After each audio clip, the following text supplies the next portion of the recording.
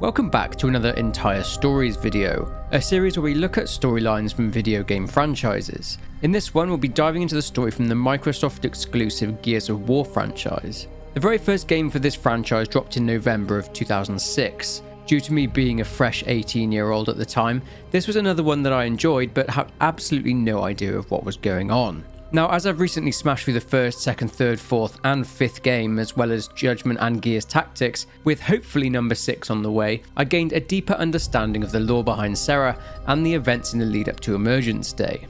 The lore is surprisingly deep in this franchise. In fact, I didn't realise just how deep it went, as there are several novels and comics too. Please be aware that I may miss out certain comics and novels that are just side stories and have no or little bearing on the overall story. Now, I do have to say that there will be major spoilers in this video, so from this point on, you have been warned.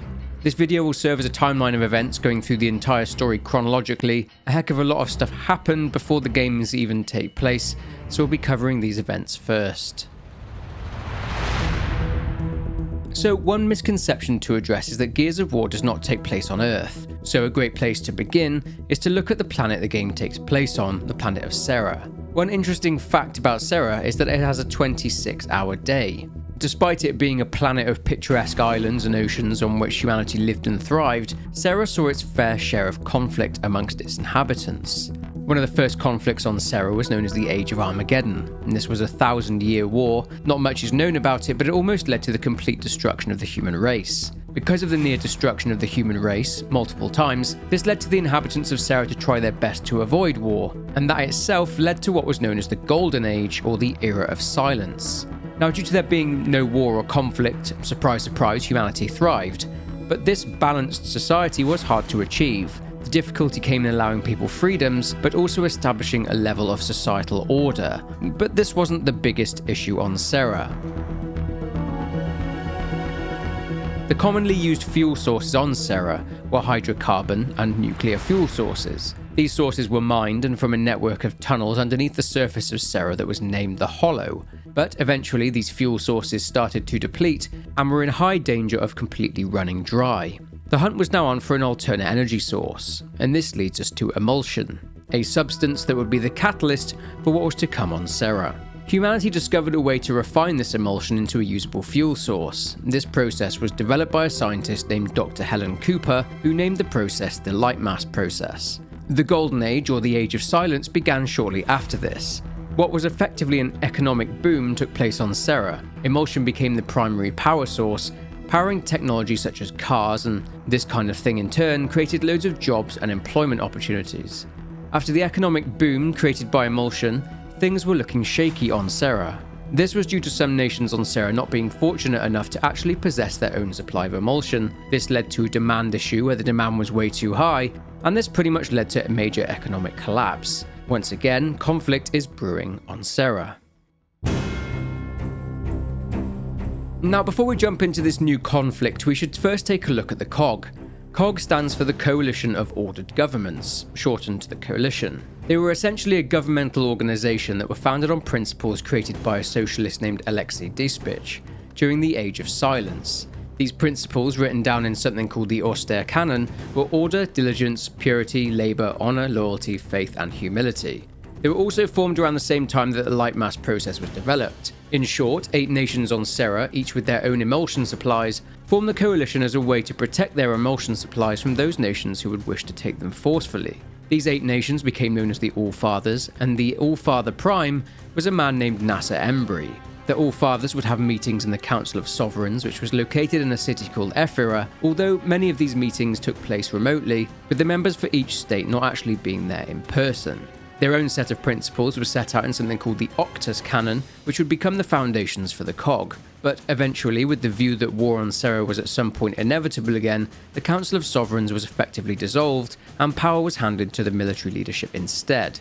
Now, given that large quantities of emulsion were held by the COG, the poorer nations who didn't have a monopoly on emulsion started to get together, and highly aggrieved that natural resources weren't being distributed equally, they formed an alliance. They formed their own military, their own economy, and their own culture, and this would give birth to the Union of Independent Republics, also known as the UIR, and they too would become a world superpower. The two sides would then become embroiled in Sera's next bitter conflict. the Pendulum Wars. The Coalition had the majority of the emulsion, and the UIR wanted a slice of the pie. The inevitable clash between the two superpowers had now arrived. This was a war fought worldwide, and it raged on for 79 years. Entire landscapes and a large part of the environment were completely destroyed by the conflict. A hell of a lot of stuff happened during the Pendulum Wars on Sera. We'll now be looking at it in different sections to gain a better understanding of it. The higher-ups in the Coalition, along with the COG chairman Monroe, feared that this war would be the end of the planet, so they did what any government would do. They built many underground bunkers. But one in particular was called Azura, but of course this top-of-the-range bunker and city would be reserved for the upper echelons of society. The politicians, along with other valuable people, would be saved should this happen.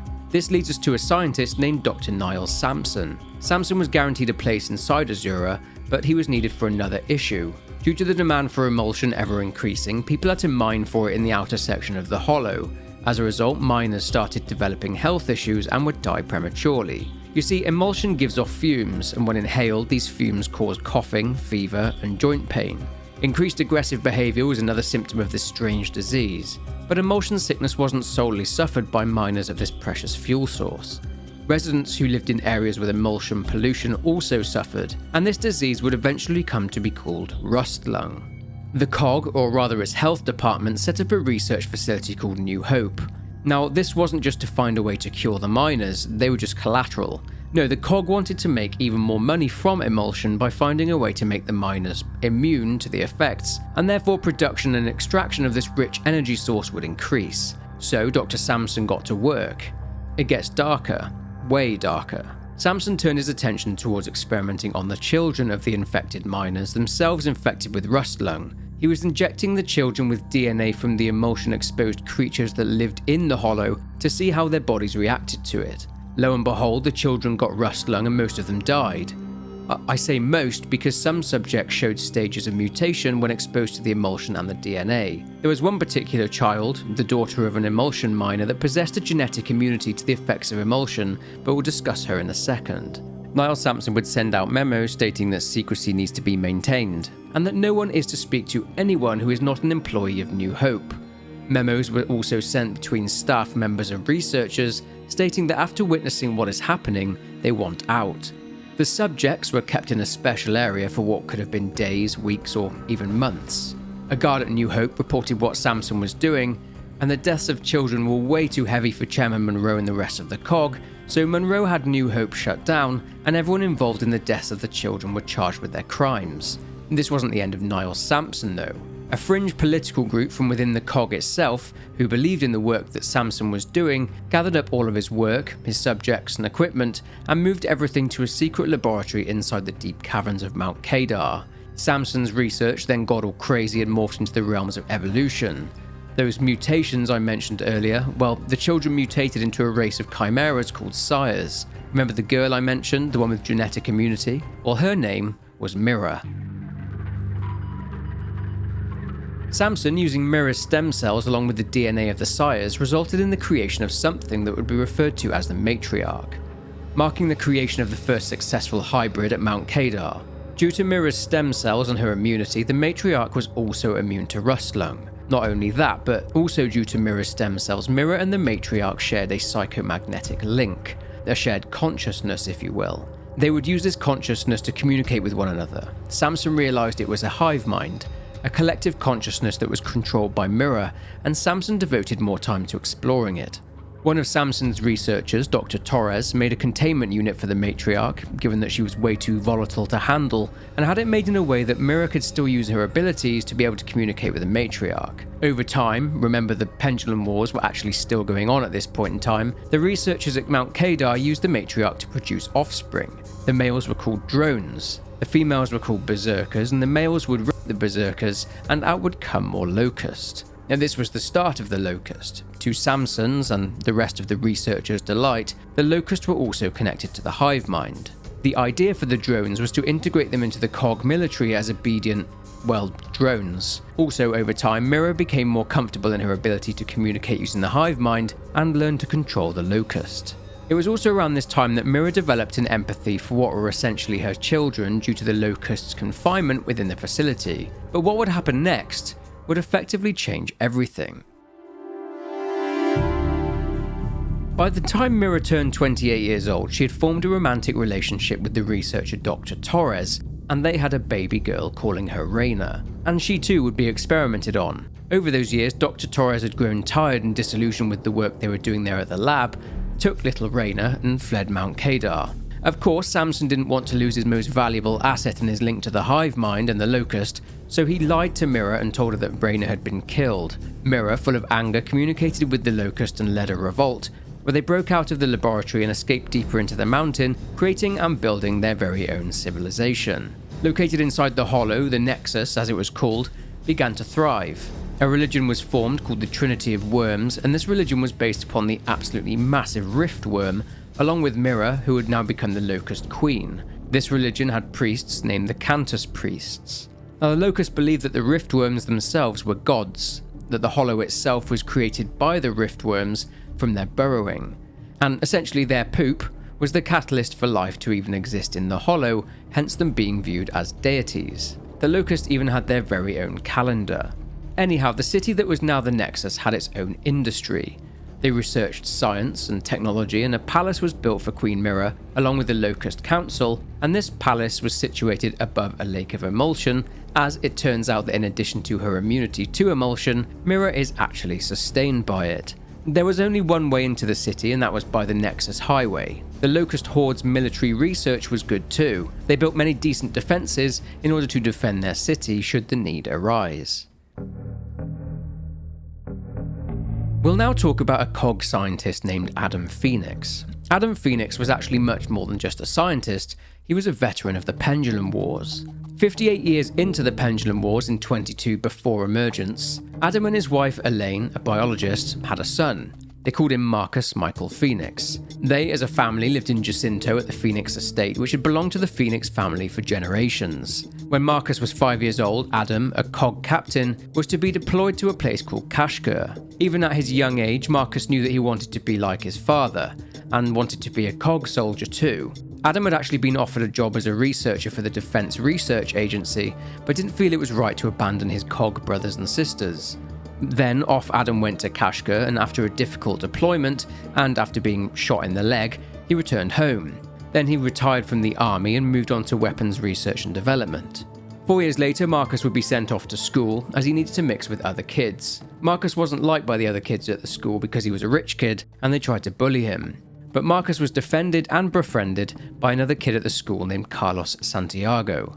Marcus would then become great friends with Carlos, along with Carlos's brother Dom. Marcus would spend a lot of time at Carlos and Dom's house, and a few years later, Marcus was even more eager to join the military, and he even asked Carlos and Dominic's father Eduardo if he'd ever consider re-enlisting. But everything was about to change for Marcus. His mother Elaine had gone missing. Due to the nature of her job, she had ventured into the Hollow to study the creatures inside. Doing so was ill-advised, as it was a restricted area. During Marcus's conversation with Eduardo Santiago, his father called and told Marcus about what had happened to his mother. Marcus would ask his father about further details surrounding her disappearance, but he wouldn't tell him anything. Adam knew deep down that his wife was dead, but didn't tell Marcus. Now this affected Marcus's relationship with Adam, and the two would begin to grow apart. Over the next few years, Marcus would continue to talk about joining the military, and then he did. Carlos had also joined. Adam wanted Marcus to pursue a different career such as engineering or research, but conceded, as he knew that if he attempted to talk Marcus out of it, it would destroy any remnants of the relationship they had left. Carlos told Marcus that Dom was getting married to his girlfriend Maria, that they were expecting a child together. Dom at this point was only 16 years old. After the wedding, Dom had also joined the army too. He needed to support his new family. Dom now had a son named Benedicto. With Marcus otherwise engaged and joining up with the COG military, Adam was desperate to actually discover what happened to Elaine. Looking through her things, he discovered her notes. She had discovered the Locust that had established the Nexus inside the Hollow. She wanted to continue observing them and their way of life. So Adam went into the Hollow for himself. He found some of her remains. Adam too came across the Locust Horde. He was taken before Queen Mira. To this horror, he found out that Elaine had been discovered by the Locust and was executed. Adam was spared because due to his resources along with his knowledge, Mira believed that he could prove useful. Mira tells Adam about the creation of the Locust as a result of Niles Sampson's experimentation, and about how their civilization and the Nexus came to be. It seems in the year 7 before Emergence, 2 years prior to this point, after they'd built their civilization, the Locust had their own conflict. A civil war, along with an epidemic to deal with. Some of the Locust horde had become infected by emulsion. Being exposed to the fumes mutated the Locust, transforming them into mindless beings, which would explode upon death, spraying emulsion everywhere, therefore multiplying the Lambent's numbers. Mira had a request for Adam. Well, more of an ultimatum. She wanted him to find a solution to cure or kill the Lambent without harming the Locust in the process. The caveat was that if Adam was unsuccessful and could not cure the Lambent, Mira, in order for a Locust horde to escape the Lambent, would launch a full-scale invasion on the surface of Sera and take it by force. So Adam agreed to help them. After his training, Marcus would embark upon his first deployment. He was to join up with C Company of the 26th Royal Tyrant Infantry and travel to Dushin to patrol and defend the Acasto emulsion fields from the UIR. Marcus's commander was Helena Stroud, who worked and fought alongside Adam Phoenix during his deployment in Kashgar. She had a daughter called Anya, who would also join the army as a cadet. Marcus would go on to describe Anya as very attractive. A couple of days later, one evening, Marcus and Carlos were patrolling the fields, and they were fired upon by UIR infantry soldiers nicknamed Indies. Their squad mate, Maxon, was killed, but Marcus essentially managed to stop the Indies from blowing the pipelines. Marcus had shown signs of his prowess on the battlefield, but nonetheless he was slightly disillusioned by the fact that all this was just in order to keep the lights on back home. The following week, another of their squad mates who had become their good friend, Quinn, was shot in the head by a UIR sniper. Marcus and Carlos were gutted, but they fought on, and later that year, they would go to Iroma Island. It had been invaded by the UIR, who had massacred an entire village.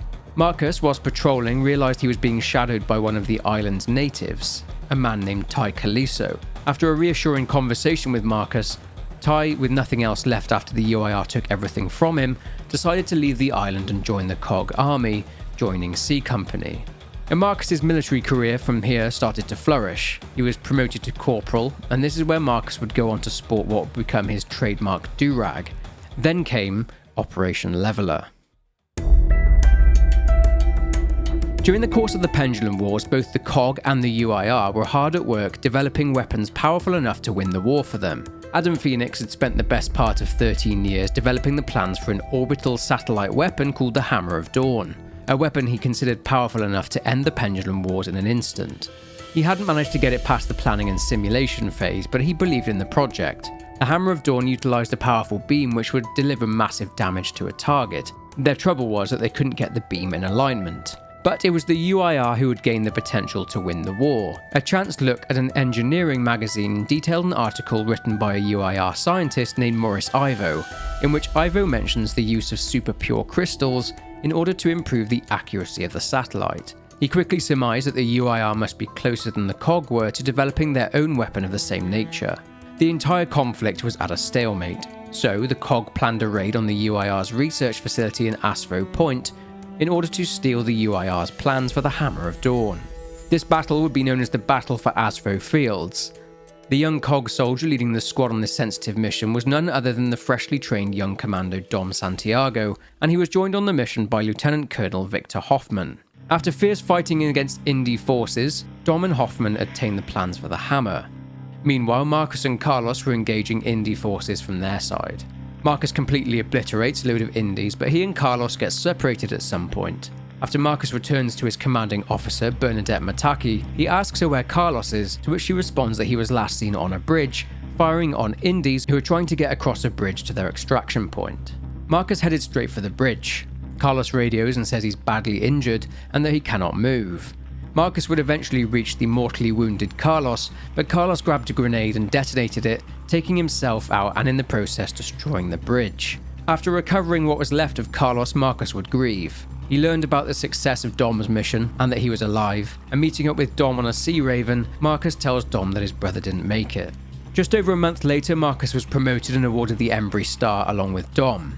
Carlos and Helena Stroud, who had also been killed in action during the battle, were both posthumously awarded the Embry Star as well. Marcus would later dig a small hole next to Carlos's grave and would bury his medal with him. His actions were observed by Victor Hoffman, whose respect for Marcus grew by witnessing what he did. Hoffman's military career, as a soldier at least, was now effectively done, and he sent his Embry Star to the wife of a friend of his, a fellow gear called Baitak, who served with Hoffman at various points in his career. Baitak was a Pasanga, a different ethnic group who were COG commandos.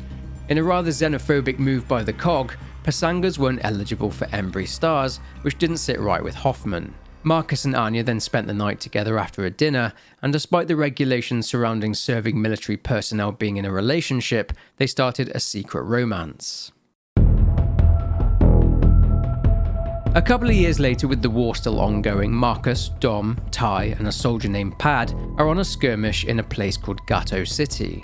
After more firefights, Dom confesses that he thought the war would be over after what happened at Aspho Fields, and is beginning to think that Carlos died for absolutely nothing. Then, 2 weeks later, Dom would feel at least some relief. Since the Hammer of Dawn wasn't fully finished, in the aftermath of the battle for Aspho Fields, Adam Phoenix had reverse engineered the data from the UIR's plans and made the finishing touches. It was then reported that the COG had used the Hammer of Dawn as a show of might during the Battle of Bon Borg, destroying the UIR's entire third fleet of ships. As a result, the UIR's shell-shocked premier, Yuri Dushenko, was forced to the negotiating table in order to discuss the UIR's surrender as a way to prevent the COG from using the hammer to destroy UIR cities. This effectively brought the Pendulum Wars to a close. Not completely though, as certain people refused to accept the peace talks and vowed to continue fighting, namely the High Council of Goraznia, but more on them a bit later. Adam Phoenix was awarded the highest honour the COG could bestow, the Octus Medal. He felt terrible though. He'd created a weapon of mass destruction, and after the surrender of the UIR was announced, he was incredibly downcast. He knew what was coming next. Despite the clear victory in ending the Pendulum Wars, he devoted all of his time to developing the Hammer of Dawn, and had completely neglected his pact with Queen Myrrah. He walked amongst the celebrating Serans who were completely unaware of the unknown threat residing inside the Hollow. He needed more time in order to help Queen Myrrah out with her problem, but Adam Phoenix would not be afforded that time. Given that Adam Phoenix hadn't come up with a way to help the Locust in their plight against the Lambent, Myrrah had decided to take matters into her own hands. You see, the Locust over the 5 or so years since the pact with Adam Phoenix had been getting their asses kicked by the Lambent. And by this point, a member of the Locust army was showing real promise and was progressing through the ranks of the army, becoming a rank known as Vold. This Locust was named Vold RAAM. RAAM longed for a life free from the Lambent and was very much aware that the Locust were losing the Lambent War. He also viewed the Locust as superior to humans. He viewed their constant battles for resources futile and considered humans undeserving of living on the surface of Sera. He wanted to eradicate humanity. RAAM had actually been plotting for a while. He would take regular trips up to the surface. RAAM had a close friend, a Cantus named Scourge, and one day RAAM took Scourge to the surface and showed him a city, the city of Janamont. After telling Scourge his plans to invade the surface of Sera, Scourge warned him of the High General of the Locust army, Uzul Srak, that he would kill them both if he knew RAAM's plans. Lo and behold, RAAM tried to speak to Uzul Srak to tell him they are losing the Lambent War, but he got his ass kicked. It was all part of RAAM's plan though. He knew Queen Myrrah would be listening to his assessment of their current predicament. Of course, later Srak tries to kill both RAAM and Scourge by setting a giant spider-like creature called a Corpser onto them. However, with the help of RAAM's troops, including explosive specialists called Boomers, they defeat the Corpser and realise Srak had help from the Locust's head scientist, Ukon. RAAM details how his plan is still in motion. Eventually, RAAM, who had managed to convince a Locust general called Khan to back him, is granted an audience with the Queen. Myrrah is furious at Srak after she learns from RAAM that they are indeed losing the Lambent War, contrary to what she'd been told by Srak. RAAM tells her that his plan is to invade the surface and to flood the Hollow, drowning the Lambent. And just like that, RAAM is appointed High General in Srak's place. She discusses with RAAM about Adam Phoenix's failure to deliver what he promised. She agrees with RAAM's plan, but she warns him that if he tries to dethrone her, she will kill him. She tells RAAM to prepare for war, and this takes us up to the point that the Pendulum Wars have just ended. Only 6 short weeks after the Pendulum Wars ended, just as Queen Myrrah said, the Locust Horde emerged from the Hollow and began the massacre. This date would become known as Emergence Day, or E-Day for short. Now the time dating system on Sera would now be referred to as BE and AE, before Emergence and after Emergence. The first city to fall, as RAAM planned, was Janamont in Tyrus. RAAM and Scourge led that mission themselves. The Locust took the base and then moved into the city and started the slaughter of civilians. The capital city of Tyrus, Ephyra, was attacked as well. General Khan was sent to the Republic of Goraznia and managed to annihilate a large majority of the Gorazni people. The Cog were taken completely by surprise and had to stretch their forces out across the entire planet in order to try and defend the surface of Sera. In reality, after the Pendulum Wars had ended, a lot of military personnel had been placed on leave and had returned to their homes. After all those years living in the Hollow, in the Nexus, the Locust were very well prepared and equipped. They had massive beasts on their side, such as Brumacs, Reavers and Corpses. Thankfully, the majority of Tyrus, including Jacinto City, was well protected by a sheet or a bedrock of granite called the Jacinto Plateau, preventing the Locust horde from emerging there. Due to the chaos on Sera, a refugee crisis emerged, and the local governments quickly lost control. In Tyrus, the situation was somewhat stable, but on other parts of Sera, the Cog were losing, and badly. Humans, unable to defend themselves, were taken by the head Locust scientist Ukon and were transformed into Locust themselves. They were taken as slaves, and some were used to feed various creatures. Some others were processed, a form of torture which went one of two ways: lobotomy or death. And some civilians thought that this was the Pendulum Wars kicking off again. The news reports would state that a new enemy had emerged from the Hollow. In just shy of 26 hours, one day, the Locust horde in a coordinated assault had managed to slaughter 25% of the population of Sera and would continue to move across the planet, killing and destroying everything in their way. And this ushers in the era known as the Locust War. Now this is where our first game in the timeline takes place, Gears of War Judgment. It follows the exploits of Kilo Squad, a Cog Army infantry squad from the 4th Ephyra Light Infantry, led by a Lieutenant Damon Baird. 6 weeks into the Locust War, Kilo Squad's mission was to defend Halvo Bay in Tyrus from General Khan and his Locust forces. The rest of Kilo Squad consisted of Cadet Sophia Hendrick, Private Garon Paddock, who used to be a UIR major during the Pendulum Wars, and encountered and fought against General Khan in Goraznia. Because he refused to surrender to Cog forces at the end of the war, he was destined for prison, but after the assault on Goraznia and being saved by a Cog naval ship, he joined the Cog through their Open Arms program as a way to avoid prison.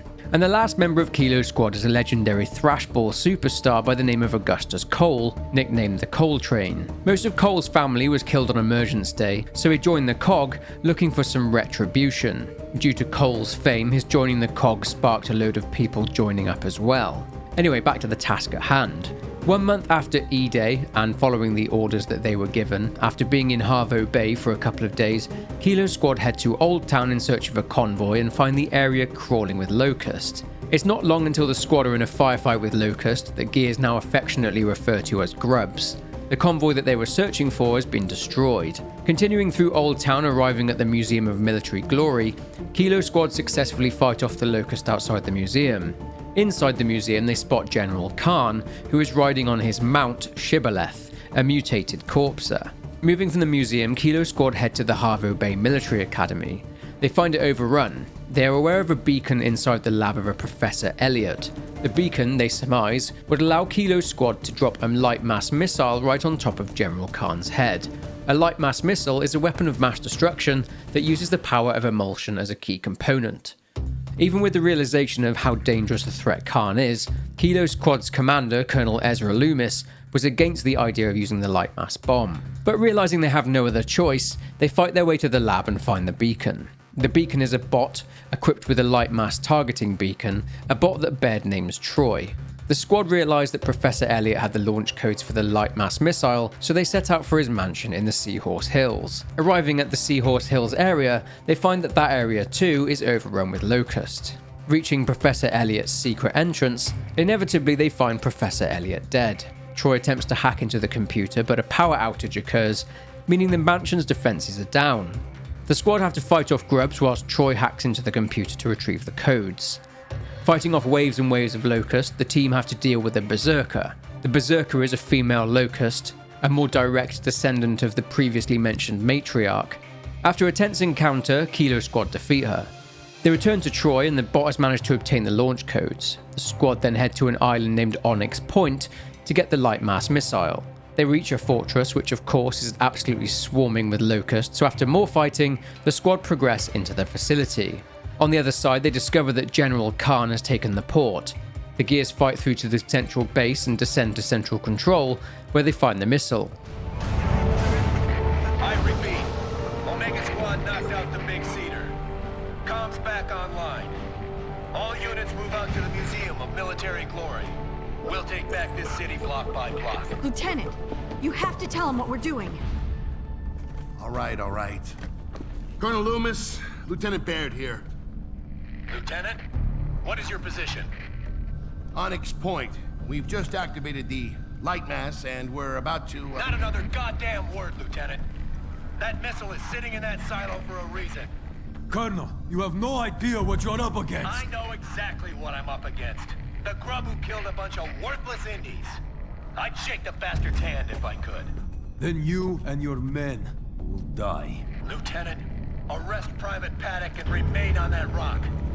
Actually, no. Cadet Hendrick, arrest Paddock and Lieutenant Baird if he resists you.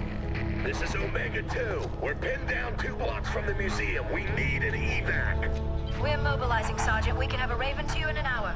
We don't have an hour. We could be there a whole lot sooner.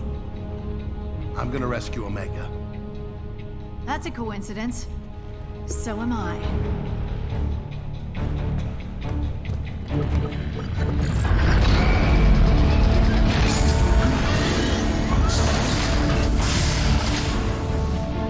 It's done.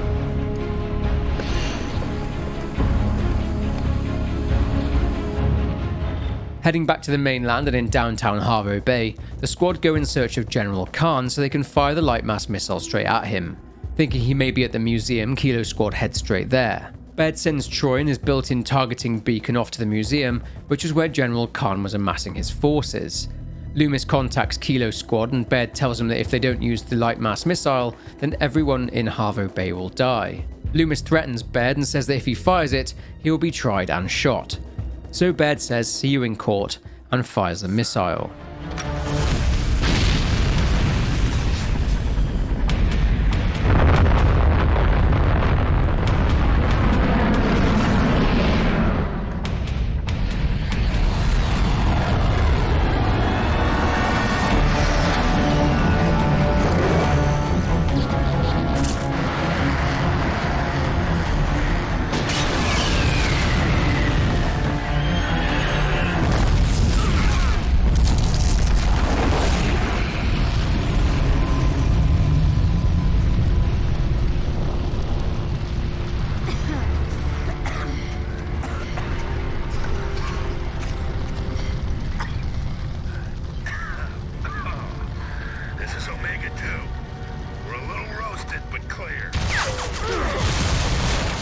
Kilo Squad have to fight a barrage of grubs again but defeat them all, and a King Raven arrives and it's carrying a very pissed off Colonel Loomis. He proceeds to punch Baird, and despite their actions in destroying hundreds of grubs along with presumably Khan, the entire squad are arrested by Loomis. They are taken to the courthouse in Halvo Bay and Loomis begins their trial. The squad recount their actions to him one by one, sharing their testimonies. This court has reached a final verdict.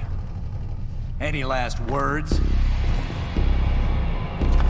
Men like you are why I fought the Cog. We saved a lot of people today. Yeah, including your ass. No final words from you, Lieutenant? Maybe you have a point, sir. We saved, what, 1,000 people? The light mass missile was designed to save millions. I know that. But if Karn had taken Halvo, we might have lost a chance to save anyone.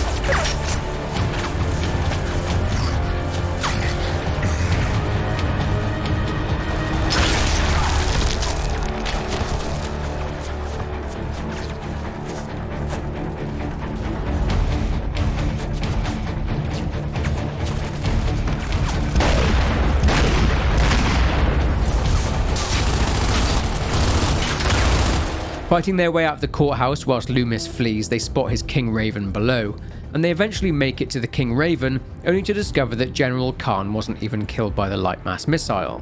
He destroys the Raven, so Kilo's squad along with Loomis fight Khan. They take out his mount, and Loomis executes a severely injured General Khan. Loomis then drops the charges against Kilo's squad, but at the cost of Baird's rank, as he demotes him to private and leaves. Towards the end of the first year since E-Day, the Locust were pushing to take the last of the safe places left on Sera. They wanted Ephyra, the capital city of the Cog, but as mentioned earlier, they could not break through the Jacinto Plateau.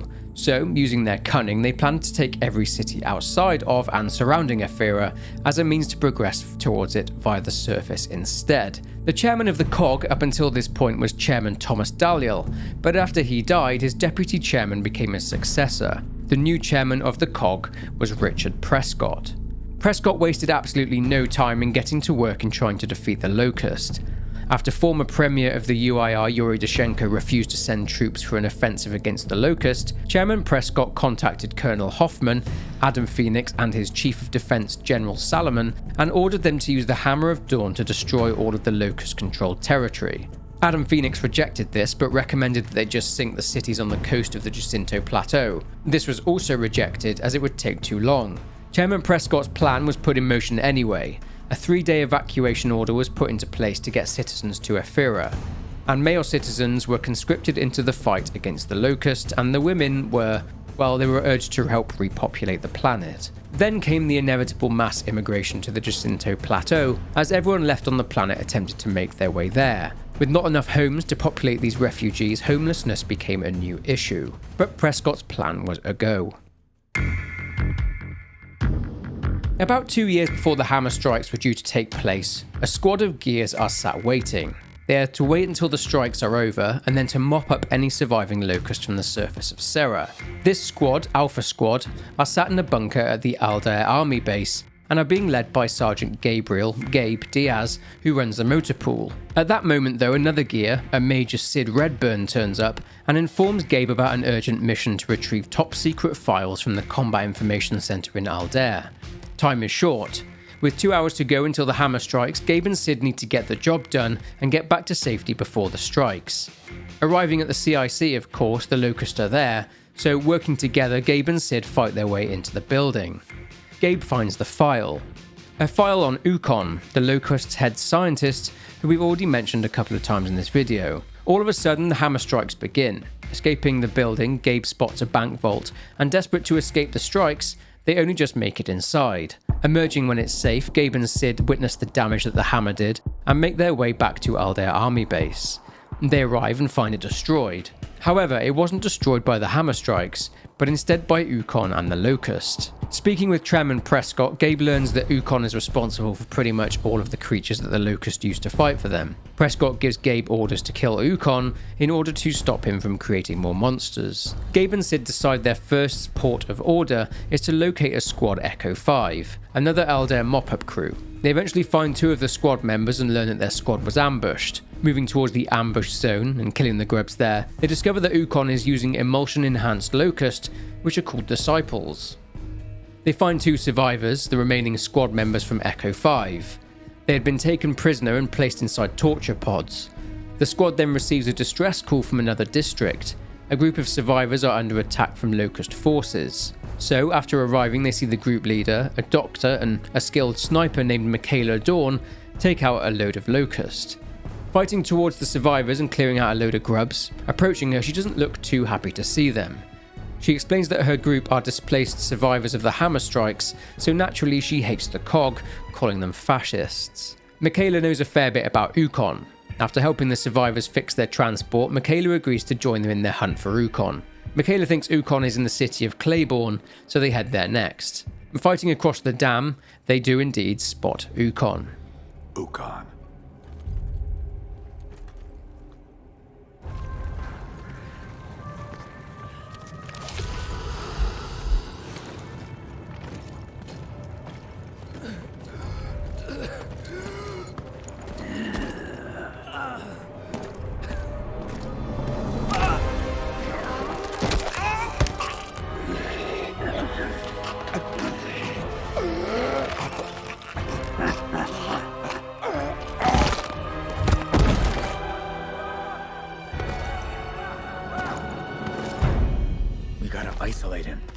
I don't. Wait!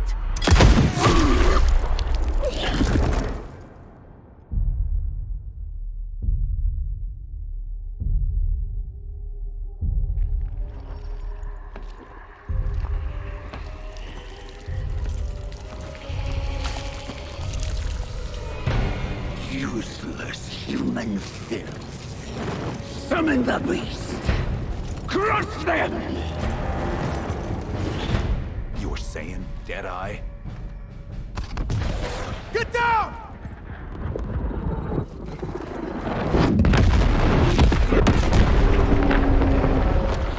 Ukon has summoned one of his creations, a Brumak. Eventually they defeat it and a furious Gabe contacts Prescott.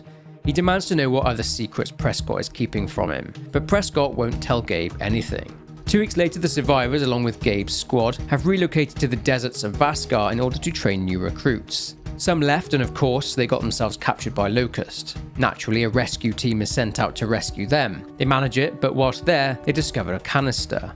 This canister contained whatever Ukon was inhaling, which allowed him to revive himself. Translating the writing on the canister, which was written in Vasgari, they discover that the origin of the canister is somewhere called the Nadroma Health Institute. They say they need to go there, but Sid is apprehensive.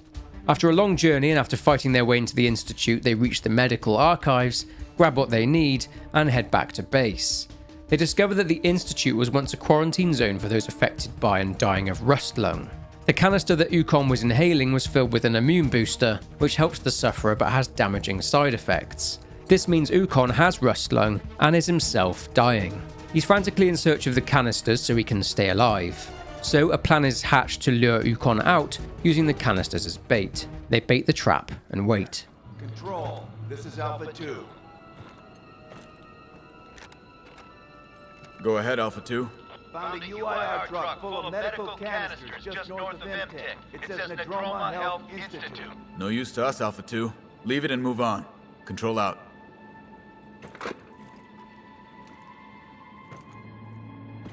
You're sure Ukon listens in on comms? Oh, I'm positive.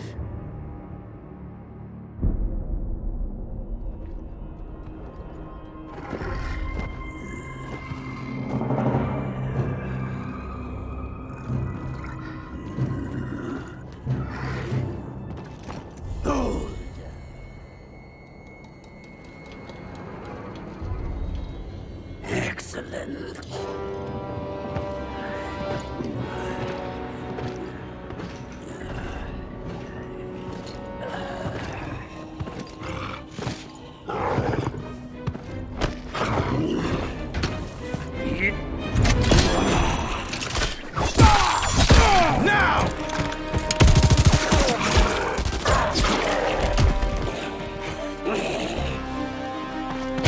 Sorry, asshole.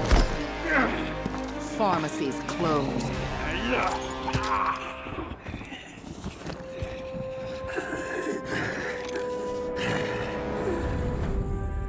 Sid Redburn.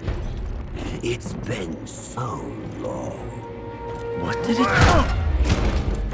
Hey! I'm taking Ukon. Stand down. Wait, you're what? I'm getting in this truck and driving away. Oh, no, you're not. Stop! Stop! I'm taking care of this my way. And what way is that? The backstabbing lunatic way? You want to be stupid? Go ahead. Shoot.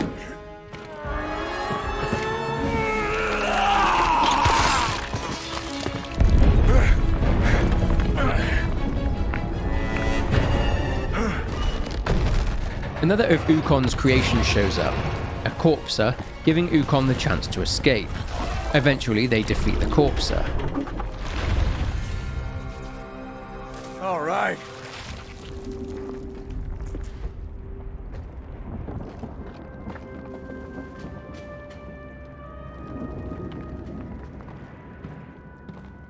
Would you please explain to me what the Fuck that was! You owe me an answer. I don't owe you shit. During a chat with Prescott back at base, Gabe explains what happened. The mission still stands, to go after Ukon. Prescott tells Gabe to execute Sid, as the penalty for treason is death. Gabe and Michaela speak with Sid, but he refuses to tell them what he wanted with Ukon. Another chat later sees Sid in a more talkative mood. He tells Gabe and Michaela that he's protecting them. Remember that I mentioned at the New Hope facility that there was a whistleblower that alerted the COG to what Niall Sampson was doing? Well, Sid Redburn was that whistleblower. It goes deeper. Ukon used to be a human child. He was Patient Zero at New Hope. All the other test subjects were feral and lost their minds, except Ukon.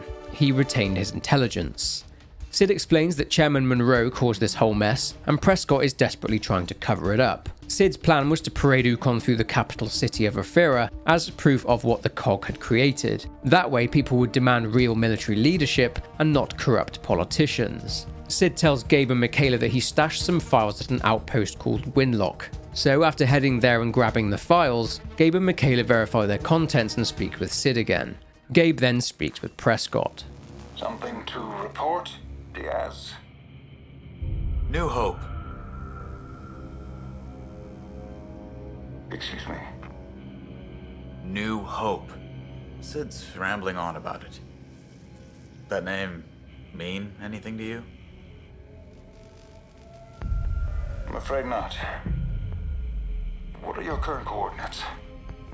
Asked you to deal with Major Redburn, you haven't.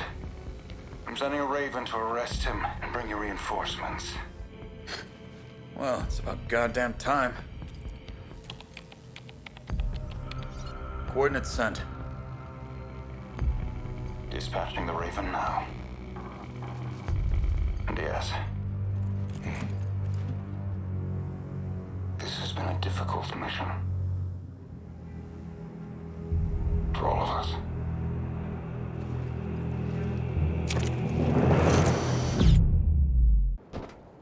Why the hell did you tell him where we are? He's going to send some kill squad. Prescott can send whoever he wants. By the time they land on that mountaintop, we'll be gone. Oh, you're sneakier than you look. No more COG bullshit. Get everyone ready to head.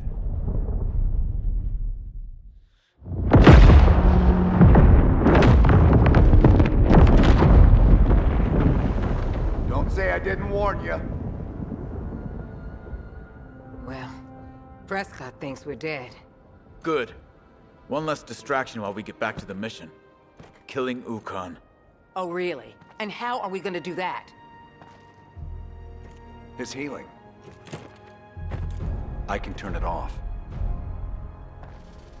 You're telling us this now? Well, yeah. Wasn't trying to kill him before. Spill it. Ukon's turbocharging his healing, right? Well, at New Hope, the docs had a dirty trick called cytostatic gas. Completely jams up the healing process. I know how to make it. And you can weaponize it.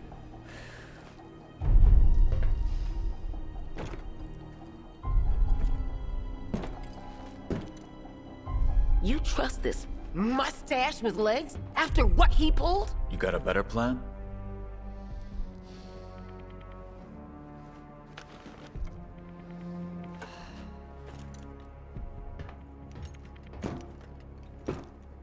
Ukon dies. Full stop. You want to throw a truth parade in Ephyra? Do it on your own time. You know we're never going back to Ephyra.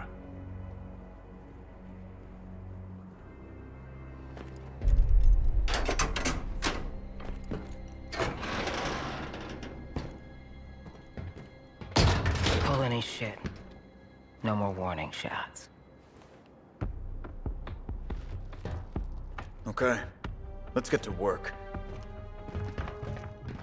A few missions later, after procuring what Sid needed in order to produce the cytostatic gas, Michaela turns it into grenade form, and Gabe realizes where Ukon may be. They trace the location he hasn't attacked yet, the Xenic province. It's home to pristine medical facilities, and it's exactly what Ukon needs. While they prep, they receive intel in regard to a torture camp in the province. They arrive to rescue the prisoners, and one in particular is of interest. This is a now grown-up Reyna Torres. Back at the base, Gabe talks with Reyna. Mind if I join you? It's your camp.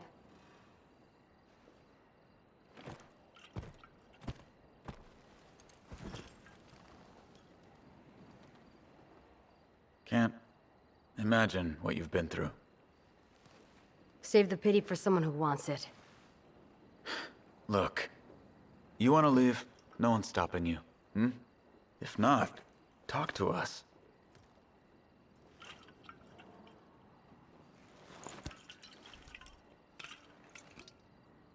What happened to you? We were living in some old lab. My father's a scientist, or was. A few weeks ago, I went out for supplies. When I came back, that thing was there, setting up shop. Ukon. I don't know why he didn't just kill me, but what he did to my father, that'll stay with me until the day I die. I'm sorry. That information isn't a gift. You're gonna help me kill Ukon. Help you kill him? What's your name? My name is you're gonna help me kill Ukon. I think I can make that happen. Awfully long name, though. There anything I can call you for short? Reyna.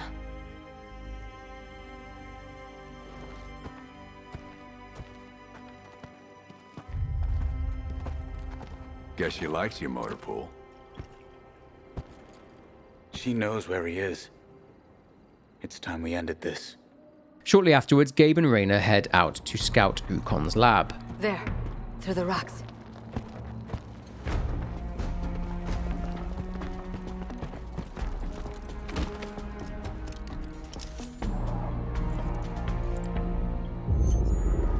Done some renovating, huh? It's an asshole factory, all right. In full production. That's a lot of emulsion.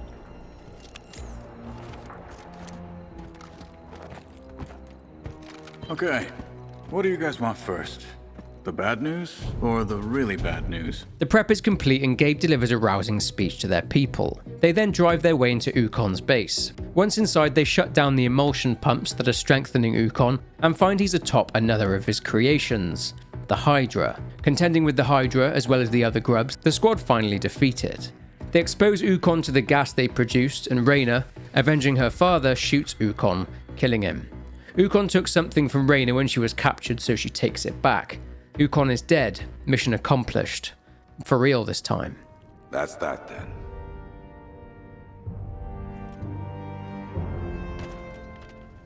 So what's next, Mustache Man?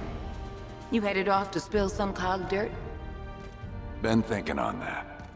Maybe some secrets are better left buried. I say we leave Prescott to his world and get busy building our own.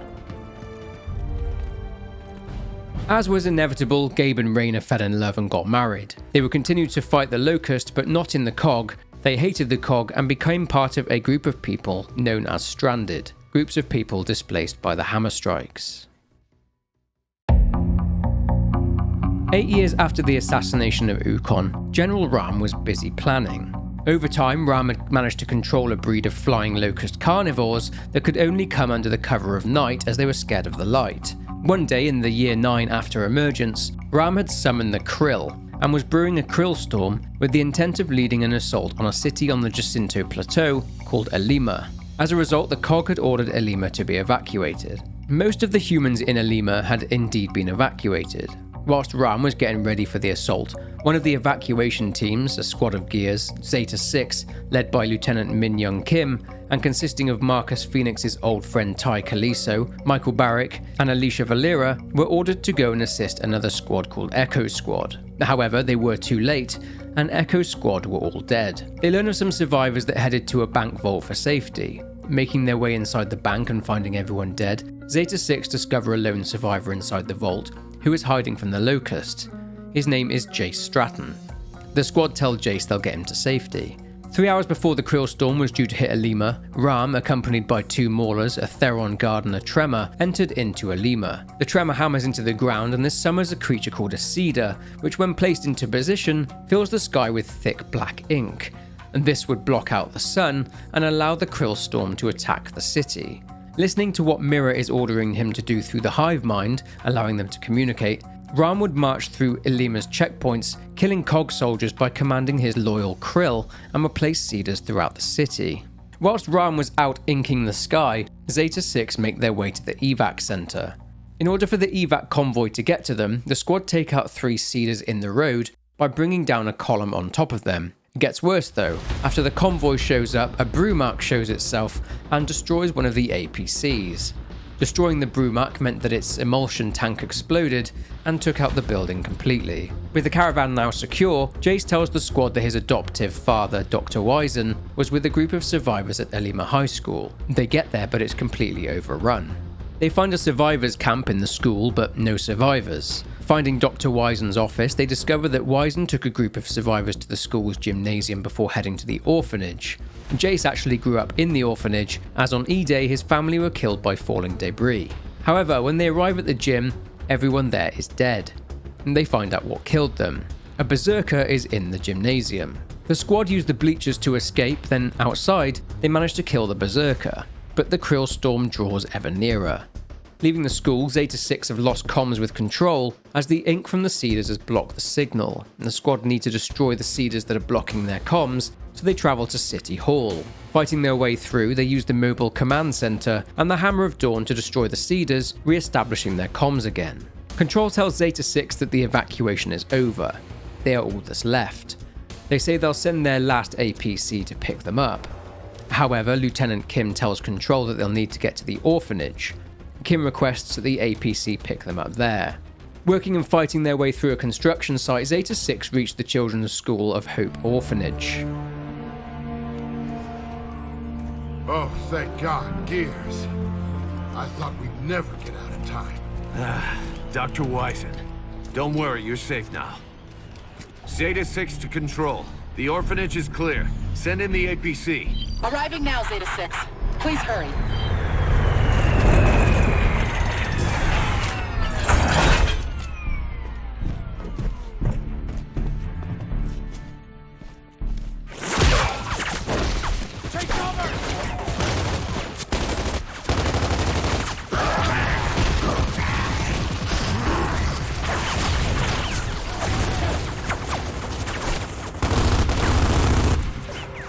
Get inside!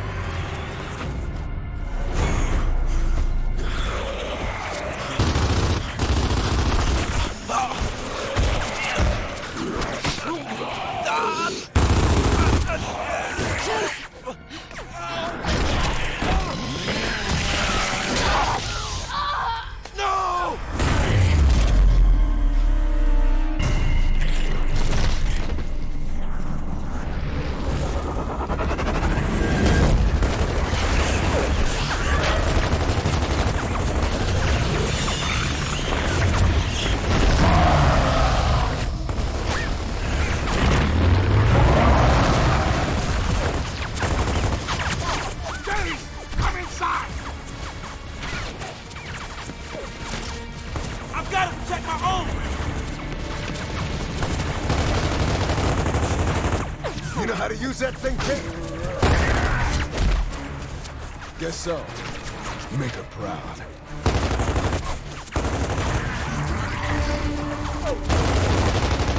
Let's go! Protect the orphanage!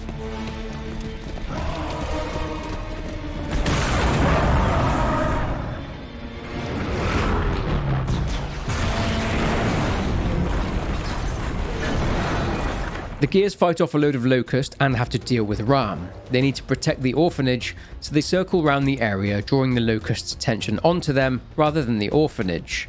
The squad manage to kill RAAM's elites, and this really annoys him. Circling back to the orphanage, the squad fight against General RAAM. They defeat him but are unable to kill him, and he retreats. Moving to the roof for extraction via a King Raven, Barrick notices that Lieutenant Kim, enraged due to RAAM killing Alicia, went after RAAM. Barrett goes after Kim to talk some sense into him, knowing that it will end in Kim's death. Barrett takes Kim back to the roof of the orphanage, and they all just about manage to escape the Krill storm through an opening and to safety. 1 year has now passed since the evacuation of Alima. Remember I mentioned the safety of the Jacinto Plateau, that this stronghold was being held by the COG? Well, that was failing, and the Locust were ramping up their efforts to take the COG capital, Ephyra, in Tyrus. Marcus had been granted command of Bravo Squad, which included Dom Santiago, Ty Caliso, and Jay Stratton, who is now a gear. Over the past few years, Marcus had been helping Dom track down his wife Maria, as she had gone missing, and Dom and Maria's 2 children had been killed on E-Day after an emergence hole swallowed them up. Maria then got really bad depression after that, and one day she just disappeared. They arrive in the city and get to work in trying to defend against the Locust Horde, who are coming in through the metro system. They hear Anya on the radio, and after a series of explosions, her line goes dead. Marcus then, with his squad, heads to the Bank of Tyrus to try and help Anya. They manage to get to her. On the roof, Marcus spots a Hammer of Dawn targeting laser. After grabbing it, Bravo Squad make it to a King Raven, and Hoffman tells them to get to the targeting laser to the Chancery Bridge. They would receive a distress call from Adam Phoenix. He told Marcus that his location was being overrun with Locust, and he had essentially called to say goodbye. Marcus then disobeyed orders, attacked Hoffman, deserted his post, and went to try and save his father. Marcus still had the Hammer of Dawn targeting optic component on him, rendering the hammer much less effective without it. The COG was unable to stop the Locust, and the COG lost Ephyra. Marcus, Dom, Ty and Jace got to the Phoenix estate. Truth is that before they'd got there, Adam was planning to give himself over to the Locust and continue his research on lambency in the Nexus. Adam says he needs to grab some research that will stop the war. The Locust are there, not firing but waiting. Then the fighting began. Their Raven still in the sky tries to land, but a boomer takes it out. Then, an explosion, and Adam felt something heavy fall on him. However, Adam wasn't dead. Marcus assumed that his father had died and Bravo Squad had left. Someone arrived and picked him up, extracting him. Essentially, Chairman Prescott discovered that Adam knew about the Locust Horde prior to their E-Day invasion of Sera. Back in Ephyra, Hoffman is trying to deal with the Locust at Chancery Bridge. He curses Adam Phoenix, saying that he knew what would happen if he called to say goodbye, that he's ex-infantry and should have known better. Hoffman is told that Adam Phoenix is dead and Marcus is unconscious, but Dom, Ty and Jace only have minor injuries. They say that Adam was found under the rubble. Earlier on in the video I mentioned Azura, the top of the range secret bunker that would be reserved for the upper echelons of society. Prescott had actually had Adam Phoenix kidnapped, and he had taken him to Azura. Marcus wasn't to know that his father had survived, and he was detained and charged with dereliction of duty. Adam, on the other hand, wakes up in Azura and speaks with Prescott, who now knows about the lambency, having seen his and Elaine's research, that Adam had agreed to help the Locust with their lambent problem. He explains what will happen to Marcus now, that he cost them Ephyra, and many gears died. The mandatory sentence for what Marcus did is death by firing squad. Marcus pleaded guilty and was convicted and sentenced to 40 years in the Slab, the nickname for Jacinto's maximum security prison, and Marcus only avoided being executed due to his astonishing military record. After the trial, Dom would speak to Hoffman, who was properly torn up about it all. Marcus attacked him and disobeyed orders, but he thought highly of Marcus, and he respected him. So Marcus begins his sentence. However, he would only serve 4 years. In the year 14 after Emergence, the COG are desperately losing in their war against the Locust. Over the past few years, Dom and Anya had campaigned to try and have Marcus released from prison. Dom had even traded his own Embry Star medal as a way to get someone to break Marcus out. During Marcus's incarceration, one particular guard working at the prison, called Bradley Campbell, didn't like Marcus as his son was a gear and he viewed him as a traitor. It got worse, Campbell's son died at some point. As a result, the guards set 2 dogs on Marcus. They mauled him and he managed to kill the 2 dogs, but suffered facial damage as a result.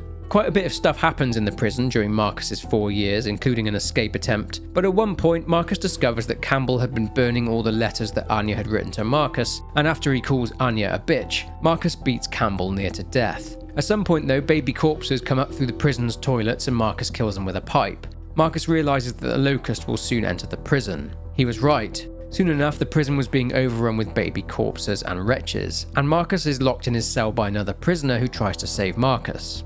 With the prison overrun, Hoffman along with Chairman Prescott had the prisoners released, but conscripted straight into the COG and into the fight against the Locust. Because he didn't know Marcus's location, he was left in the prison, in his cell, whilst the other guards and prisoners were rescued. So Dom sets off for the prison to go and rescue Marcus, and this leads us into the very first game in the series, 2006's Gears of War.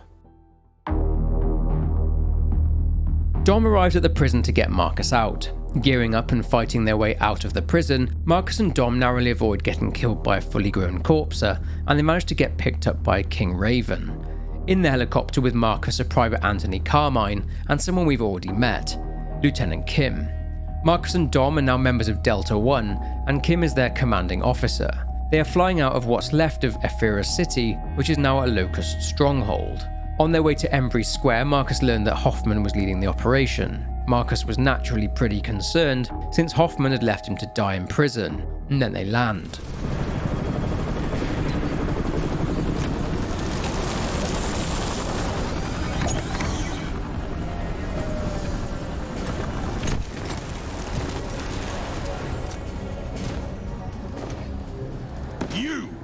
Traitor like you doesn't deserve to wear the uniform. Looks to me like you need all the help you can get. Step aside. Lieutenant, I've got good news. We have a plan to end this war. Once and for all. Yeah, right. Sensors are picking up enemy movement, sir, close by.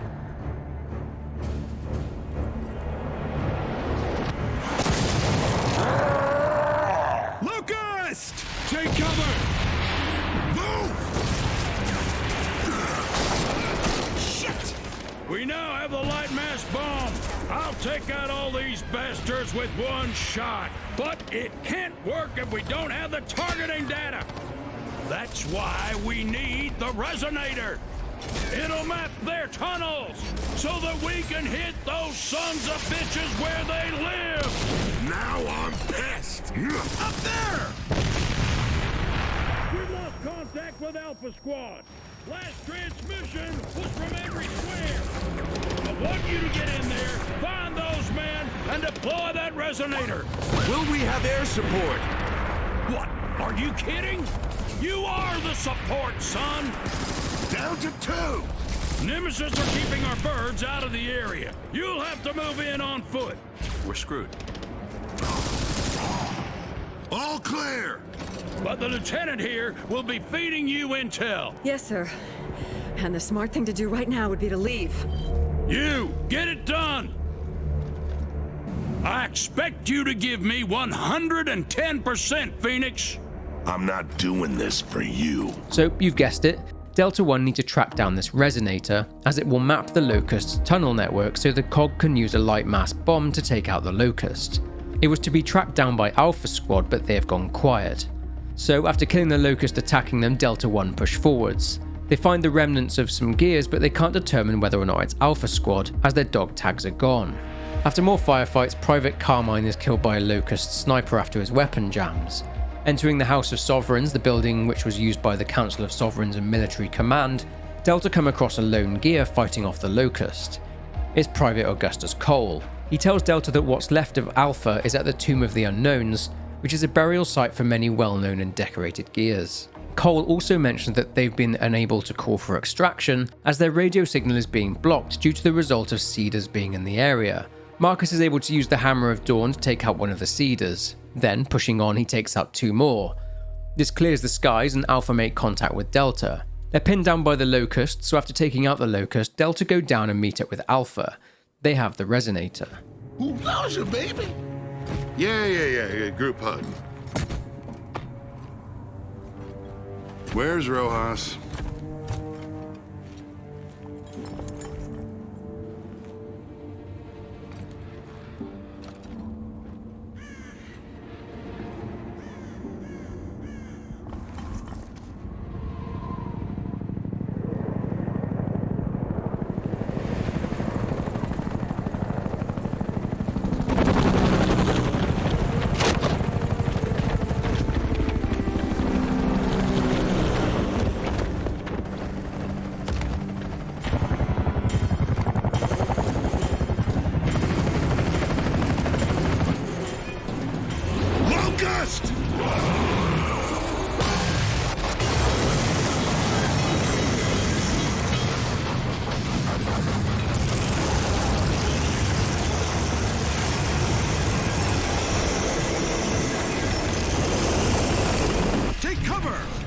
under fire!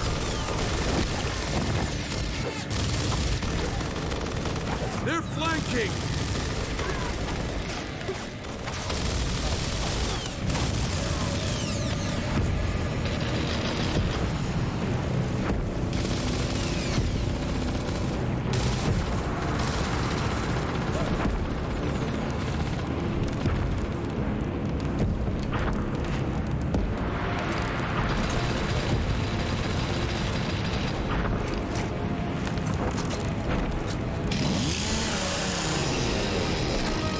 I am pleased with our progress. I understand they have located another squad. Our strategy remains the same. Cut off the head of the snake, and the body dies.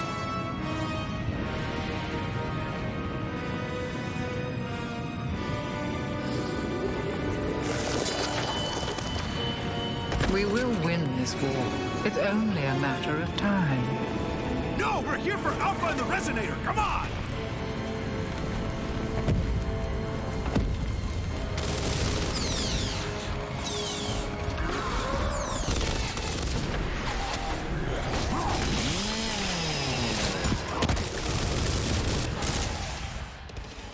So with Kim dead, Marcus is now in command, so they move into the Tomb of the Unknowns. One problem, there's a berserker inside.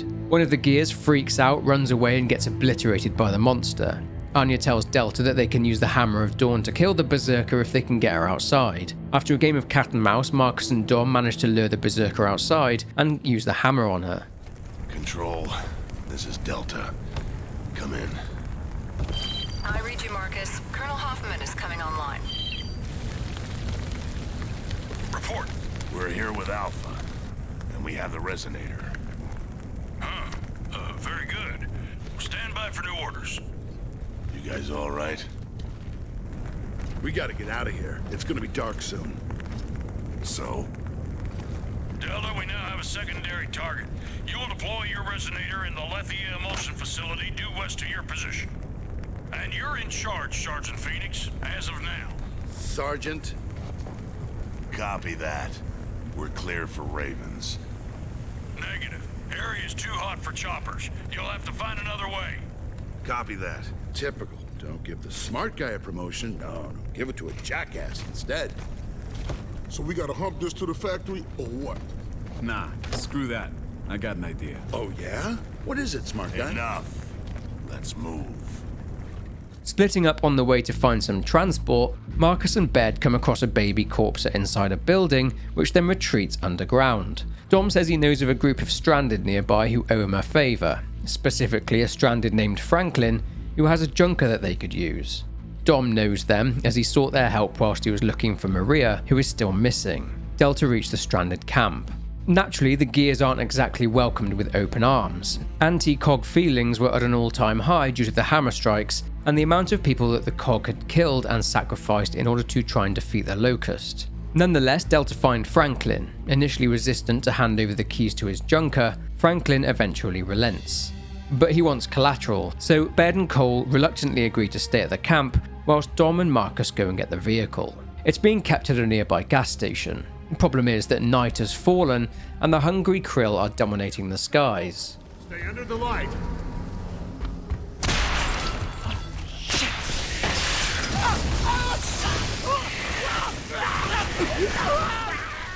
After more fun and games involving the krill, Marcus and Dom reach the gas station and have to defend it whilst the junker fuels up. As they're leaving, a stray spark sets the fuel on fire and the gas station is destroyed.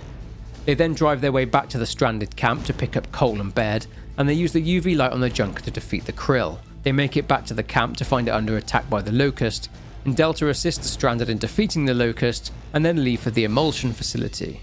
Naturally, the junker breaks down, but thankfully Delta are a short distance away from the facility. They spot something: Lambent, a wretch corrupted by direct exposure to emulsion. Splitting up and fighting off Lambent wretches, which explode by the way, both teams make it inside the facility. They need to get underground in order to map the tunnels, and they eventually find some mine carts which take them to a lift, and they end up in the emulsion mine tunnels in order to place the resonator deep inside the tunnels. Of course, this is not without its challenges, as the Locust are down there in the tunnels. They encounter another massive corpser. They reach a platform and the location they need to place the resonator, so after securing the area by taking out a bunch of Locust Theron guards, Baird plants the resonator, and Delta Squad escape to the surface again. Feeling that they're in for a well-earned rest, Delta get the bad news. It didn't work. The data wasn't enough to be able to use the Lightmass bomb, but by some stroke of great luck, Baird discovers a device that already has the tunnels mapped on it. The data links back to somewhere Marcus is familiar with, the Phoenix Estate. But someone, General RAAM, has been listening in. Control sends a King Raven to pick up Delta, and after a Nemesis attack, drops them off at the East Barricade Academy. Straight into combat, Delta take out their enemy and push on to the Academy. Delta continue to fight large numbers of Locusts, splitting up in the process, but they all eventually manage to make it to Marcus's home. Baird has found a broken APC around the back of the mansion, which he can fix, so he gets to work, whilst Marcus and Dom go in search of the mapping data for the Locust tunnels. They find it in the basement inside a hidden lab. Marcus and Dom then defend their robot Jack, whilst he downloads the data. Leaving Jack to download the data, Marcus and Dom join Cole and Baird in their defense of the mansion as the Locust are attacking. RAAM has sent many Locusts, so Cole and Baird go and get the APC whilst Marcus and Dom wait for Jack to finish. With Jack done, Marcus and Dom run for the APC under enemy fire. Reaching it, they're chased by a Brumak. Jack makes it to the APC just in time, and Delta escape the Brumak. They need to make their way to a train station because a train carrying the Lightmass bomb on the front will shortly be making its way through the station. Delta then arrive at a place called Timgad, but the bridge has stopped working as the cables are fried. They need to find a way to get the bridge working again. Splitting up once more, both Marcus and Dom and Cole and Baird find the power plant and manage to get the power plant working again. After doing battle with another Brumak, the bridge power has been restored and Delta head for the station again. They arrive but find the station crawling with Locust. Marcus and Dom fight their way to the platform. They jump onto the speeding train, but Cole and Baird aren't quick enough and are left there at the station. On the train, Marcus and Dom fight their way to the front of the train as it barrels towards the Locust stronghold. One obstacle stands in their way though, and that obstacle is in the form of General RAAM, who is fully aware of their plan and is guarding the bomb. He shields himself with Krill, but taking an opportunity to attack, Marcus and Dom defeat RAAM, killing him. Marcus inputs the targeting data into the Lightmass bomb and then realises that the bridge ahead is destroyed, so with seconds to spare, he manages to make it on board the King Raven and to safety. The train plummets into the emulsion below and the bomb deploys, hitting its intended targets. As a result, a very large Locust stronghold is destroyed, along with most of the Krill nests. The Cog celebrate their victory with the rest of Sera, but the Locust Queen Mirror is heard communicating with the Locust via the hive mind. They do not know why we wage this war. Why we cannot stop. Will not stop. Why we will fight and fight and fight. Until we win. Or we die. And we are not dead yet.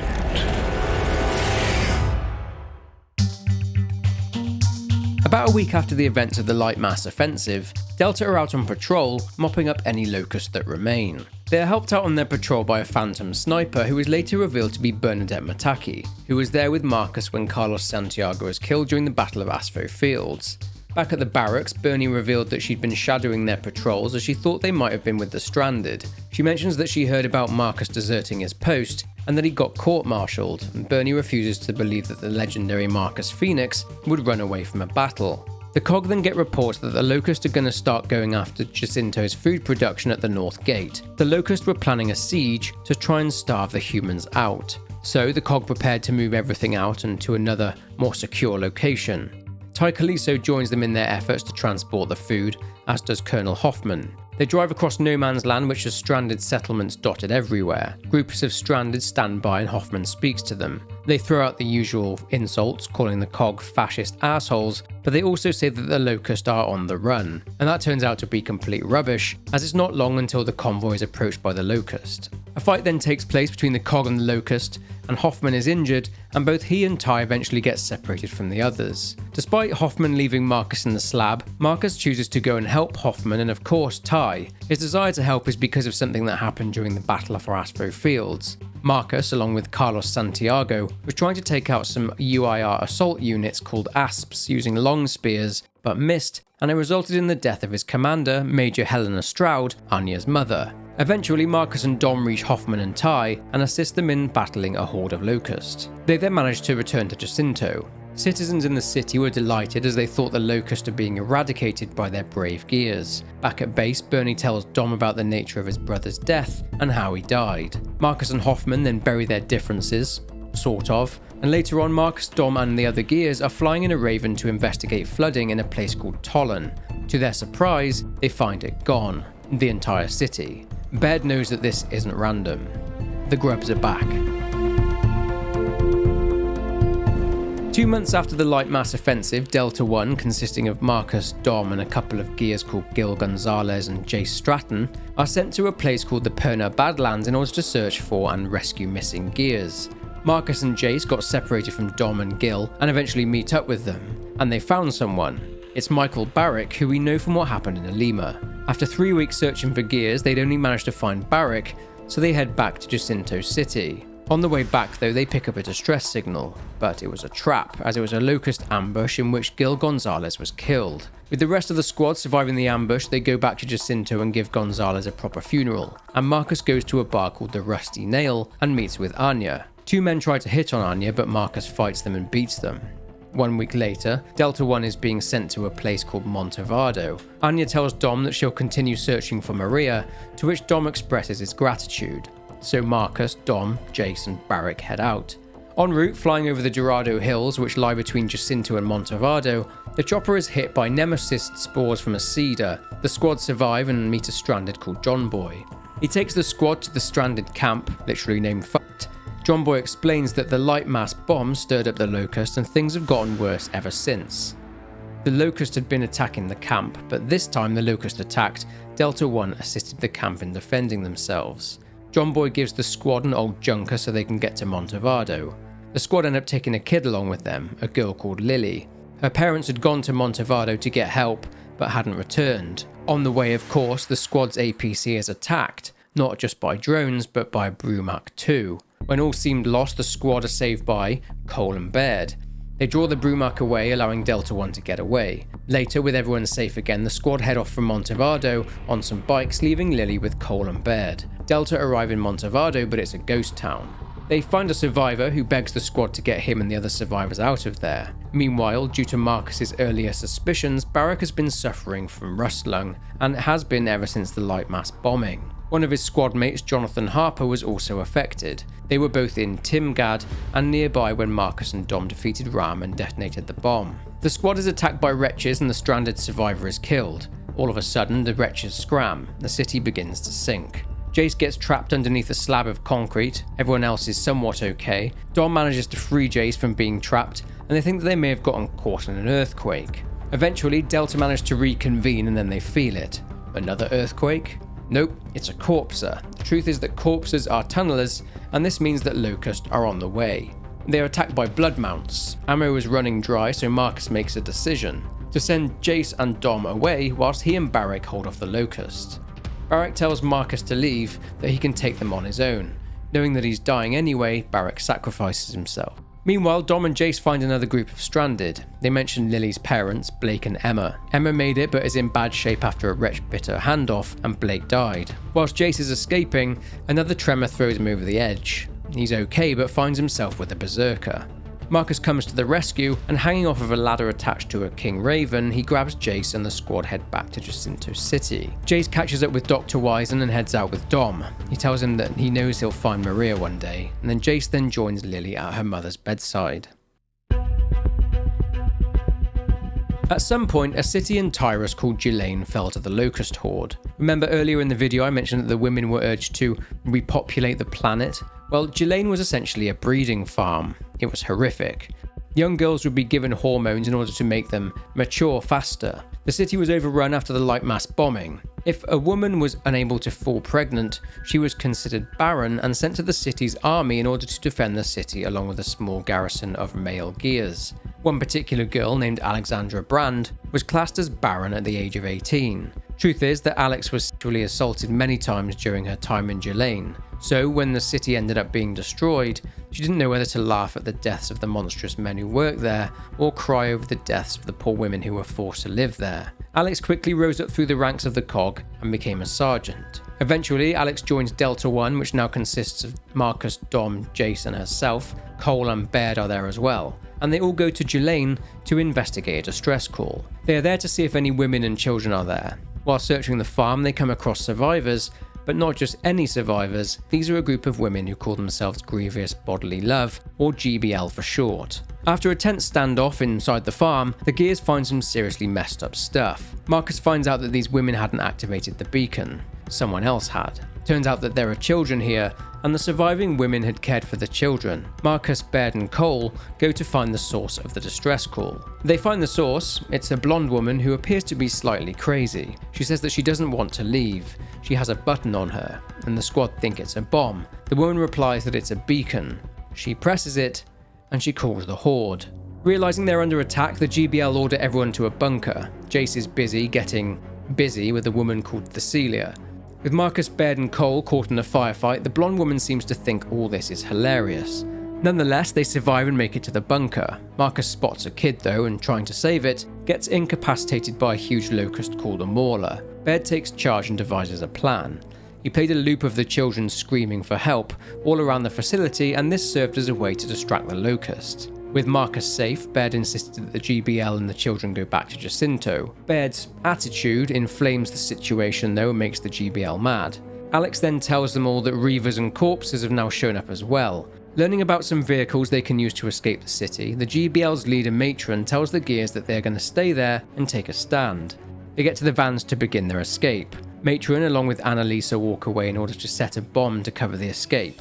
Everyone's accounted for except Baird. Alex speaks to Matron and Annalisa, and they explain that they're staying and making their stand. Baird is there and attempts to tell them they're all leaving together, but Annalisa puts a gun to Baird's head. Alex pulls her weapon on Annalisa and shoots her in the shoulder. Baird grabs Annalisa, and they and Alex make it to the vans whilst Matron stays behind. She shoots the pursuing Locust, and the survivors along with the Gears all escape the city. Now this leads us nicely into the events of Gears of War 2. In the same year, what would come next would be a turning point in the Locust War. With the Outer Hollow destroyed due to the light mass offensive, the Locust had decided to retaliate with full force, and they were targeting Jacinto City, the very last bastion of the COG.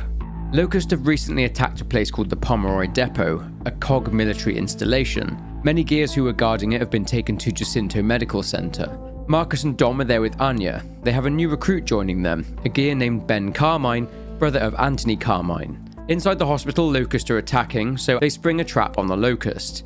They discover some of the patients in the hospital are suffering from Rustlung. Eventually, the squad meet up with Carmine again, and together they manage to force the Locust to retreat from the area. Anya gets in touch with Dom. She had a lead on Maria, but that lead didn't materialize. Dom is frustrated. Chairman Prescott then delivers a speech telling Gears soldiers that the Locust survived the light mass bomb and that now the COG are going on the offensive straight to the home of the Locust in Operation Hollow Storm. In order to facilitate this assault on the Hollow, Gears need to get down there, and the plan is to use grind lifts to tunnel the Gears into the Hollow. Gears get on board massive rigs called assault derricks and head to the town of Lansdowne. Lansdowne fell 5 years after E-Day and is now Locust occupied, but due to the Jacinto Plateau being a sheet of thick granite, the grind lifts can't cut through it and they need softer ground. Marcus, Dom and Carmine are all on board Betty, driven by a conscript named Dizzy Wallin. They hear from Baird and Cole who are on board Marilyn, but it's not long until the Locusts start attacking the assault derricks. The Gears do manage to fight off the Locust forces and eventually they make it to Lansdowne. Atika takes out a rig called Lola, but Ty emerges unscathed and then joins up with Delta again. Anya contacts them and tells them that the best place for them to deploy their grind lifts is a spot just beyond a monument. They enter a long dark tunnel and have to deal with a load of tickers, then a Reaver, and then outside of the tunnel, a Brumak. They get back on board Betty and following a fight at a graveyard, which is the resting place for many Gears that died in the Pendulum Wars, Marcus and Dom begin to enter their grind lift, but then at that moment the leader of the Cantus priests, named Scourge, emerges to try and prevent the launch. Dizzy tries to hold Scourge off and is helped by Ty. Marcus and Dom are already strapped in and cannot get free to help them, and their grind lift deploys successfully. Marcus and Dom have now arrived in the inner hollow. Carmine contacts Marcus and Dom and tells them that his lift went off course, so Marcus and Dom set out to find him. En route to find Carmine, they spot more grind lifts, one of which is carrying Jace Stratton, who is deployed with Alpha 7. It's not long until they come across Carmine, who is in a firefight with some Locust. Jack got to work on fixing a grind lift so that Delta can make their way through the rock, through which they find Omega Squad under fire by the Locust. Down in the inner hollow, and after entering a Locust stronghold, they spot Scourge atop a Hydra and then discover the source of the seismic activity, a massive riftworm. According to Locust tablets, the riftworm was dormant but was awakened after the Lightmass bomb was launched. Anya tells Delta that this giant worm is how the Locust are sinking cities. Scourge orders the riftworm to sink another city, and just like that, Alima is completely gone. Destroyed. Delta realise the riftworm and the Locust are punching holes around Jacinto in order to sink the city. Pushing further into the Alima sinkhole, and after surviving a Locust ambush, Delta joins up with Cole. Delta's new objective is to regroup with the rest of Cole's squad, which now consists of Baird and Tanner. Not long after, they find Baird's grindlift jumpmate Tanner, who is dead, but Baird is not there. Not to worry though, Baird is around the corner. The Locust locked him up in a type of metal container. He is freed, and naturally, Baird is full of gratitude. He says that the Locust are locking people in these pods, and we're going to process Baird at some point. As a side note, Barrick's squad mate that I mentioned before, Jonathan Harper, was also deployed into the hollow, but was taken and tortured. Further into the hollow, Delta spot a beast barge on which they put the pods and torture the people inside them. They board the beast barge and find Ty. He was taken and tortured by the Locust. They absolutely broke him, and then he decides to end it. Marcus is absolutely gutted and grabs Ty's cog tags. After telling Anya about what the Locust are doing to people, they reach the extraction point. They get caught in an ambush, but fending the Locust off, Delta are picked up by the King Raven. Carmine is hit, and then the Riftworm appears and Carmine falls out of the Raven, and the Raven gets eaten by the Riftworm. Delta are now inside the Riftworm and need to get out. But before they do that, they need to find the Riftworm's heart and destroy it. Moving through the digestive system of the Riftworm and the various hazards it poses, Delta make it to Carmine, but he's in bad shape. He has been partially eaten by Nemesites and has been badly burned by acid. He asks Marcus to send a letter to his brother Clayton. Trying to find a way out, Delta have to escape a sea of debris, indicating that the Riftworm has just sunk another city. The squad say that they should chainsaw their way out, but Marcus says that they need to kill it first. They avoid jets and pools of stomach acid, but after passing through the intestines, they do make it to the heart, or hearts, as it has 3 of them. Delta destroy all 3 hearts, killing the Riftworm, and then they saw their way out. Central Command sends a King Raven, but instead of picking them up, it drops a Centaur at their location. They aren't done yet. They are ordered to go to a decommissioned COG outpost called Jameson Depot in order to pinpoint important information on the Locust Queen Mirror. They arrive and immediately have their opinions about the place. It's completely deserted, but it seems whatever was here, the COG was determined to keep hidden. Marcus and Dom are communicating only with Hoffman, which is indicative of the sensitive nature of what's at this facility. It's highly classified. They come across what appears to be a locked vault protected by an AI. Jack tries to rip the door, but no such luck, so Marcus and Dom have to search for a power source. They discover one, but they also find the current residents of the depot, wretches. Returning to the Centaur in order to grab some explosives for the vault door, they blow it wide open. Entering the vault, they discover they're in the New Hope research facility, and the AI is Dr. Niall Sampson. Marcus and Dom make their way through New Hope whilst hearing AI Sampson wax lyrical about the high standards of the facility. Avoiding loads of turrets, they make it to a bunch of stasis tanks holding the sires. Sampson warns Marcus and Dom about trying to breach the systems, but Jack gets to work in getting the info they need. They learn about the history of New Hope, and meanwhile the sires have been awakened. Sampson advises them to leave. Marcus and Dom start to head back to the Centaur. Sampson is naturally not very happy about Marcus and Dom murdering all the sires, calling them irreplaceable specimens and the bridge to their future. After killing many sires, Marcus and Dom get to relative safety, but the facility's systems are going haywire. Marcus pulls the switch and fries the system, including Niall Sampson's AI. Situation goes from bad to worse when razor hail starts coming down outside. Locust show up too, so after fighting their way out and making their way through the razor hail, Marcus and Dom make it back to the Centaur. After a Reaver attack, Delta makes it out of there. They then head to Mount Kadar in search of the entrance to the mountain. Fighting their way up the mountain using the Centaur, Delta find the gate to the Locust stronghold. Their next step is to search the caves for the Locust's tunnel network, and deeper into their caves, their lights go out and they come face to face with 3 hungry corpses. Blasting them away, and after blasting away 2 Brumaks, deeper into the caves, Delta come across a group of stranded. One of them is Chaps, the owner of the gas station that was blown up during the Lightmass offensive. He mentions the Nexus, the home of the Locust, being located within these caves.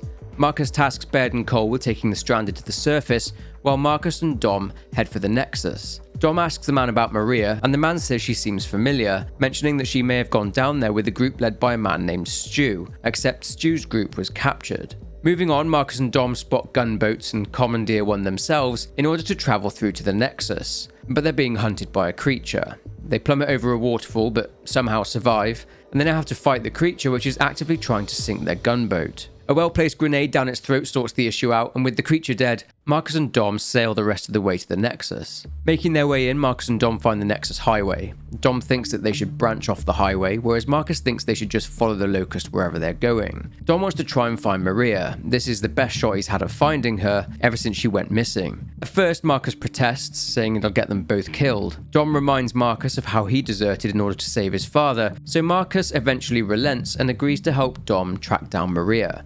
On the way, they spot some stranded being used as slaves, but Dom and Marcus eventually find a terminal, which is a catalogue of where certain prisoners are being kept. They find Maria in the terminal, along with a Locust glyph. Fighting their way through this area, they eventually find the area where Maria is being kept. Jack, open it up. I can't believe it, Marcus. We finally found her.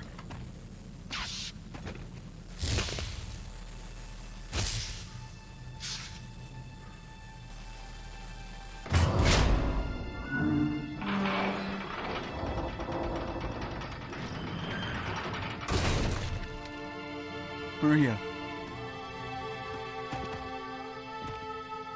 Maria.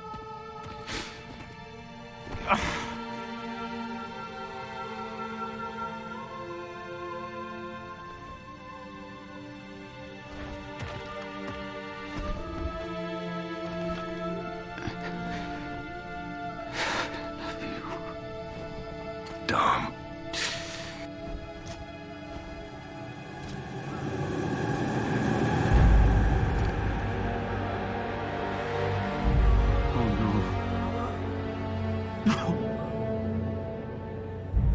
No. No, baby. No. What did they do to you?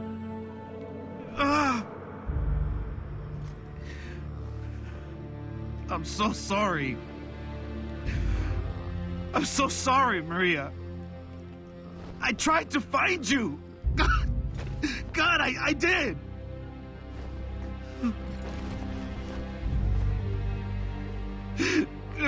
Please, no. Maria. God damn it, it's me, Dominic. It's Dominic. Marcus, I don't know what to do. I don't know what to do, man. No. It's okay.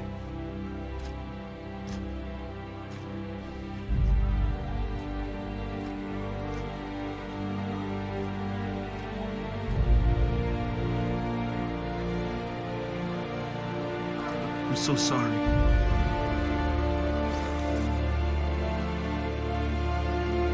I'm so sorry, Maria.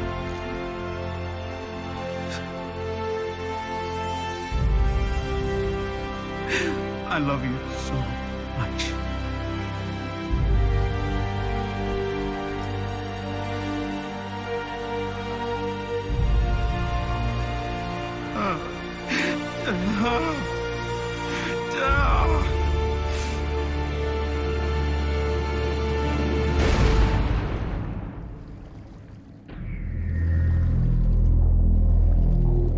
Marcus and Dom can choose to sneak into the Nexus by using Locust armor to disguise themselves, during which they find Franklin and help him escape, or they can just go in guns blazing. Either way, they eventually activate Jack's beacon in the Nexus, and as a result they see Baird and Cole drop in via a grind lift.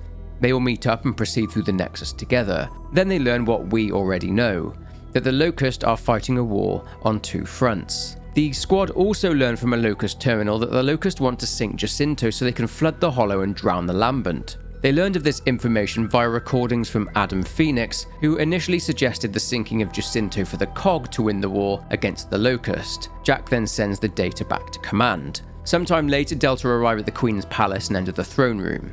She explains the Locust's plan. They attack Jacinto to prevent the humans from flooding the Hollow before the Locust have a chance to escape. She sent a Locust army to Jacinto to stop the humans from sinking the city. She mentions that she knows Adam Phoenix and then leaves, handing the job of killing Delta over to Scourge. Marcus and Dom battle Scourge whilst Baird and Cole go after Queen Myrrah. Scourge doesn't want to get beat, so he flees on his Hydra. Knowing what the Locust's plans are, Delta need to get back to Jacinto, and fast. So they board a couple of Reavers and fly them back to Jacinto. Of course, the Locust try to stop them, and then Scourge joins the party. After a battle, Scourge is killed and Delta make it back. The evacuation of Jacinto is underway, but true to what Queen Myrrah said, the Locust army are there attacking the city. Going to meet with Anya in control, Prescott and Hoffman are there. Jacinto is mostly evacuated, but they need time to withdraw the rest of the gears from inside the Hollow. Their plan to sink Jacinto is almost there. They plan to use another light mass bomb. The Locust breach the courtyard, so Delta head out to join the fight, and Baird and Cole prepare the bomb, whilst Marcus, Dom and Hoffman fight off the Locust forces. Later, Marcus and Dom make their way down the Jacinto sinkhole. At the bottom, they commandeer a Brumak and ride it into the Hollow, blasting their way through the Locust. They blast away some columns and are able to create an opening for the King Ravens to bring in the light mass bomb. Marcus and Dom jump onto a chopper, but watch as the Brumak they were riding suddenly mutates due to the emulsion. It knocks the Raven carrying the bomb into the emulsion. Marcus, Dom and Baird use the Hammer of Dawn to destroy the now lambent Brumak, and this creates an almighty explosion, sinking Jacinto and flooding the Hollow. This action takes out the Locust and the Lambent. Now, there are 3 novels that detail the events from here up until Gears of War 3. We've looked at them in some form already, but those books are Jacinto's Remnant, Anvil Gate and Coalition's End. However, the events we are covering next from these books are also in comic form, so I'll be looking at the comic versions instead. After the Lambent Brumak is taken out, the COG fly over the city and watch Jacinto sinking. Meanwhile, Hoffman, Prescott and Anya escape from the command room. They attempt to escape despite the city crumbling around them. Marcus and Dom attempt to rescue some survivors and get caught in a fight against some Reavers. But a flood hits them and the survivors are taken by the water. Hoffman, Prescott and Anya spot a Raven, but they get pinned down by Locust. However, they are rescued by Cole. They manage to board the Raven and escape. Back on board the Raven, Marcus attempts to find out what happened to Anya and the rest of Control. At the end of Gears 2, Dom looks at a photo of Maria, and Marcus desperately continues to try to radio Anya to see if she's okay, but is relieved when he spots her on another chopper. Leaving Jacinto, the COG now had to try and find somewhere to settle. A new safe haven. Then a message comes through from Adam Phoenix. This is Adam Phoenix.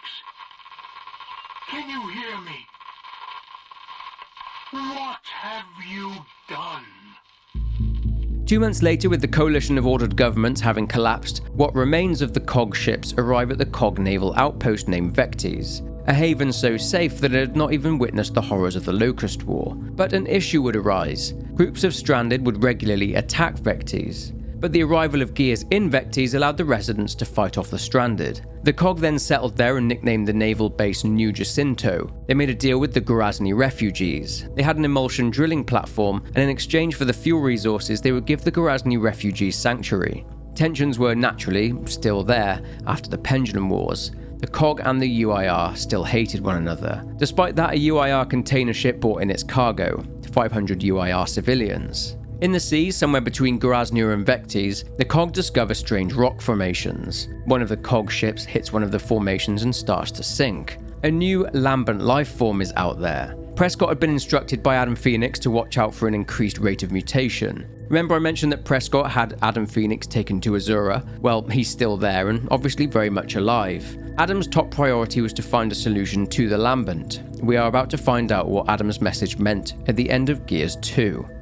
See, the Lambent was spreading from species to species, and it was beginning to take over the island. big Lambent stalks would shoot out of the ground. The situation was dire, so Prescott had Gears give him samples of the Lambent. Every time he was given a sample, they'd show signs of mutation. Anyway, Prescott needed to get the samples to Adam in Azura. Then, much to the dismay and surprise of his commanders and all the other Gears, including Marcus, Prescott resigned as chairman and just left. In his mind, it was the easiest way to avoid telling them that he needs to go to a top-secret COG facility to meet with and deliver samples to what is considered to be a dead man. Marcus viewed Prescott as a coward, but Prescott left on a small boat. In the Gorazny submarine vector, Azura control contacts, and then shortly afterwards, a chopper picks up the samples, and then they pick up Prescott. Later on, the boat is tracked, but of course, there's no one on it. Prescott is long gone. He arrives at Azura and gives the samples to Adam Phoenix.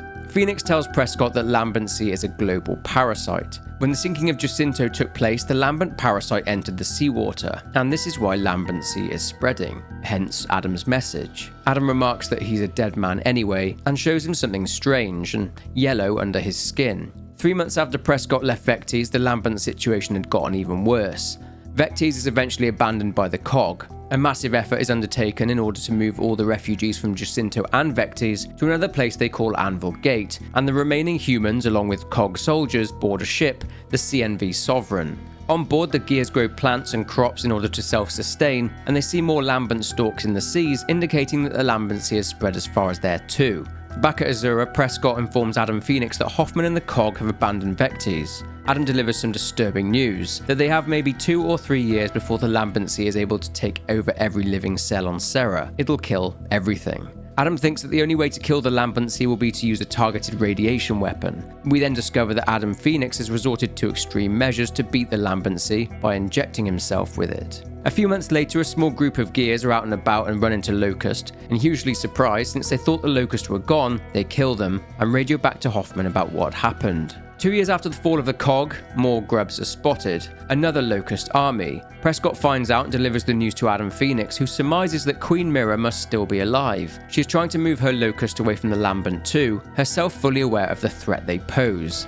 Adam seems to have built something, the radiation weapon he was talking about. The machine is to destroy Lambency inside all living beings. Adam knows exactly what that means, that he will die too. The machine isn't portable, so they need to defend it. One way of doing that was something called the Maelstrom, which is a machine on the island of Azura which creates a huge hurricane to surround it. This was efficient in keeping people and the Locust out. Queen Mira tasks her Locust army with finding a way through it, and that they did. They swam underneath it and made it to Azura. The Locust destroy the generator powering the Maelstrom and shut it down, allowing Locust forces to move onto the island. The Locust invade, but Queen Mira wants all the scientists spared. Adam Phoenix locks himself inside Pinnacle Tower. Chairman Prescott is there, and Adam Phoenix gives him a message for Marcus, and Prescott boards a King Raven and leaves. Queen Mira then gains access to Adam's office, and this leads us into Gears of War 3. It's now the year 17 after Emergence. In the mid-afternoon, Cole, Baird, Clayton Carmine and Samantha Byrne have arrived in Cole's hometown of Hanover in order to search for supplies, with food being scarce. The town has been attacked by Lambent, with a stranded outpost having been destroyed. They remark how they haven't seen a particular variant for months, a variant that they call Polyps. They eventually do find another stranded outpost who say they don't have any spare food. After joking about trading Sam for some bacon, Cole remembers a nearby grocery store, and they encounter a Lambent variant they've not seen before. Defeating the attacking Lambent, they enter the supermarket, where they encounter more of the same, along with some new variants. To their delight, they discover a crate of food and have it airlifted out of there and back to their base. Cole still wants to check out a warehouse and the stadium too. Meanwhile, Marcus wakes up from a nightmare reliving the events where he thought that he failed to save his father. He wakes upon the CNV Sovereign, a Raven's Nest class warship named after the House of Sovereigns. Cole, Baird, Carmine and Sam are also stationed on there. The ship is in the vicinity of Lambent stalks and everyone is required to armour up. Dom isn't keen and he wants to tend to his crops, but nonetheless he suits up and heads topside with Marcus. On the way, they speak with Jace Stratton. About to head up though, Polyps board the warship and attack whoever is on board, and then the Lambent attack. New mutations. They're taken out and Chairman Prescott arrives. He says he needs to see Hoffman, but Hoffman is not there. They explain that he left for Anvil Gate shortly after he left, so Prescott leaves to speak to the commander of the warship, Captain Michelson. Prescott hands Marcus a disc, they battle more Lambent, but make it to CIC and check out the disc's contents. There, finally got it. Marcus, if you get this message, if you're still alive, I need your help. Oh God. This time I really am asking Marcus. for your help. Please. It's your father. Listen. Yeah, I noticed. It's complicated and I don't have much time. But I thought Leave it, Jace. I'm being held prisoner by the Locust. I've developed a solution for the Lambent problem. They think they can use it to kill humans as well, but they don't realize... Marcus, he knows about the Lambent. And he looks older than when Than when we saw him die. I know. If he's still alive, I've got to find him. Any way to tell when this was recorded? There's no date code. Hang on. They don't realize that it won't save the Locust. Sera's dying, Marcus. The whole planet's infected. It's the emotion that's killing it. It was always the emotion, you see, and I can stop it. I understand it all now. I've tried to contact her over the years, but I've been helped. Damn machine! Baird's never here when you need him.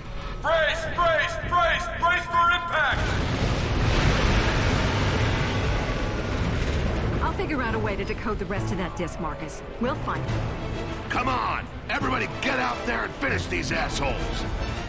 Lambent stalks are destroying the ship, so whoever is left on the ship does their best to battle and fend off Lambent attackers. Due to the nature of the Lambent and how it affected the seawater, it's given birth to horrific mutations, such as the Lambent Leviathan. In order to defeat it and stop it sinking the Sovereign, Marcus and Dom take over a couple of silverbacks and fight off the Leviathan. Meanwhile, with Cole and his squad, they help a stranded camp defend against the Lambent threat. The camp leader recognises Cole as the Coal Train, and they allow them into the camp to trade for ammo. Receiving the ammo, they push onto the Hanover Cougar Stadium, Cole's old stomping ground. Inside the stadium, they encounter another group of stranded. In order to trade, the squad need to speak to their leader, but then Lambent attack the stadium. After helping out, Cole enters the locker room and relives some of his greatest memories as a thrashball player. He's actually planted a bomb on a stalk, but then after blowing it up, they speak to the leader. Since they can't get extracted via chopper, they ask for another way to get back to their ship. They need to reach the bridge in time for when the Sovereign passes underneath. The leader urges them not to use the bridge, as a bunch of hostile stranded are on there. They get to the roof of the stadium and use a zip line to get to the bridge. Cole is unable to contact the Sovereign, and after pushing on, they discover that the stranded camp has been invaded and taken over by Locust. After a firefight with their old enemy, the squad push on across the bridge. They encounter a load of tickers. They spot the Leviathan attacking the ship, so Baird gets the genius idea to drop a container full of tickers onto the Leviathan. They take out a mortar crew and a floating gas barge. Avoiding the Leviathan's tentacles, they make it to the other side of the bridge and find a container full of tickers. Marcus and Dom eventually hear from Cole and Baird, who tell everyone to find cover. Fast.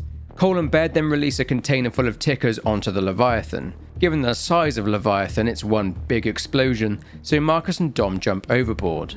The squad then fall into the sea and the bridge blows up. They wash up on the shores of the Hanover coast, but there's no reply from Marcus and Dom. The Sovereign is also washed upon the coast, so the squad need to get to it before the Locust do. They find Marcus and Dom, and they're alive. They hear over the radio that Prescott is alive, but he's in bad shape. Sam and Carmine split off from the rest and Delta is back together again. Delta push forwards up the hill and come across siege beasts, Locust that have been turned into catapults. They commandeer a siege beast and use it to destroy 2 siege beasts and a Brumark.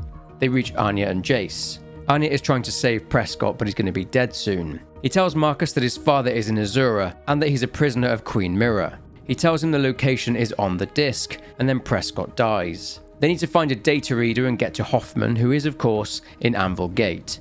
Fighting off more Locusts, they have to deal with the Brumark, which they duly kill. Reading the data on the disc, which is pretty corrupted, Adam Phoenix talks about Prescott abducting him, and he talks about an emulsion countermeasure. In order to get to Anvil Gate and get to Hoffman, they need to cross what is called the Seren Deadlands. So Delta set out to find a gas barge. They spot some gas barges floating over the Deadlands, and the group fight a small corpser. Further on and passing through a Locust gate, it appears that the Locust are making this area their new home.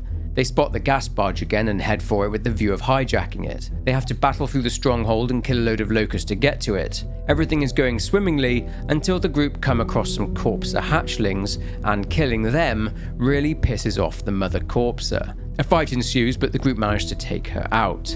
Then they see Queen Myrrah, and she puts the Locust outposts on full alert. Fighting through Queen Myrrah's Queen's Guard, they reach the gas barge landing tower, and they finally manage to board it. They then fly over the Amvergad plains on the border of Kashgar, and hear a transmission from Dizzy Wallin, who is in a hangar and under attack from gas barges.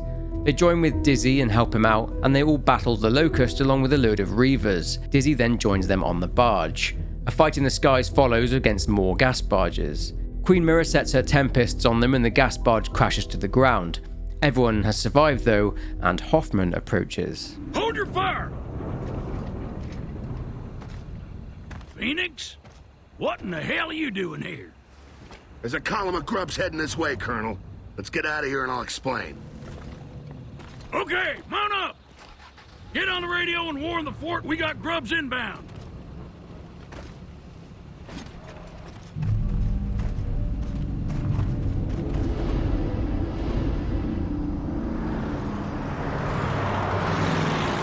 It's been a long time, Phoenix. I'm guessing you didn't come all this way to inquire about my health. No, we've got something for you. The key for Prescott's data disk. Well, you must think it's pretty damn urgent. Hell, I'd almost given up on the damn thing. Yeah, it contains information where Prescott's holding my father.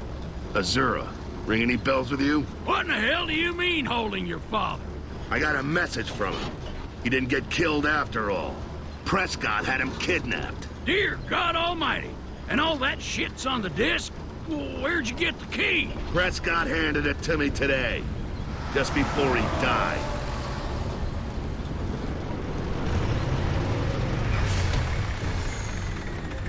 Well, Phoenix, I have no goddamn idea what to say.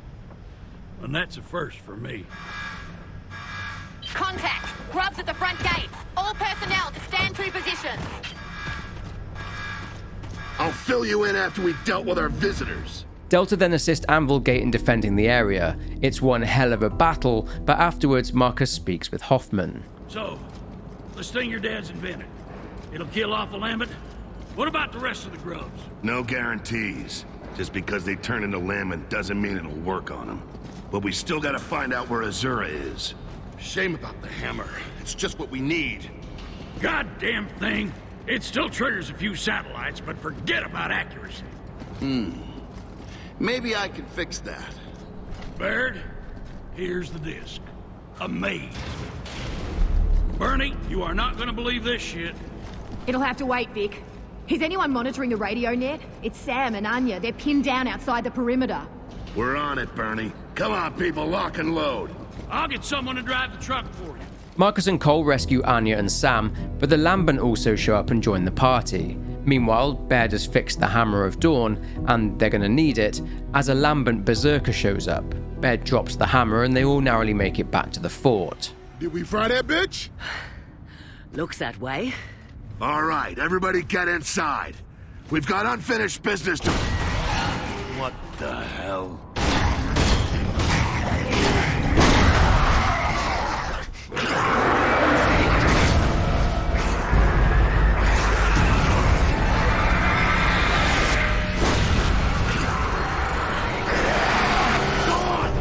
Get to the rear of the fort!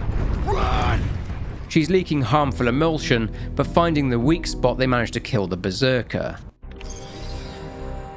There you go, Azura. No pictures, but plenty of data and maps. Knock yourself out. But it's an island. How the hell do you hide an island? That's how. More of Prescott's top secret bullshit. What the hell's a maelstrom barrier? Some kind of shielding device. Wow, an artificial hurricane around the island. Hey, Prescott was really investing in the crazy tyrant technology. I almost admire that. But it looks like the only way in is to go under it. Well, there's an old sub laid up at the shipyard in Endeavor. Yeah, if it's seaworthy, if you can get the motors running, and if you can fuel it. Now, son, that's where I come in. I'm ex-merchant Navy. I can fix it, drive it, and fuel it. If you can find a place to fill the tanker. We can detour via Mercy or Char. I know Mercy. It's an emulsion pumping station. Let's try there first. You sure you want to go there? What, because it's Maria's hometown? I can handle that now. And we need the fuel.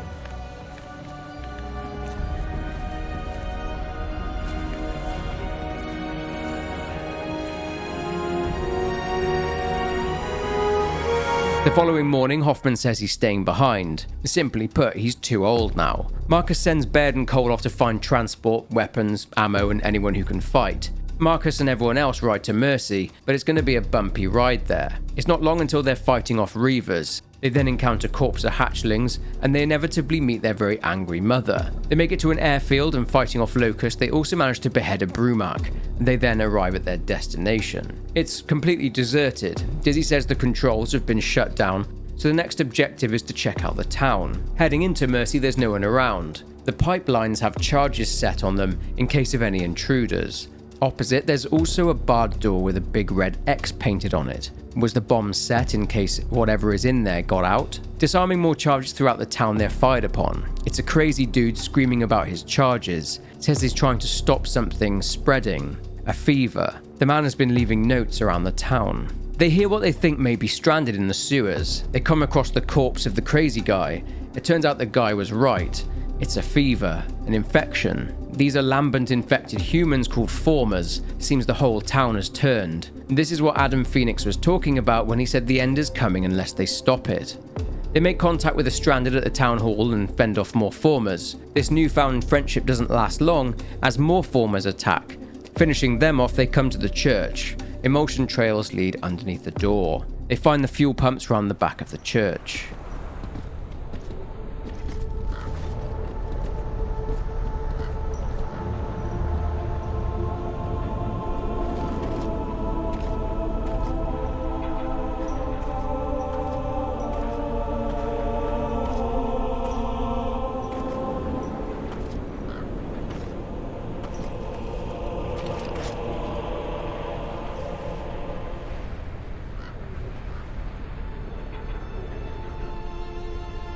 Maria.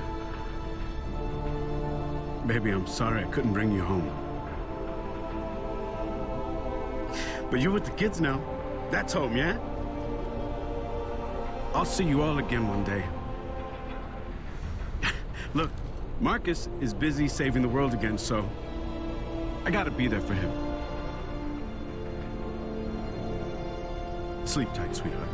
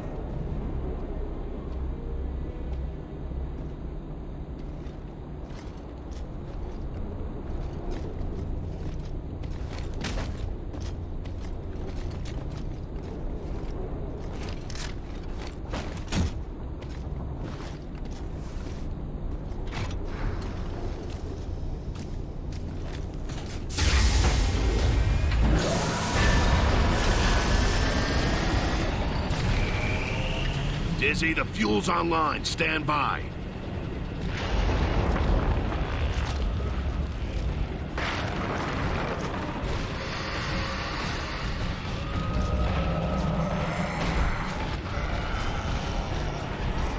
Somehow, I don't think that's the choir. Another fight ensues with Formers. The fastest way back to the fuel station is to pass through the tunnels underneath the church, which served as an air raid shelter during the Pendulum Wars. Jace radios and says they have Locust approaching their location from up the highway. Another battle takes place with the Locust, but then the Formers show up as well, and then the Lambent. It's getting out of control.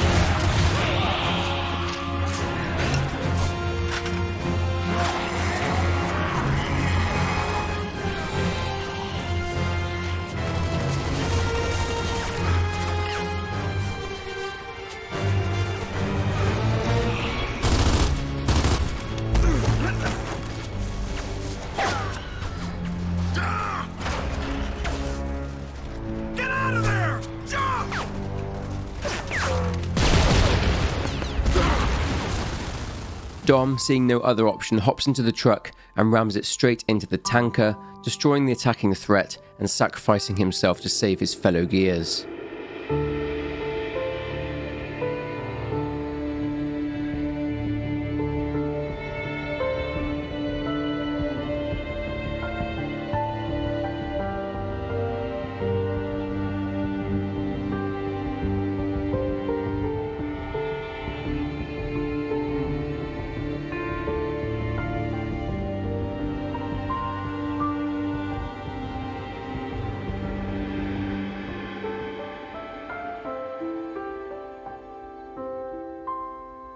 Reeling from Dom's sacrifice, the Gears then head for the port. They run out of fuel in the city of Char. Char was home to the Griffin Emulsion Corporation. It was also ground zero for the hammer strikes. And as you can imagine, it's absolutely destroyed. They spot people posing as charred humans, part of many traps in the area. After being attacked by whoever is setting the traps, along with the Lambent, the Gears demand to see their leader, a man named Aaron Griffin. Naturally, the Gears are hated in what's left of Char, given the hammer strikes and all, but they will have fuel. They are holed up in the old Griffin Emulsion Corporation headquarters. They've been using cable cars to move safely around the city. Speaking with Griffin, he's a pleasant chap. He doesn't care that the city was destroyed, he cares that his employees were killed. He couldn't make money anymore. He says his fuel was stolen and he wants it back. He asks the Gears to get his fuel back along with his cable car, and he'll let them keep some of the fuel.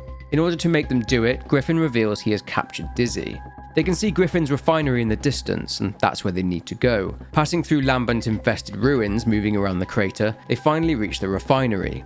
Inside, it's completely deserted. They need to find generators for the elevators. Marcus finds the generators and turns them on. They call the elevator, but it's full of formers, indicating that the Lambent pandemic is spreading fast. They try to use the cable car to get out of there, but it's tied to the building. Avoiding more formers, Marcus cuts the cable, and the Gears get back to the cable car. Dizzy then contacts them and tells them that Queen Mirror has shown up. They board the cable car and use it to go and help Dizzy. It's a rough voyage as they were attacked by gas barges. They make it to the roof and help Dizzy and Griffin fight the Locust. I knew you'd make it, Marcus. Okay, Griffin, we got your goddamn fuel. We're done. You're done? They're fucking dead! My people are all dead! We survived hammer strikes, the grubs, the whole damn war, and then you show up and I lose fucking everybody! You fucking cod bastards! Everywhere you go, everything you do, it's always nothing but death, pain, and miseries! You piece of shit motherfucker! I just lost my fucking brother, alright? You hear that? My brother! You and your tower and all this fucking emulsion can go to hell! We'll settle this shit another time, Phoenix. You can count on that, bitch.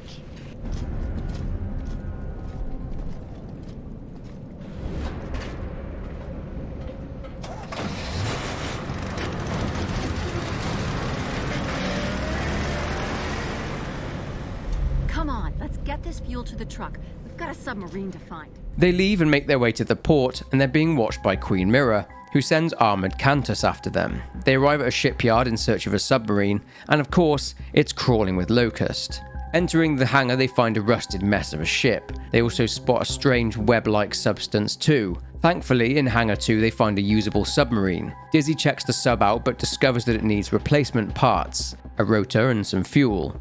They obtain what the sub needs and return to Dizzy and help the sub through the hangars by repelling the Locust forces. But a surprise awaits in the last hangar. The armoured Cantus show up to take a stand in preventing the sub from being launched. They fail. The Gears then flood the dock and the submarine is launched. Anya contacts Cole and tells him they are headed for Azura. Whilst all this had been going on, Cole and Baird had been busy with their task. 17 years since their previous visit, Cole and Baird returned to Halvo Bay, where they defeated Khan. They're in search of a ship. Clayton Carmine is also with them. Whilst there, they meet an old friend, Garen Paddock. Sophia stayed with Paddock and they left the COG, setting up a community amongst the ruins of Halvo Bay. This community consisted of former COG and UIR soldiers who are only interested in one thing: survival. Paddock knows of a ship and can take them to it. On the way, whilst travelling through the ruins where one of the communities live, it seems the area is now infested with Locust. At a washed-up emulsion rig, that is infested with formers. They find a flare and set it off, and fighting off Lambent, they are picked up and saved by the remnants of Paddock's people. They're dropped off in the flooded part of Halvo Bay. This is an area that was hit by a tidal wave after the sinking of Jacinto City. The ship that Paddock was talking about is actually sat on top of a hotel. After getting some explosives, Baird plants charges on the pillars of the hotel, hoping to bring the ship down with the hotel, but that doesn't go to plan. They then open gas valves in the kitchen, and that explosion works, sending the ship into the water. Baird asks Paddock to go with them, but he refuses. He reveals that Sophia was recently kidnapped by a group of Gears. The hatred towards Gears inside Paddock has only grown now as a result, and he tells Baird and his group to leave. Baird, Cole and Carmine then set sail for Azura. The submarine is now close to Azura, but they have to avoid old sea mines, along with sea creatures, so Dizzy kills the lights to prevent being attacked. They almost get eaten by a Leviathan too. The Leviathan returns, but is eventually killed. They then get sucked into the Maelstrom, and there is more fun and games when they're fired upon by some cannons. Azura is well defended, that's for sure. Clearing the area of torpedoes, the sub makes it to the door, which Marcus duly blasts open. They've now made it inside Azura. Civilian bodies bloody the waters as the Locust have killed them all. Arriving at the train station, it's not long until they spot Locust. They've made themselves right at home. It's time to evict. Anya is contacted by Adam Phoenix. Anya! Anya, is that you? This is Adam Phoenix. Can you hear me? Professor! Yes, we hear you. Thank God. Prescott found you. Can you see the security camera? Yes. Can you see us, Professor? Anya? Oh, you've changed. Where's Marcus? Did Marcus make it? Dad, I'm here. We've come to get you out.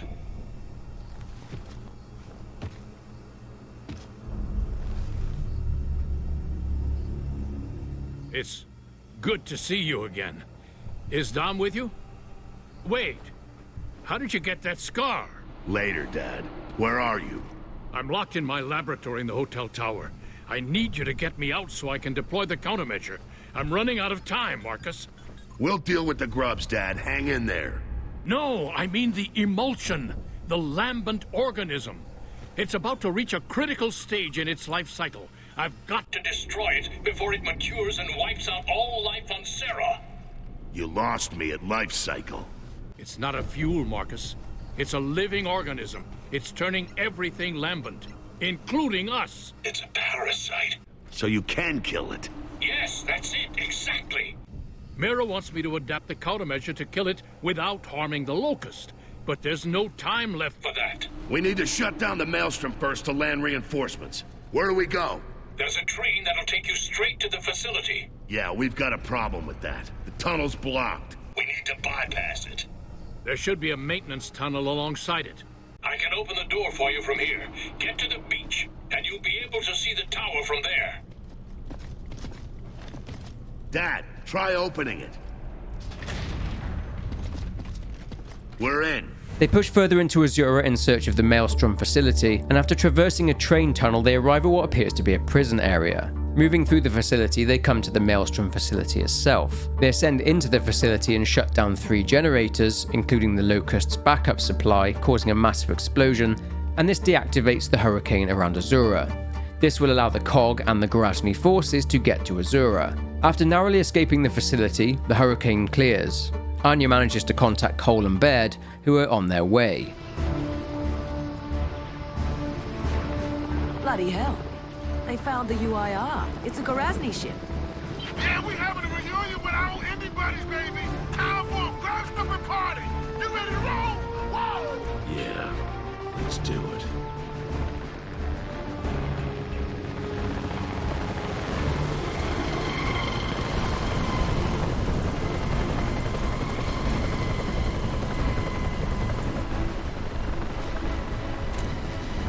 Come on, Jack.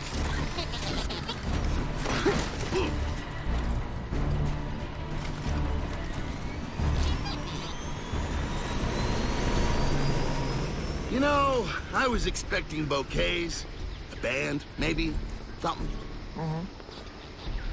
Hey, where's Dom and Dizzy? Dizzy's taking the submarine offshore.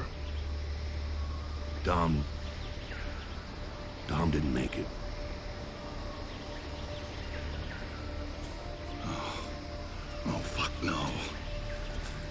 Somebody's gonna pay. Somebody's gonna fucking pay! He got us this far. Let's finish it. Sam, Jace, get back to the ship and help him out. They need intel on where to land the troops. But Marcus, you need us here with you. It's not negotiable, people. Ship out. Hey, Sam. Take care of yourself, okay? Yeah. You too, Bad.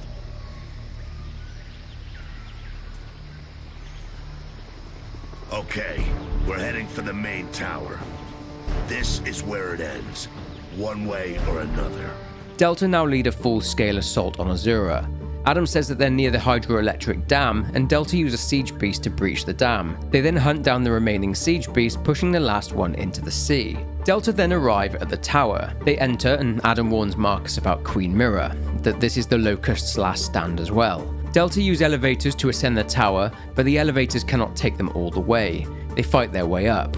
Queen Mirror has had enough and decides to try and stop them herself. Avoiding her Tempest, Mirror tells them that she needs Adam to finish off his task of finding a way to save the Locust. Marcus chainsaws 3 cables and sends Mirror's Tempest crashing to the bottom of the tower. They then ascend to the top and move through the service tunnels. This gives them the element of surprise against the Locusts that were waiting for them. They manage to reach Adam's lab and deactivate the laser guarding the door. Marcus, Anya, it's good to see you again. I never thought I would. I'm so sorry about Dom. Hard to know where to begin, Dad. Yes. I always wondered what I'd say to you if I ever saw you again. But we always run out of time.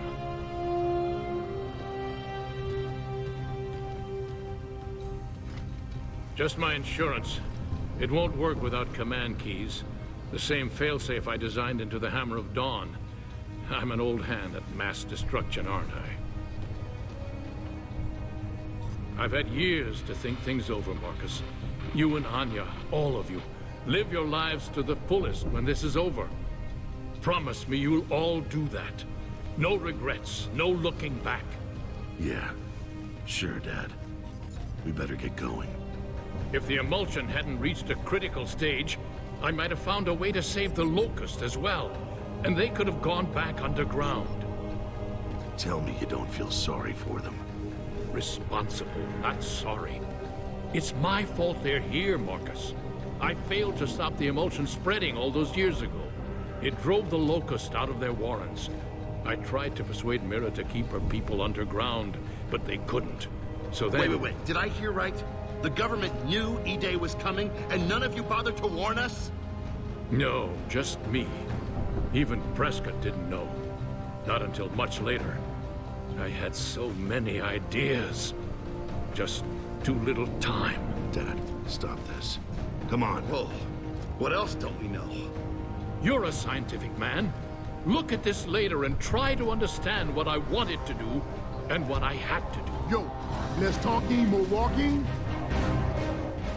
They all then leave to go to the countermeasure device. Adam goes to activate it while the rest of them secure the rooftop by killing both Locust and Lambent. Mirror shows up and she's worried. Her Tempest is back too, but Delta fend it off. Marcus uses the Hammer of Dawn to finish it.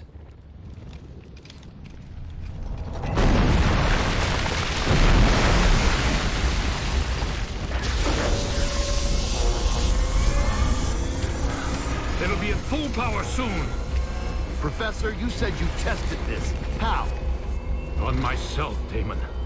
I had to see how the emulsion developed over its life cycle. So I injected myself with it to accelerate things. Dad, you saw what it did to humans in Mercy.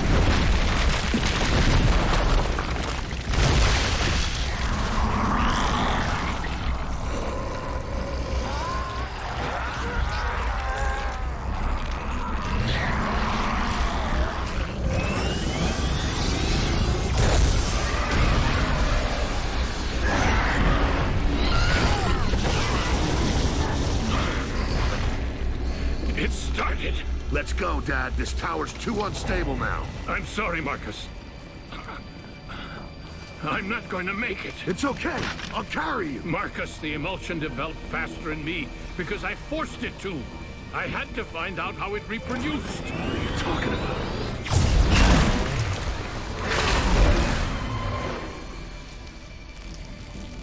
Oh, shit. No! You are not going to die! It's too late, Marcus. Every cell in my body's breaking down. And this is going to happen to every contaminated cell on Sera. It has to. No, goddammit, I can't lose you again! I'm glad I was able to see you again, Marcus.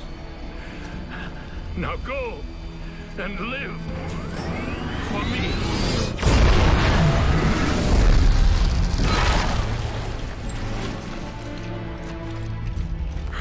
God!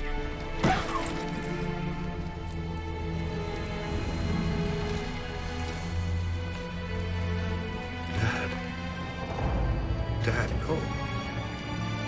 He's gone. He's gone! He's gone.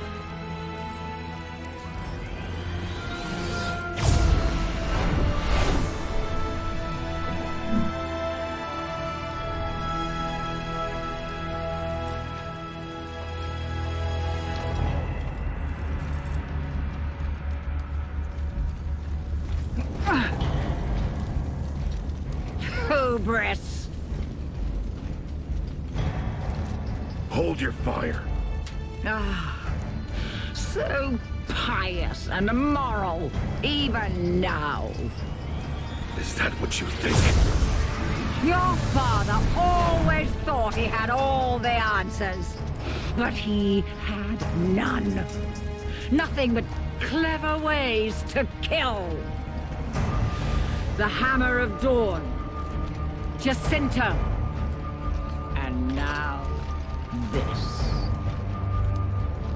And his arrogance finally killed him.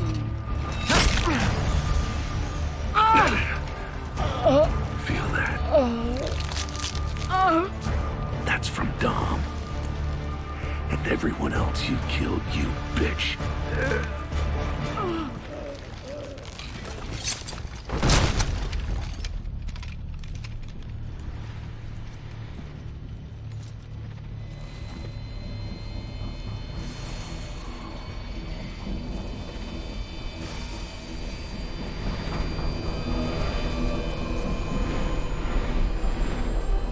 So whilst all that was happening, Hoffman and his people at Anvil Gate were just about to be overrun when the countermeasure device basically saved them all.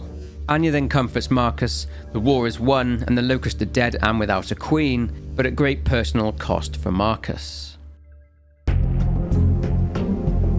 Now it's time to dive into another novel, Ephyra Rising. 1 year after the events of Gears of War 3, known as the Interwar period, Marcus and Anya are walking near to her family's estate, the Stroud Estate. The area around it, near to the city of Ephyra, where Marcus famously disobeyed orders to try and save his father, is showing signs of the war. Despite this, the world was actually showing signs of life. Grass and weeds growing and the trees were producing fruit. Anya has been located in Ephyra, helping Hoffman rebuild the cog. They've been helping in the city, doing things such as marking buildings as unsafe for habitation and the such. But some of the humans seem somewhat feral. They reach the Stroud Estate and, well, it needs some work. Over time, Marcus worked hard on trying to restore the estate. He would have moments where he'd hear a noise and enter into high alert mode, potentially a mild form of PTSD. Anya returns home from work with a uniform. There's a reception in Ephyra, and they are both required to attend Hoffman's orders. In the city, 4 days later, Marcus feels odd without his heavy cog armor and his Lancer rifle. At the reception, Marcus asks Hoffman why they are there. A man called Raoul Hastawith approaches. He is on the board of Ceradyne Industries, the company that created the Mark II Chainsaw Lancer. He offers Marcus a job at Ceradyne. Meanwhile, Anya is introduced to Aaron Griffin again. Seems he's still a part of Char, and he is there to negotiate what Ephyra can do for his city. He wants to rebuild his Emulsion Corporation, but he needs infrastructure in order to do it. The woman who organised the reception is a Dr. Jamila Shin.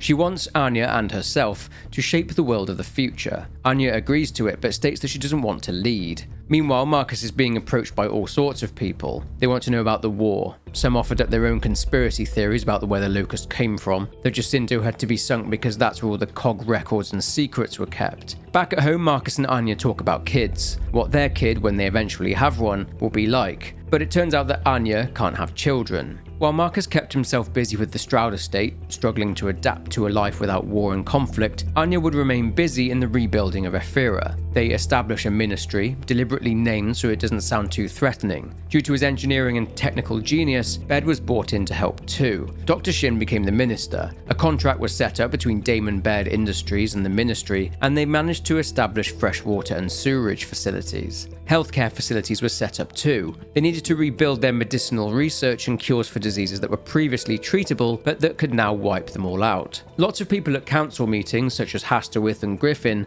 want some assurances in regard to wealth, that their pre-war wealth returns to its previous state. It's clear that they have no real interest in rebuilding humanity out of duty, but instead are interested in what they can gain from it. Meanwhile, Marcus would depart the estate to go on a mission with a man named Brandon Turrell. He got reports of Locust sightings. Turrell wanted Marcus's expertise. Along the way, Marcus meets a young boy called Nick, whose sister Sera has gone missing. Marcus promises the boy he'll look for her. They make it to Hanover and come across Cole, who is actually running Hanover now, which remember was his hometown, and is looking at re-establishing a brand new Thrashball league. After that, they visit Mercy, which of course was the place where Dom died. So Marcus visits his grave. Then they come across evidence that a Locust drone had been used as sort of a guard dog.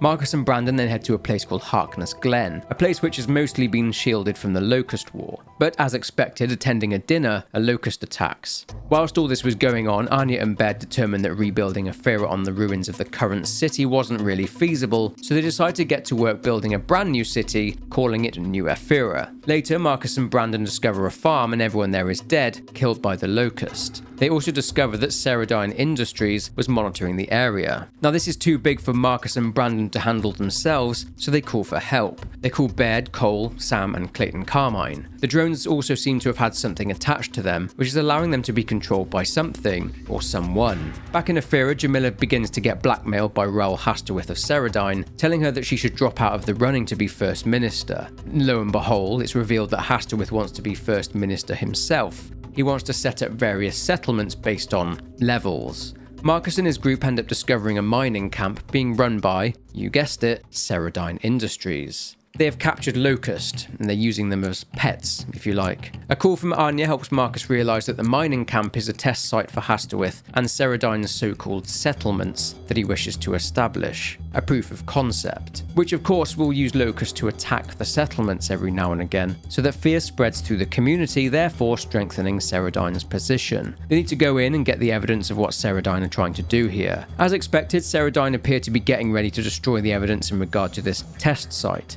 After securing the site, Marcus and his team capture some scientists and find that they have been experimenting on the Locust. After a long and violent battle with Ceradine mercenaries, a chat with the scientists reveals that the Locust are indeed slowly dying away, so they created a treatment in order to keep the Locust alive.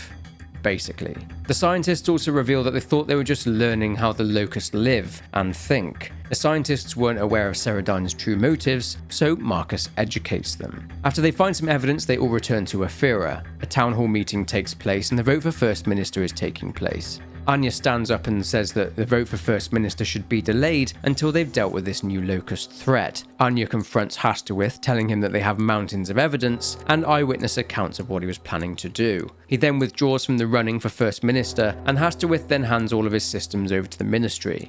Marcus also ended up finding Nick's sister at the mining camp, and Nick and his sister moved into the Stroud estate with Marcus and Anya.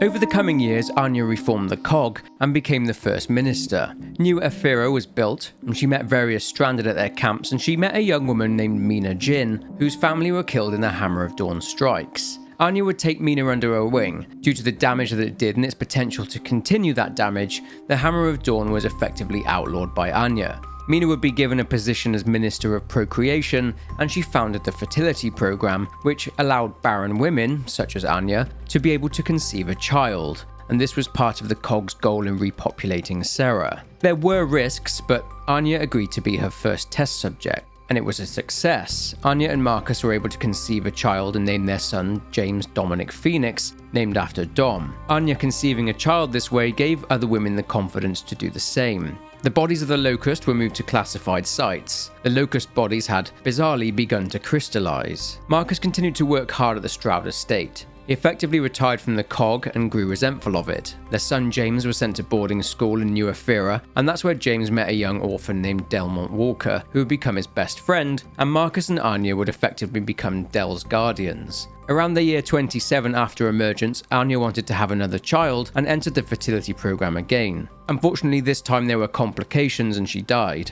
Deceased First Ministers are by tradition to be buried amongst the Allfathers in New Ephyra, but Marcus didn't want that. He buried Anya on the estate, and this angered the new First Minister, who would inevitably be First Minister Mina Jin, as she viewed Anya as the symbol of hope for the next generation of humanity. The COG, or rather its Ministry of Settlements, in partnership with Damon Baird Industries, built a number of settlements which were habitation centres, and this was done with a mechanical labour force made up of DBs, with the DB being a reference to Damon Baird's company. These settlements only took weeks to construct. Unfortunately, Jin thought it would be wise to put weapons in the hands of the DBs, and this was a fatal decision. After the death of Anya, Marcus and James's relationship started to fracture. After graduating, James, now being affectionately nicknamed JD, would enlist in the COG army, much to the dismay of Marcus. The COG had turned into the very thing that Anya worked to prevent. They'd become authoritarian and were focused on control rather than rebuilding humanity. The Hammer of Dawn was also in the planning to be brought back online. In the year 39 after Emergence, JD, Del, and another sort of friend, fellow gear Faz Chutani, all passed the COG training program. They also met Lizzie Carmine there, and she is the niece of Clayton Carmine. First Minister Jin then personally selected JD and Del to lead a mission to one of the COG settlements, along with a load of DBs. The settlement in question was Settlement 2. Essentially, the citizens of Settlement 2 weren't happy about the conditions, and a riot erupted. The COG was sent in and it got out of hand. The citizens were throwing incendiaries at the COG soldiers, and they responded with deadly force. After this massacre, JD expressed his desire to leave the COG to his father, but Marcus knew that meant the COG would go after JD. The Settlement 2 massacre caused JD and Del to fully desert the COG and join a group of survivors known as Outsiders. Marcus then disowned JD. The Outsider movement was born out of groups of Stranded who had rejected the COG. This was down to their anger over the Hammer of Dawn strikes. One particular group of Outsiders was led by Reina Diaz, and various groups of Outsiders would carry out raids on COG settlements as a way to obtain resources. One of these settlements was Settlement Number 5, a settlement currently still under construction. So what happened to Reina after the events of Gear's tactics? Well, after Ukon was killed, Gabe Diaz left the COG. Gabe and Reina, after they got married, formed the Outsider movement and settled in a place called Fort Umson, which used to be a mining colony, and their community steadily grew. The community grew even more after the death of First Minister Stroud, and this was also due to the COG turning back into a more authoritarian regime. Gabe did have a brother, Oscar, who was a gear, but Gabe disowned him due to his loyalty to the COG, as well as him being an alcoholic. Gabe and Reina had a daughter, naming her Kate. Gabe and Reina taught Kate how to hunt and survive in the wilds. But then in the year 30 after Emergence, Gabe was dying. He had contracted Rustlung. Gabe called for his brother, but Oscar arrived too late, with Gabe having died before he managed to get to his brother's bedside, leading to Oscar being overwhelmed with grief. Oscar in the end decided to stay in Fort Umson, becoming the right hand of Reina, and he mentored Kate and would continue to teach her how to hunt, fight and survive. Then the Settlement 2 massacre took place, and JD and Del, now disillusioned and mad at the COG, arrived at Fort Umson, joining the Outsider movement. Kate became good friends with them both. Over a period of 6 months, JD and Del proved themselves as a valuable asset to the Outsiders, given their knowledge of the settlements, carrying out various raids. JD and Kate grew closer, a lot closer. But the increased number of raids resulted in growing tensions between the Outsiders and the COG. With the COG possessing a clear danger to her people, Reina called off raids on the settlements. That was until it became necessary, as the generator providing power to their fort died. But something else, something far more sinister, is brewing, and this leads us into Gears 4. Whilst the Outsiders are on their way to Settlement 5 back in New Ephyra, First Minister Jin is giving an address. It's the commemoration of the 25th anniversary since the end of the Locust War. She commends the present Gears, Hoffman, Cole and Sam for their roles in what happened on Azura, but she comments on the absence of Marcus Phoenix. Arriving at the settlement, the Outsiders, JD, Del, Kate and Oscar survey the area. Kate shoots down a Watcher drone which was being controlled from back in New Ephyra by Damon Baird. Marcus had asked him to keep an eye on JD. a wind flare kicks up. Wind flares are a new environmental hazard that have recently emerged. In order to protect the settlement, a wind wall is closing around it, so the group are forced into the construction site of Settlement 5. The group fight their way through whatever automated cog defences are in there, but after they retrieve what they are looking for, a fabricator which is capable of producing weapons, they are confronted by First Minister Jin, who is transmitting via a DB. Strangely, she accuses the outsiders of kidnapping her people. Before they can respond to this odd accusation, Jin's DB is taken out by a rail car, and the group fight their way out of the settlement and back to Fort Umsen. They aren't out of the woods yet, as the DBs are relentless in their pursuit, and another fight takes place in the fort, but the outsiders prevail and the DBs retreat. Reyna is furious. The group try to tell her what Jin said about thinking they've been taking her people, but Reyna is not interested. Later that evening, JD and Del are working to restore power to the fort, and then Kate notices something strange. Creatures appear to be abducting villagers, and this is what Minister Jin was accusing them of. She thought it was the outsiders abducting her people, but it was actually these creatures. The alarm sounds, but as they go to help the villagers, Reyna locks the three of them in the workshop. She tells Kate she needs to hide and then to run. Reyna is approached by something. It grabs her, but she chops its hand off. She does her best to fight off the massive creature, and Oscar comes to her aid. Oscar is defeated by the creature and snatched by one of these creatures called a Snatcher, and Reyna is taken by the massive brute. Eventually, JD, Del and Kate manage to blast their way out of where they were trapped. They find the entire village is either dead or have been taken. Del likens the creatures to a swarm. JD notices the severed hand of the creature and extracts one of the many strange-looking crystals. JD says that Jin can help them. Del tells JD that he can help, but JD brushes the idea off. They are, of course, talking about Marcus. JD relents and they arrive at the Stroud estate. It's a frosty reunion, to say the least. Marcus starts to go off on JD for deserting the cog, but then his mood instantly changes when he sees the crystal. It gets worse when a bunch of DBs show up at the estate. Jin speaks to them and explains that JD and Del are being charged with sedition. JD attempts to explain what's really going on, but Jin, of course, doesn't want to listen, and she then speaks to Marcus. How are you? Sorry about the door. Don't sweat it. We were just leaving. So we're clear, Sergeant.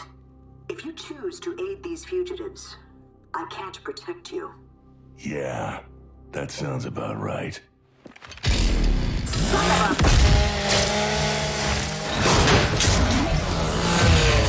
Holy shit! All units, fire at will! Main house, go!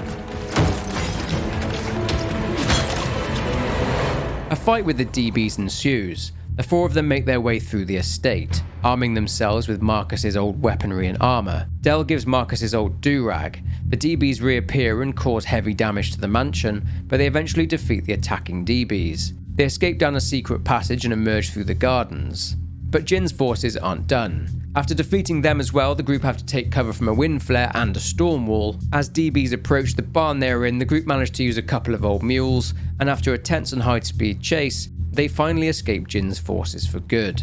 They arrive at Fort Reval, a location which was once used as a field hospital by the COG. Marcus thinks there's something useful underneath it. He says that on the other side of the fort, there's an abandoned osmium mine there. The significance of the mine is that after the Locust War 25 years ago, that's where the COG dumped thousands of Locust bodies. Marcus mentions that the Locust bodies were completely covered in the crystals they'd found on the swarm. They sealed up the mine and walked away from it. A wind flare picks up and the group takes shelter in the fort. Inside, they follow a strange, glowing red tentacle. It leads them to what appears to be a pod that has given birth to something. Further on, through a door, they find an intact pod. Moving through what was once a bustling marketplace in which there are loads more pods, they come to a courtyard. They're being stalked by a Snatcher. Marcus says he's going to go and flush it out. He goes to throw a grenade, but he's been flanked, and he's attacked by another Snatcher.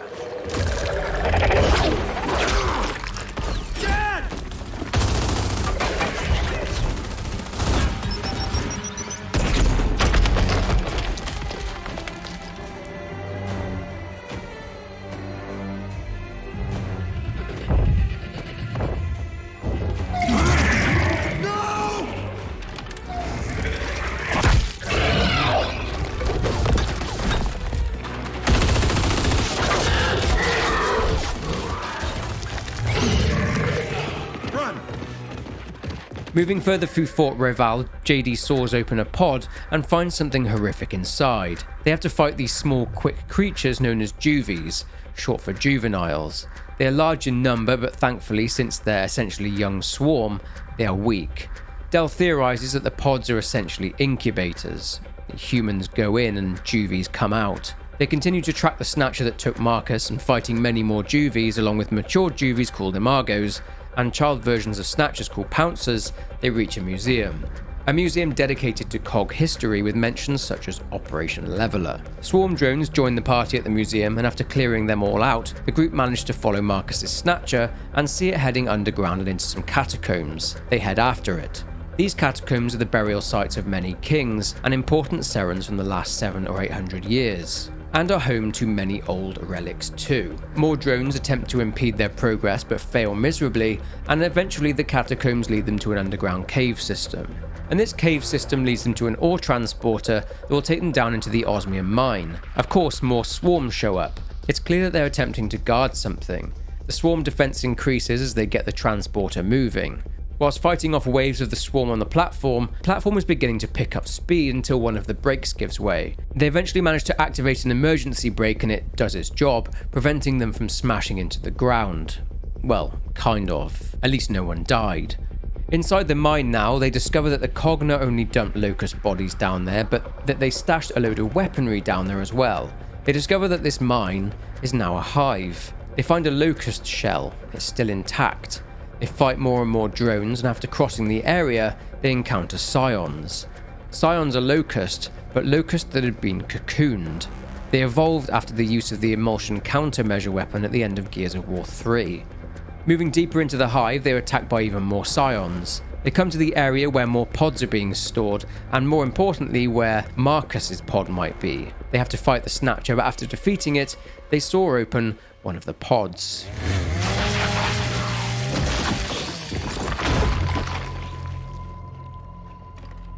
Oh, God.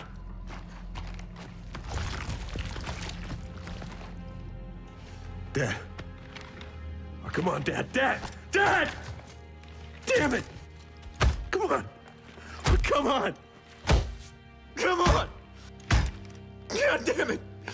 Wait, damn it! Get up! JD. Dad! Stop. Get up! Come on, Dad, get up! Come on! Stop! You gotta let him go. No. He's gone.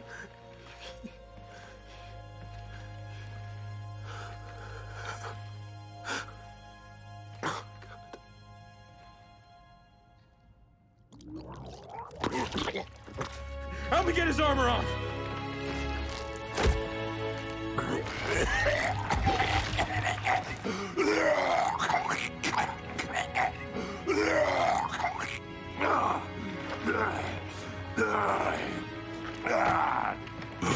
You're okay, Dad. We got you.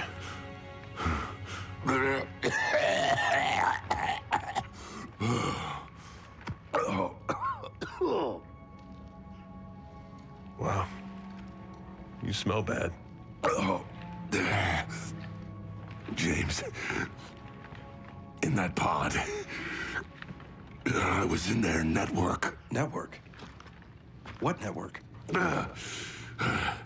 This whole goddamn hive. It's all connected. All the people they've potted. I could feel them.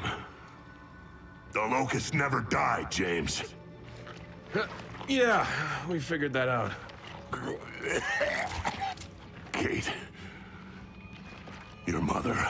What about my mother? She's alive.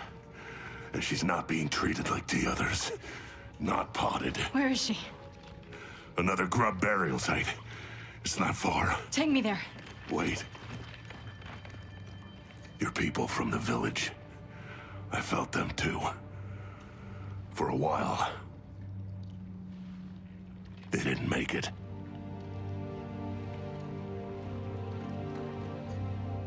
Oh, damn it. Oscar. Kate. I'm really... Mourning our friends isn't gonna help my mom. All right. What's the plan to get topside? You're not gonna like it. Marcus explains that the Scions are using humans in order to build an army. He explains that finding Raina is their top priority. They discover more Locust shells. Loads of them. They need to clear them out. They need to get out, so head back to the ore transporter. They reach it, and as expected, it's in no fit shape at all. However, JD has a plan. They can use the cables. Conveniently, there are 4 of them, and they use them to ascend to the surface. It's not an easy task though, and they have to avoid all manner of hazards on their way up.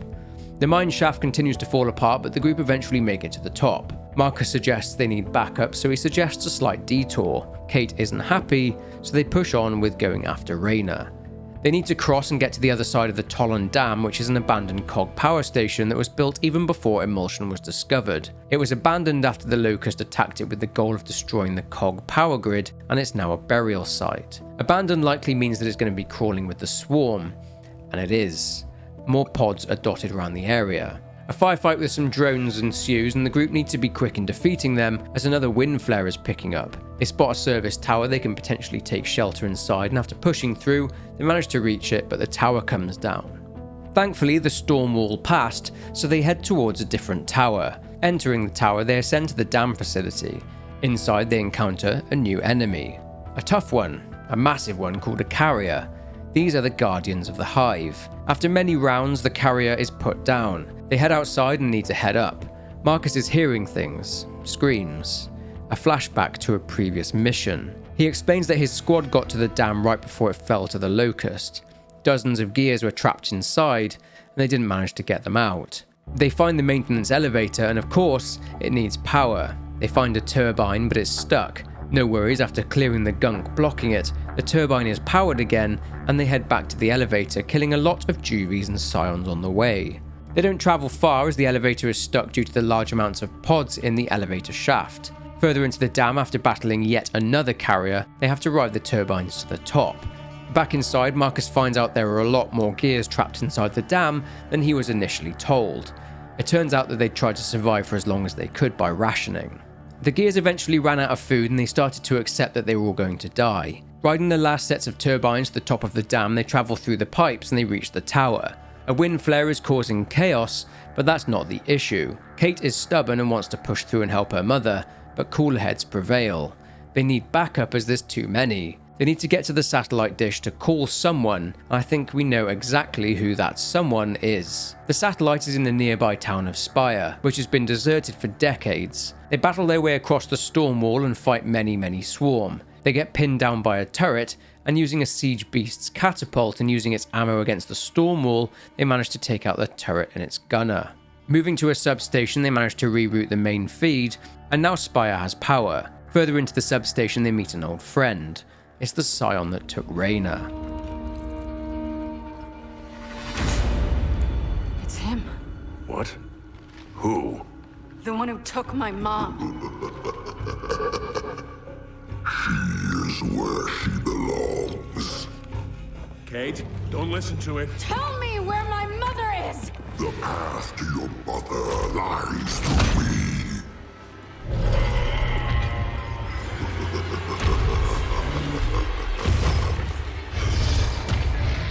The Scion unleashes and pilots a Swarmak, which, much like the Scions, is a Brumak that has evolved after exposure to the Emulsion countermeasure weapon.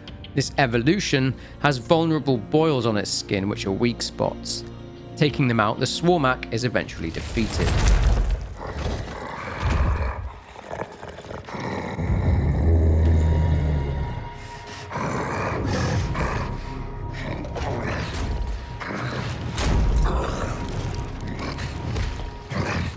Not so fast. You swarm are all connected, right? In your hives? Well then, broadcast this. We're getting my mother back. Then we're burning your goddamn hive to the fucking ground! Arriving at the town of Spire, First Minister Jin's DB is there waiting for them at the front gate. She says that they should go back with her to New Ephyra. Then a pouncer quill pierces the DB and seems to corrupt it.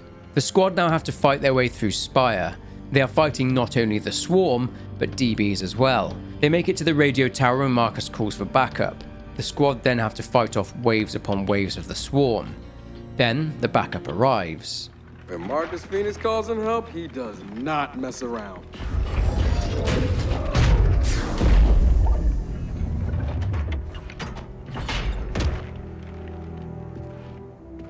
What? You don't call, you don't write? Hey, who loves you, Marcus? Whoa! Been too long, Cole. Yeah, about 10 years too long. You remember James? Yeah, I remember him being a lot smaller. Everyone's small next to you, Uncle Cole. Uncle Cole? Excuse me, what? Didn't I give you enough toys when you were a kid? Oh, I've seen enough of your toys to last a lifetime, thanks. His toys. Kate, Dell, meet Damon Baird, CEO of DB Industries, whose bots have been trying to kill us for the last 20 hours. Hey, whoa. The whole killer DB thing? Jin did that, not me. Well, they've still got your initials on them. Let me know if any of this sounds familiar. You go AWOL from the COG, about 6 months ago, and somehow no one arrests you. Or even more recently, there you are, stuck in Settlement 5, and just magically, a bot transport cart pulls up and tells you to get in. Oh, seriously, Dad?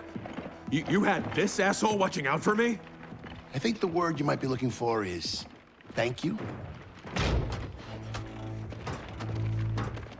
You sure you can handle this thing? You know the kind of day we've had? You wouldn't ask. JD's and Jack Jr., so one of you take second betting.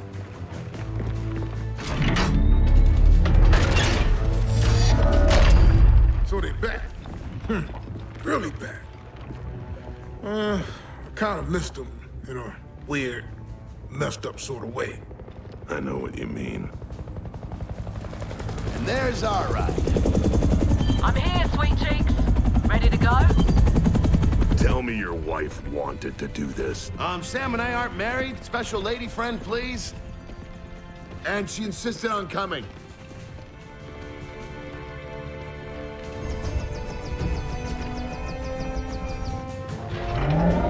Hey, kids. Can you hear me up there? Yeah, I hear you. Meet us at the dam. Oh, and Uncle Baird. Try to keep up. Using the giant mechs, the squad pilot their mechs through extremely heavy swarm resistance. Returning to the dam, they break through it and reach the heart of the swarm network. At that moment, though, a massive creature emerges from the dried riverbed and starts targeting the mechs. So they target its tentacles, and one by one they staple them into the ground and airstrike the socket to prevent them from regrowing. After destroying all the tentacles, the creature is weakened, the King Raven is hit, and thankfully no one is injured, and JD rips the rotary off the helicopter, attaches it to the mech's arm, and uses it to finish the creature off. The squad then jump down into the hive.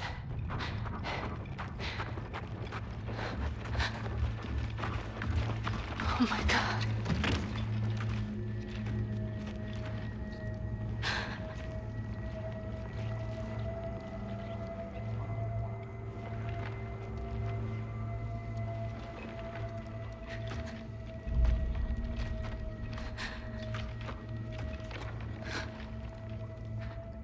You knew, didn't you? Yes. But I didn't know we'd find this.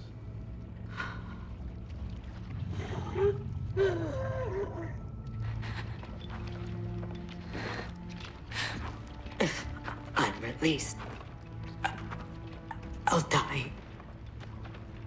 They've seen to that.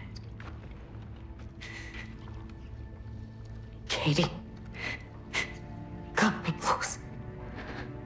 Please. Raina, please. JD. You can't ask her to... Don't. Just let me say goodbye.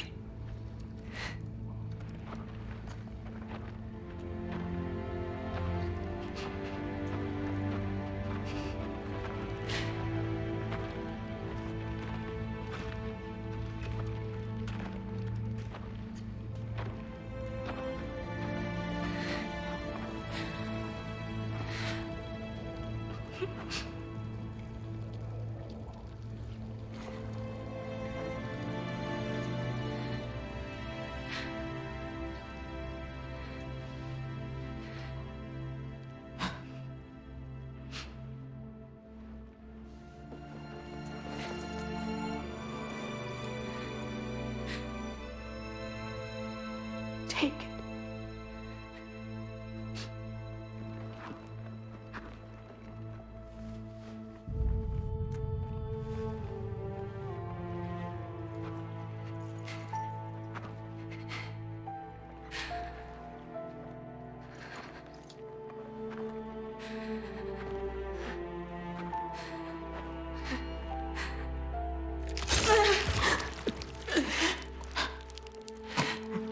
Again.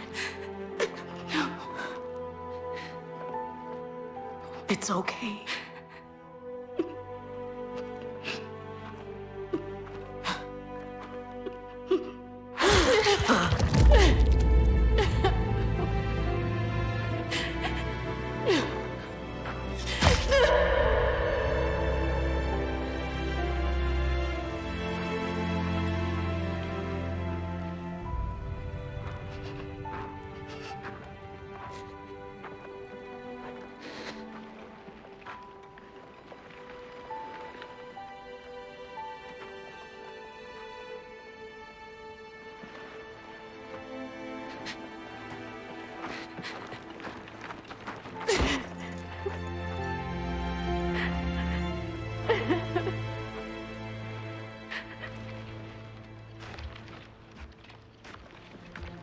This isn't over, so get her somewhere safe. I don't need protection. I know. You need time. Trust me, I've been there.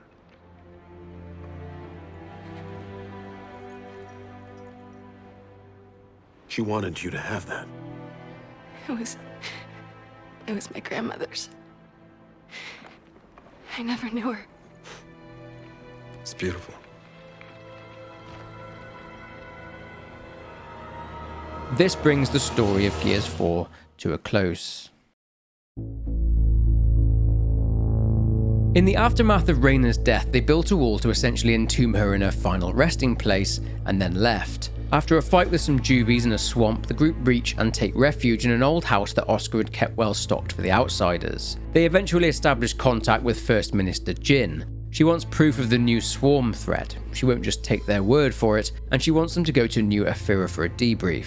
She promises them immunity whilst they are there in the city. Now, Kate and Marcus both expressed the fact that they wouldn't trust Jin as far as they could throw her. However, the group eventually do decide to go to New Ephyra, and a King Raven arrives to pick them up. When they're approaching the city, Kate is awestruck. She's never seen a city of this size before, since she was born and raised in small settlements, and they touch down. Kate at least feels safe whilst the group are with Baird, given that his company manufactures the DBs that Jin so heavily relies on to achieve her goals. She dare not cross him. A large amount of shepherds stand there waiting for the group at Baird's mansion, something that he wasn't expecting, and Jin's robot is there. She tells them that the shepherds are there to escort them to her offices. She says that the public should not be informed until they know exactly what they're dealing with when it comes to the swarm. They are taken to a grand building and First Minister Jin is there in person. It seems that she is pregnant. She introduces herself and offers her condolences over the death of Reyna. Kate, JD and Dell recount everything that happened. The raid on Fort Umson, the fight at the Stroud estate, how Marcus got taken by the Snatcher, the Hive, how they ended up fighting both DBs and the Swarm, and finally finding Reyna. JD explains that they came from a Locust burial site. He explains that the Locust are back, but in a different form than before. Then Kate hears a laugh. No one else appears to hear it. She recognizes it as the voice of the speaker, the scion that took her mother. After the meeting, everyone leaves apart from JD and Dell. Jin takes them to her office and grants them full pardons, but she wants them to do something. She wants them to go back to Tollon Dam with a bunch of scientists and engineers along with DBs and find out what caused this to happen. The topic of conversation turns on to making the DBs a functional army. She wants them to convince Baird to make this happen and that there will be liaisons between her and DB Industries. And they agree. Later that evening, Kate is out for a walk and speaking with Marcus when Baird appears and wants to show them something. He leads them to an underground chamber, almost like a command center. He pulls up some screens and it's a live feed of a DB recon team that had been sent to Kate's old village, Fort Umson. But they spot a pouncer, and it's a recent, fresh kill. Then some interference takes place. They recall that a similar thing happened when Jin's DB avatar was pierced by a pouncer's quill. Someone is there killing the swarm inside the village, but who? The DBs spot something and shout out that evacuation is mandatory. Kate thinks it may be two adolescents. She asks Baird to shut the DBs down, but he says it's impossible. His AI, Iris, responds by saying that it is possible, but Baird is concerned about losing access to see what Jin is doing. They heard First Minister Jin order the DBs to proceed. Chaos follows. A DB had been decapitated. But the feed revealed 2 kids, twins named Eli and Mackenzie. They taunt the First Minister. She orders the kids be brought to New Ephyra, and the feed is shut down. After speaking with and getting mad at JD and Del for accepting their pardon and being reinstated as Gears, Kate doesn't want them to go AWOL again, but leaving the 2 kids in the hands of some DBs doesn't sit right with her. Kate then gears up to leave. Baird helps Kate by screwing around with the patrolling DBs, giving her a window to get outside the city. She makes it outside the city with Baird's help, and Marcus was outside too, waiting for her. He says that he's going to go with her. They reach an airfield and they hitch a ride on a Condor aircraft. A couple of hours later, they parachute out of the Condor and they land. Kate and Marcus find tracks, 2 kids and 1 adult. It seems that Eli and Mackenzie are with someone. Marcus realizes that whoever these people are, they're unknowingly leading the swarm straight to another village. Meanwhile, back in New Ephyra, Jin is furious that Marcus and Kate are gone.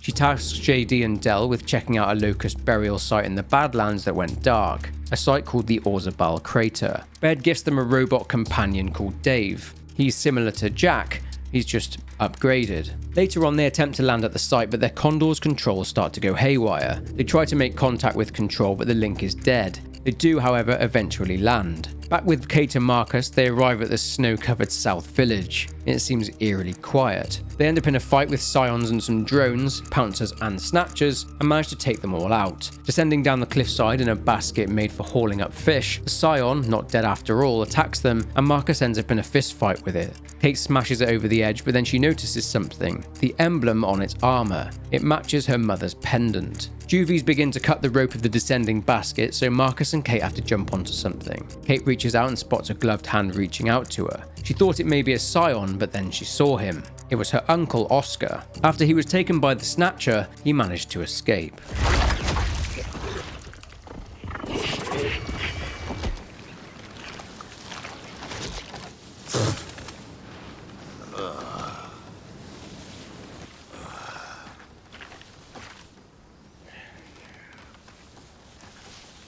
Where the hell is everybody? Whilst eating, Oscar explains that the villagers from the South Village are all gone. As expected, he isn't too happy when he realizes that Kate had gone to New Ephyra and spoken with Jin. Kate sleeps and has more nightmares, and she hears the speaker again. He's riding his Swarmak. She rips the pendant off and throws it into the Swarmak's mouth, and the speaker responds, "That's not what it's hungry for." She wakes up and speaks with Oscar. He tells Kate that Raina got the pendant from her own mother. Kate tells him that they need to go somewhere safe, that they can't just live in those tunnels, and Kate suggests New Ephyra, a suggestion that doesn't really go down too well with Oscar. Then Marcus beckons them to take a look at something. Marcus points upwards.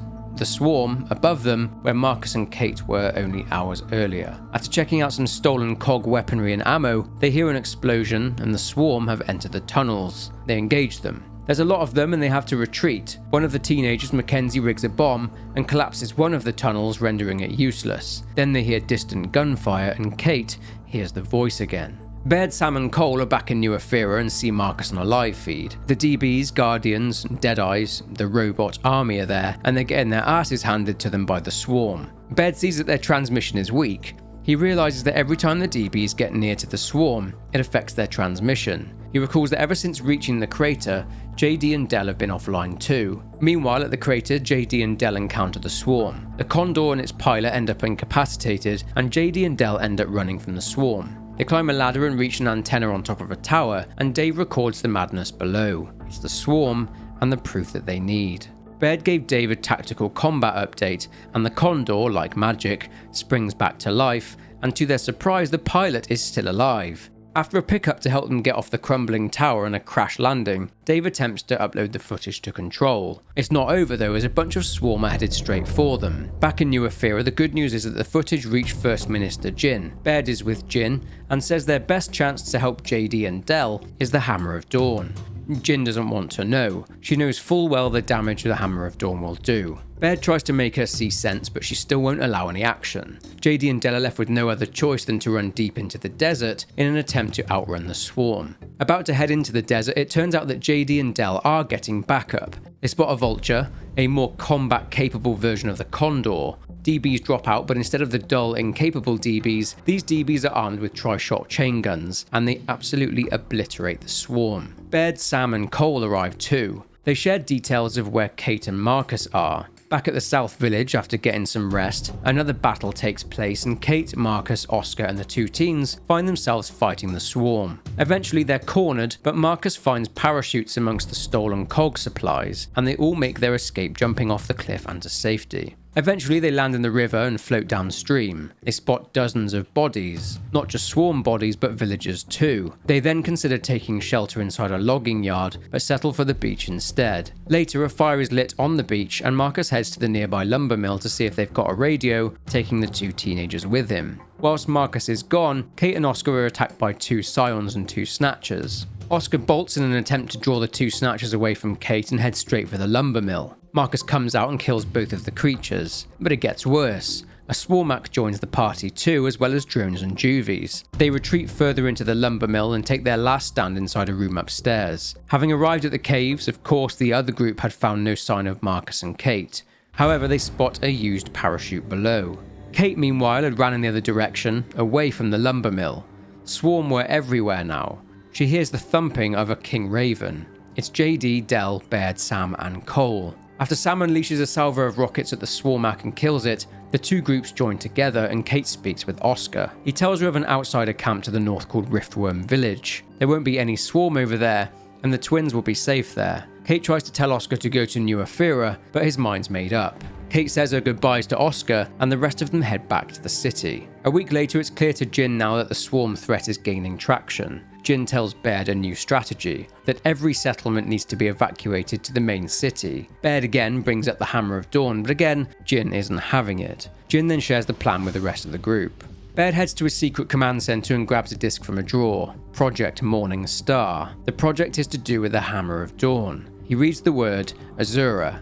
Alright, so that was Ascendance. I tried to scale the synopsis down a bit, but there was so much going on that it was almost impossible to keep it short. But now this leads us straight into Gears 5. Following on from Ascendance, Kate has joined the COG, and the newly formed Delta Squad consisting of JD, Dell, Kate and Marcus. They all arrive at Azura at the request of Baird. As we already know, they are there to try and launch one of the Hammer of Dawn satellites in an attempt to get the network back online. Landing and rappelling down from their transport, Delta arrive at the now abandoned and crumbling facility. It's not long until Delta find themselves in a firefight with Swarm forces. They find a silo, but it's destroyed by Swarm biomass. Baird states that there are two more. After fighting through more drones along with juvies, Dave opens a locked door and inadvertently downloads some data from the facility's network. There's a massive hole in the security clearance and there's data missing. Data that the facility's commander tried to delete. Finding the commander's office, they recover the data drive, and JD and Dell get a call from Marcus and Kate, who have found the silo. Dave plugs in and initiates the launch. Control, you're in. Start the launch sequence. Pressurized. First stage. Opening silo doors. Error. Delta, we have an issue. The silo hatch. It's not opening. Of course. I knew that seemed too easy. Baird, options. Bug out. Blast doors aren't going to protect you from an exploding rocket. All right, then we call it. Let's go. Hydraulic external power to on. No! We get that hatch open. What? Kid, listen to your old man. You got to get out of there. Damn it, we came here to do this, so let's get it done. Ignition test commence.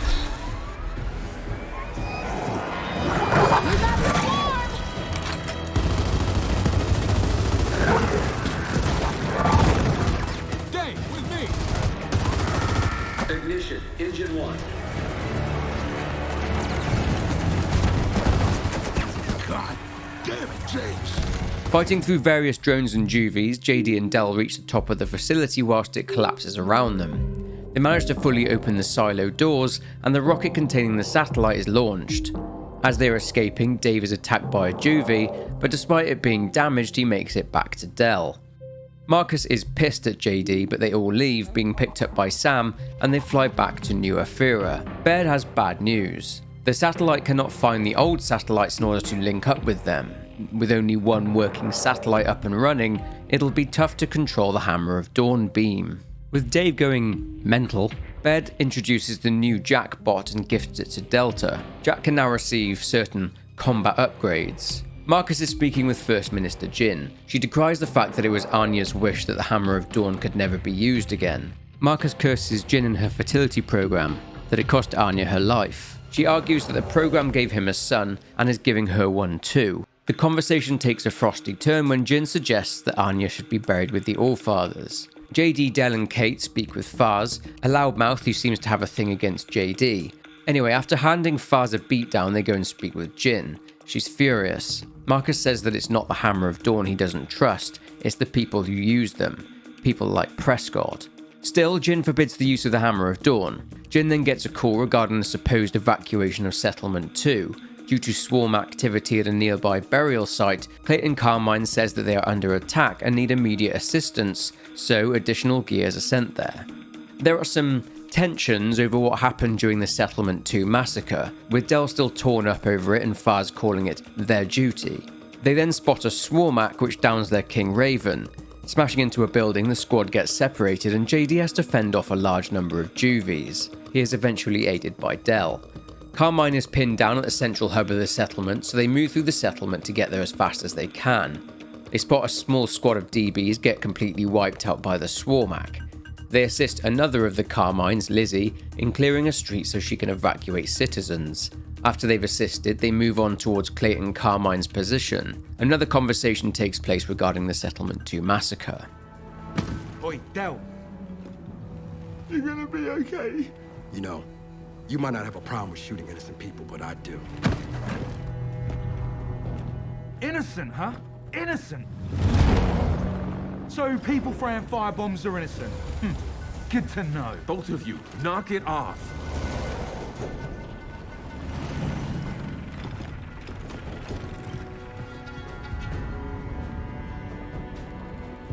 Wait, I heard about this. That was you three? Not three. One of us managed to keep his DBs under control. What the hell happened? We identified an insurgent element and eliminated it. No, you opened fire on a protest. Every herd needs a good culling.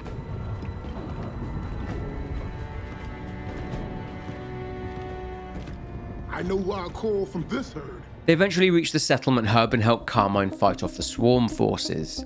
After they're all cleared out, the citizens can be evacuated. Lizzie arrives and embraces her uncle Clayton. They then spot a new enemy, a lethal new enemy. Avoiding the creatures and moving through the settlement, Del and JD reach the Grand Bomar Hotel. Walking through it, they find the place completely deserted, but then they see something. Well, things have now escalated. These leeches can attach themselves to DBs, and the swarm hive mind will corrupt them into becoming allied to the swarm. Thankfully, they're pretty easy to incapacitate. Sneaking through the lobby, avoiding the possessed DBs, which will be referred to as rejects, and moving further into the hotel and fighting more leeches, JD and Del hear from Marcus and Kate. They're at a nearby theatre, so JD and Del head there to meet up with them. The theatre itself was the location of a stage production of Embry the Musical, featuring Jace Stratton. It seems that after the Locust War, Jace became an actor.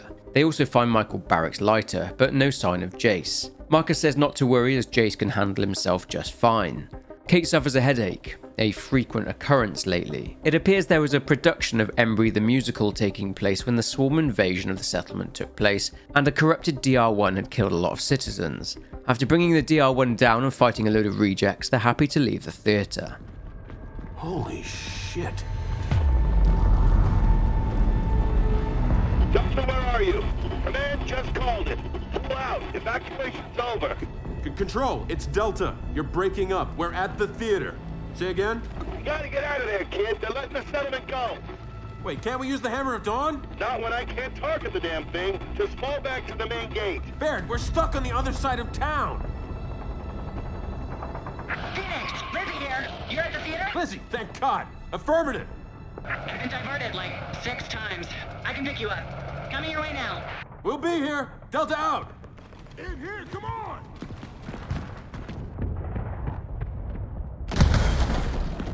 Hey! Whoa, it's us! We, brought company.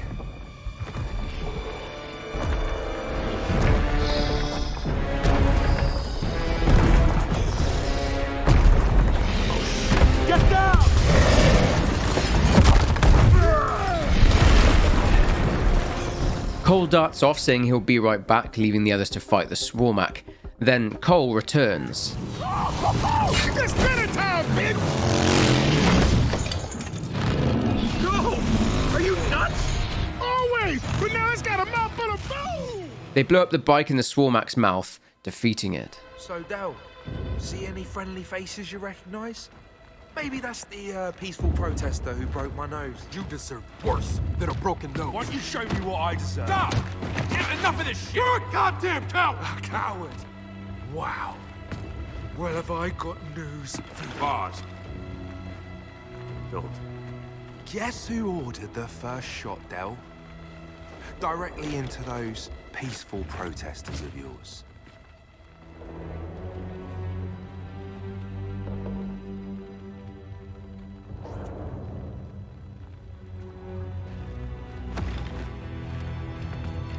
Yeah, that's right.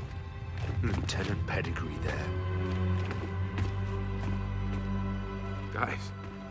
Come on, guys. Look, I mean, they were throwing incendiary... The whole thing was confusing, all right? I didn't mean to have it happen. Never mind. Cavalry's here! Look, we can discuss this later. Come on. Don't time it! I need to get these people out of here!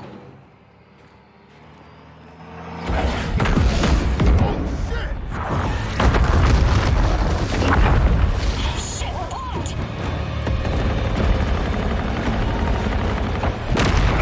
Draw their fire!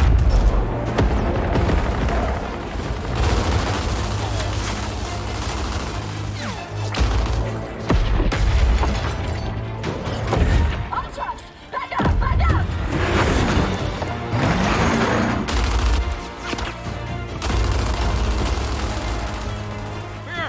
Bear, we're gonna lose the convoy. Need the hammer.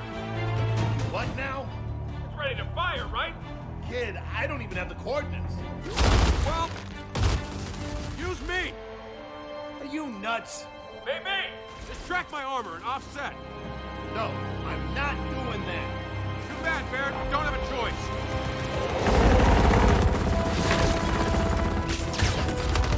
Grenades!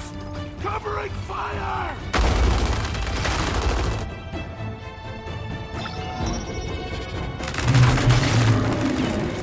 Bear, I'm almost there. Get ready. I really don't know about this, kid. There! Now!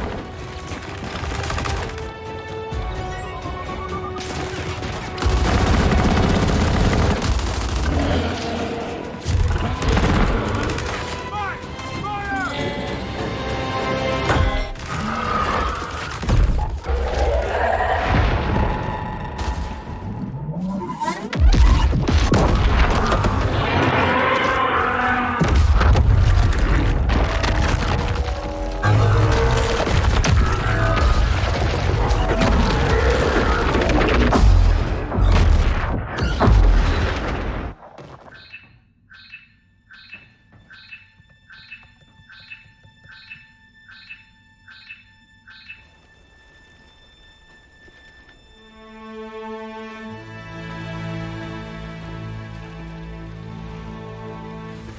Woo! See? I told you it'd work. Bear! Bear! What's going on? Can't control the... Iris, shut it down! Shut it down! God damn it! Just run!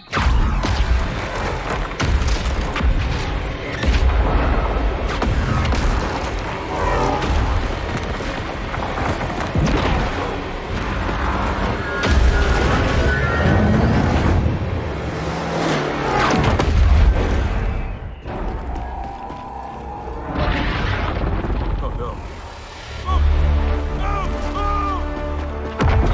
Shit! Everybody out! Everybody out!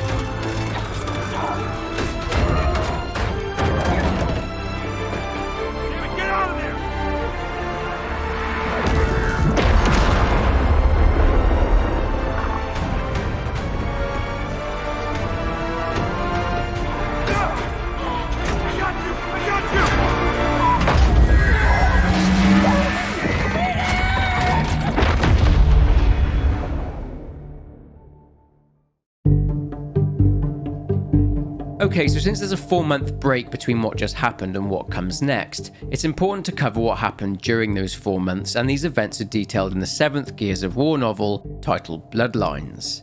Since a lot of this book involves flashbacks from the perspective of Gabe Diaz, Kate's father, I'll try to keep the description of this novel brief so we can jump straight back into Gears 5. I just want to add that it's an incredible book, so I'd recommend reading the whole thing for yourself. Anyway, after the Hammer of Dawn flew out of control, Kate desperately looked around for Marcus and Cole, but she can see where JD is. Although reeling from the revelation that it was JD who effectively kicked off the Settlement 2 massacre, Del, Marcus, Cole and Faz show up and they get JD out of there. JD's arm is seriously messed up and he's unconscious. Nonetheless, they manage to get him back to New Ephyra where he can recover.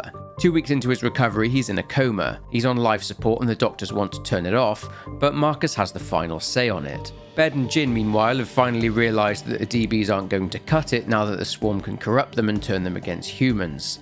So they need to train more real soldiers.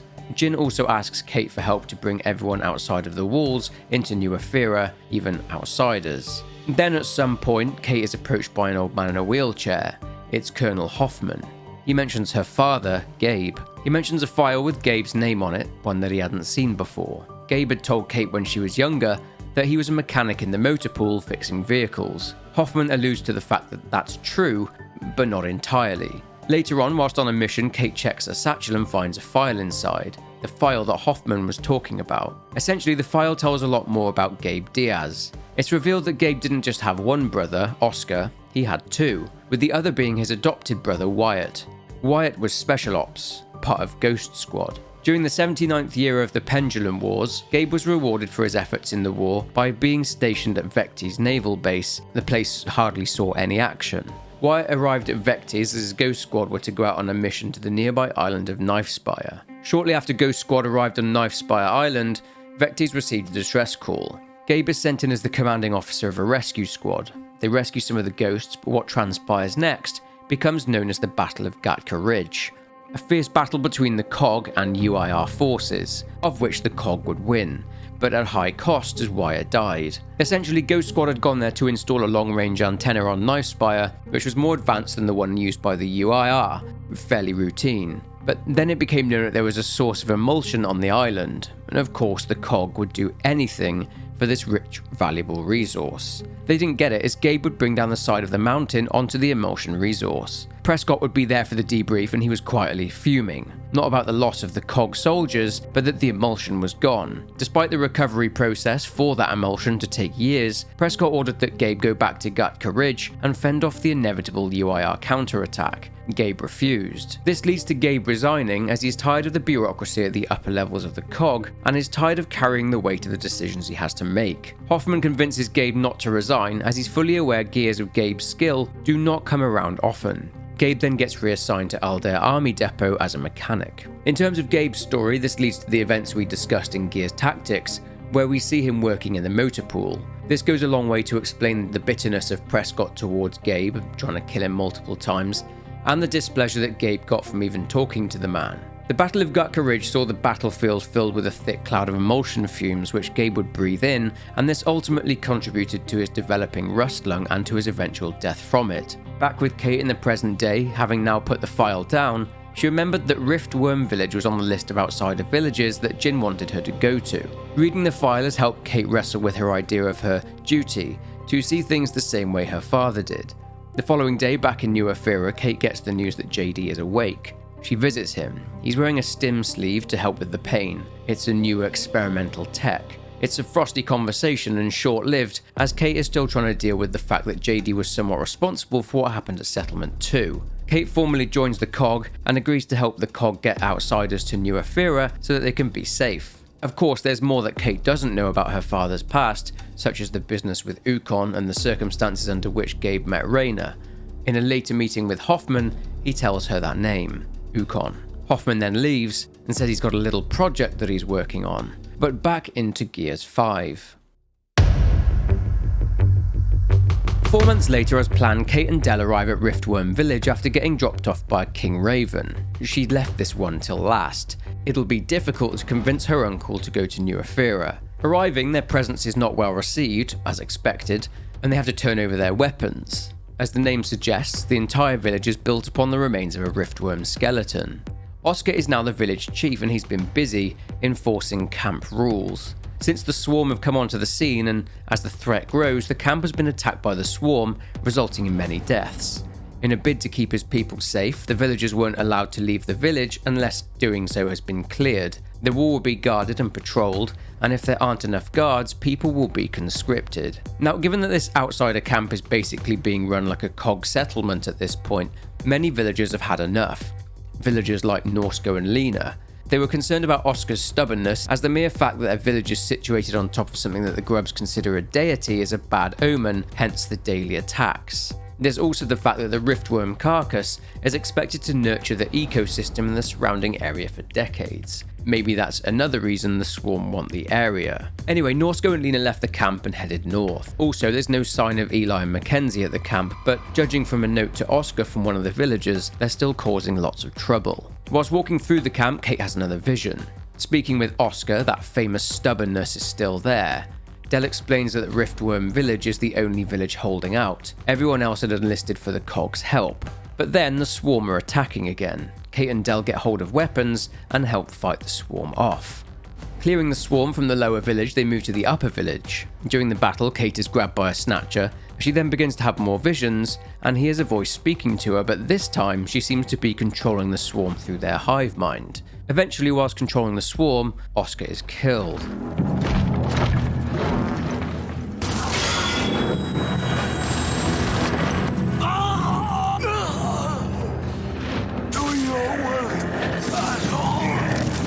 It's over here!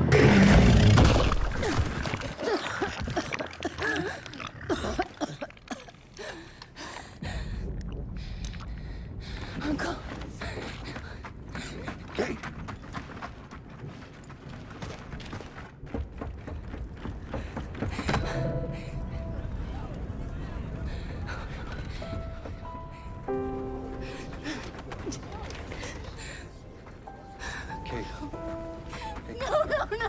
No. Kate, you can't see this.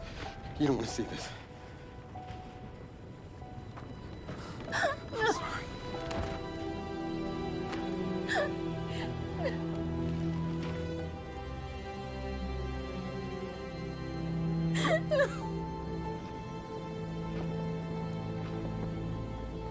Kate?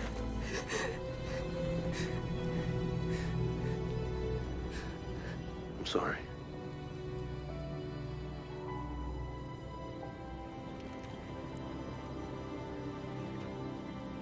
Thanks, JD, for coming here. Of course. Can I recommend we maybe get these people out of here? Hey, just slow down. No, Foz is right. We need to move. What are you talking? Oscar's dead, man. Give her a minute. She'll get her minute in the Raven. What the hell is wrong with you? Del, we need to leave. I'm not going. Excuse me? For months now, I've been having these dreams. Nightmares. But I think they were messages. What? Something's happening to me. It's your grandmother's? Enough. We'll deal with this later. Foz, round these people up. I need help. There's a place. Up north. I think we can find you answers there. No. Absolutely not. We have orders. You'll go with me. God damn it, both of you, listen. I'll go with her. Look, if you're missing, Jen will notice. Okay. I'll push Jack the coordinates. No, Corporal. You're coming back to New Ephyra. That is a direct order. Well, Captain. Screw your order. This isn't about you. It's about me. I need to fix this. Hey, watch her. Her necklace? That's a Locust symbol. Yeah, so? She would never be our enemy by choice. I know that. Because she would die for us. I know that. But what if it's not her choice?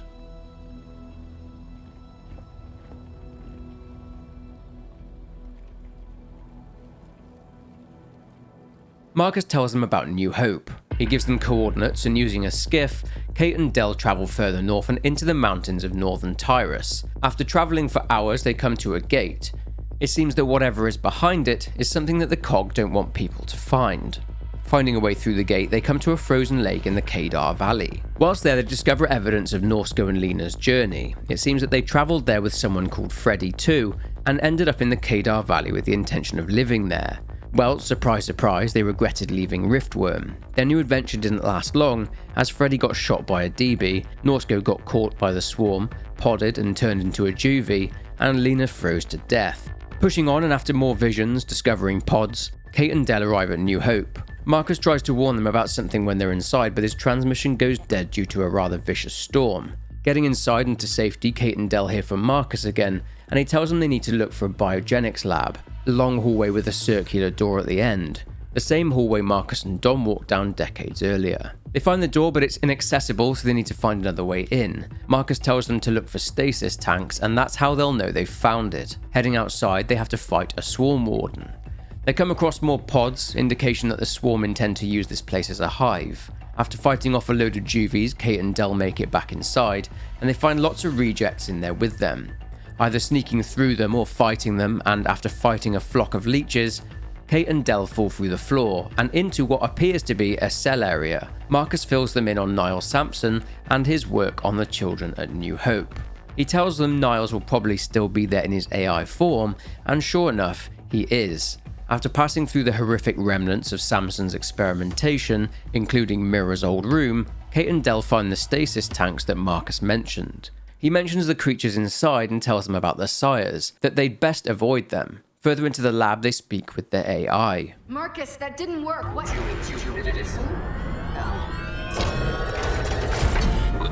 Will we listen? Did you listen? Are you listening? That's Niles, all right. Still batshit after all these years. Jack, get over here and pull whatever files you can.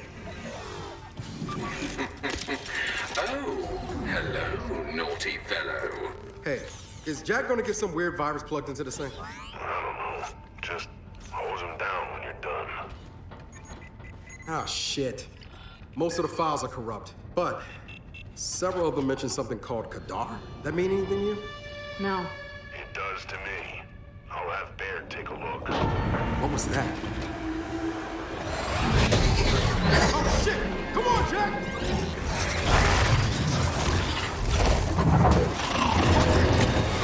The final cleansing. Has it begun? May I terminate? No! Get it! Come on! As someone once said to me, nighty-night. The facility is self-destructing and filling with a deadly toxic gas, so Kate and Del, along with Jack, scramble to escape.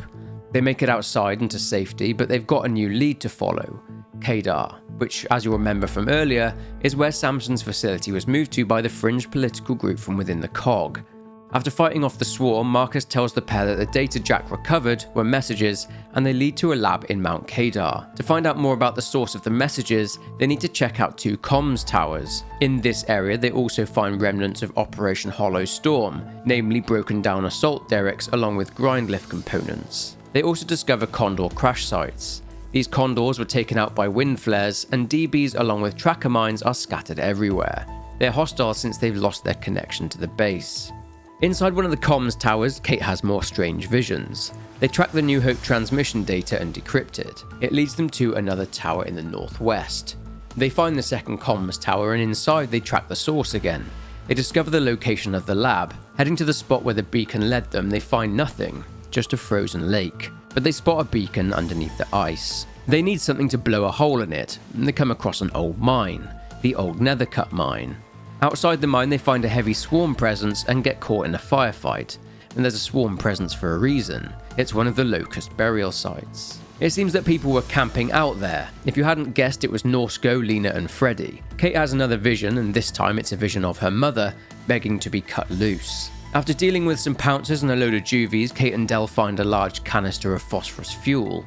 Defending Jack and his precious and highly explosive cargo from the swarm, Kate and Del return to the frozen lake, and they blast a hole in it using the charge they got from the Nethercut mine. Wait, hold on. What? You said this stuff It's called phosphorus. Fine, whatever. You said it feeds off oxygen and water. Yeah? Yeah, we're about to expose it to a ton of ice, which is... Oxygen and water. Yeah. Huh. It'll be fine. What are you basing that on? Thermodynamics. Reaction kinetics. Somebody want to let me know when this chemistry class is over? It'll be fine. It'll be fine. Come on.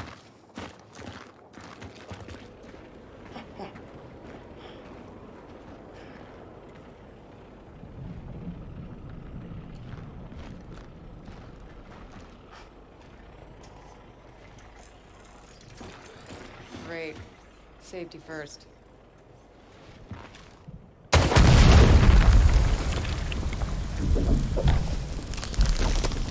Ha!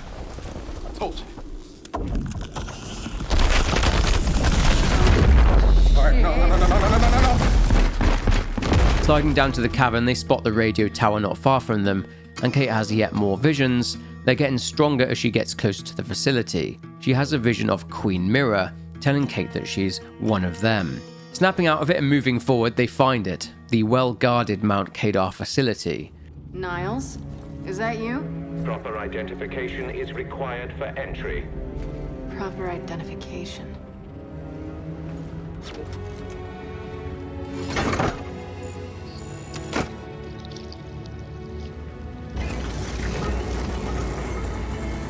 Entry granted. Welcome home. Welcome home? If you would, follow me. They follow Niles. This is his superior form, apparently. He refers to the one at New Hope, inferior, and this place is completely frozen. Niles mentions the cryojets, and Kate finds remains there. The sad truth about this place is that the Nethercut miners were actually forced by the fringe political movement inside the COG to build the Mount Kadar facility, and a lot of them died. They are shocked to see that people were literally frozen in place. Niles refers to this as an old industrial accident, and Kate is skeptical. Niles guides her and Del through the facility. Niles seems to be proud of his messed up creations.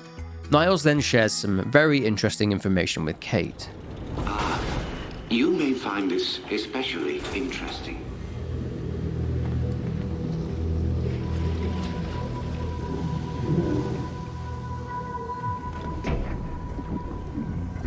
What is it? That is one of our first successful hybrids. Hybrid? You mean a Locust? One and the same. In our previous facility, we had problems with genetic stability. The sires were distempered and sterile, a problem for obvious reasons.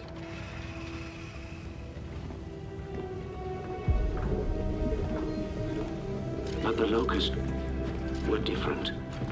Highly controllable, the perfect soldiers, and blessedly able to reproduce. What made them different? Their cells. You see, the emulsion miners' children provided a marvelous genetic repository, as did the indigenous creatures of the Hollow. In all of your genetic research, it's in here? Of course. Oh shit. Hey, Jack, come here! I need you to download everything off this terminal.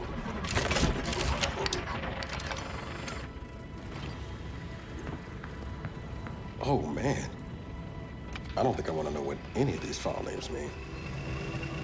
But when the extent of one very special child's genetic immunity to emulsion became clear, our work began to soar. Please, go ahead. That, of course, is Mira, or as you know her, Queen Mira.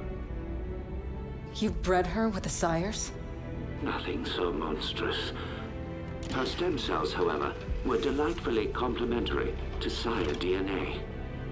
But we underestimated so much. Young Mira's strong maternal feelings, for instance. Let me guess. She led her children to slaughter you all. No. Well, yes. But I meant her more traditional maternal feelings for her daughter. little Raina. Your mother. What? You're lying. I am not. Your mother was born here, and taken from us by her spineless father, thus causing young Mira's unfortunate rebellion. Why are you telling me this? You have so many gifts you do not yet understand. Hey, what's going on? He will kill you if he knows. They all will. What did you just say?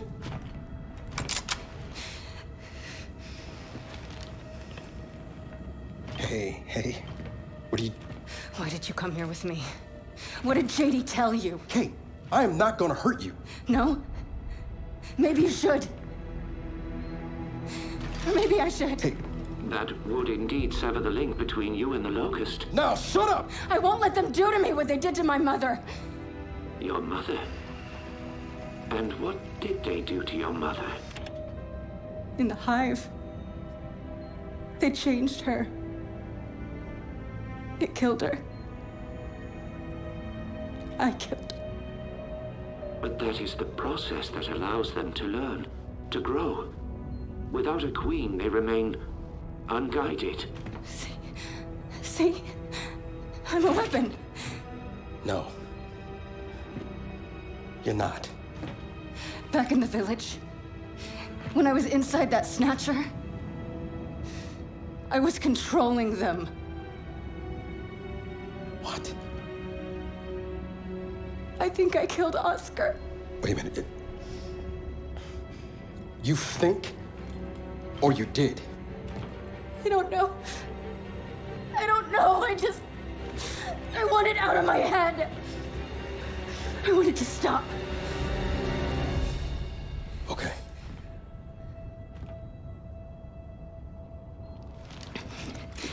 And you're gonna stop it. And if I do not? Then we delete you and destroy every bit of your precious research. Then please, allow me to assist you. So that's interesting, albeit pretty obvious by this point. Anyway, further into the facility, Niles leads Kate and Del to another area. What the hell is that thing? The matriarch was generated from your grandmother's stem cells and sire DNA. She amplified Mira's ability to communicate with the Locust. This device is where Mira first learned to control her power, but we can also use it to sever your link, if you choose. So how does it work? By mildly damaging your brain. What? By mildly damaging her brain? Her connection to the Locust is based on a genetic algorithm inside her temporal lobe. Altering that requires anesthesia, you could say. Sounds like a lobotomy. A lobotomy is highly invasive. This is directed. While I work, the matriarch will guide your mind, undetected, to where it must go. Okay, all right. No. You are not doing this. I do not trust this can. Then watch him. But I have to do this. I'm losing control. I won't hurt anyone else, understood? Understood.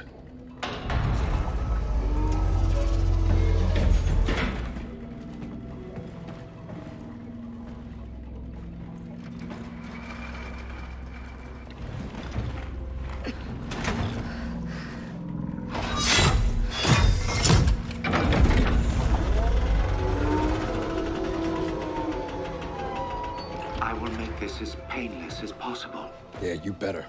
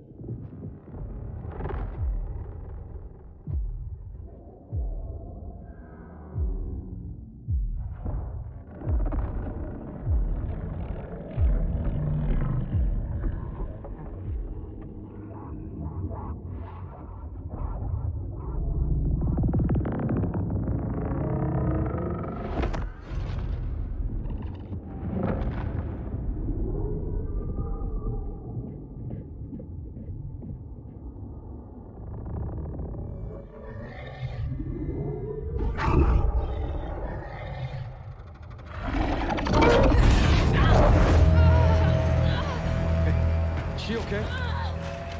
She is fine. Patience. Hey, Kate, I'm here. I'm here.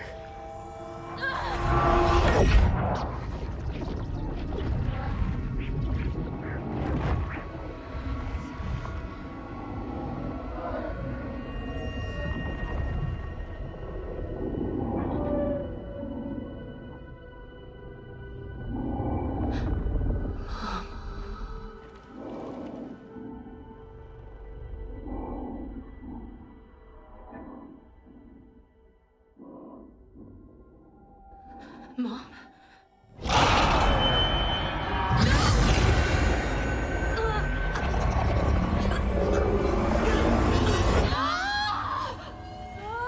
Hey, Niles? Niles? Where you going? Niles! Stop! Shit! Cat, get over here, shut this down! Get out!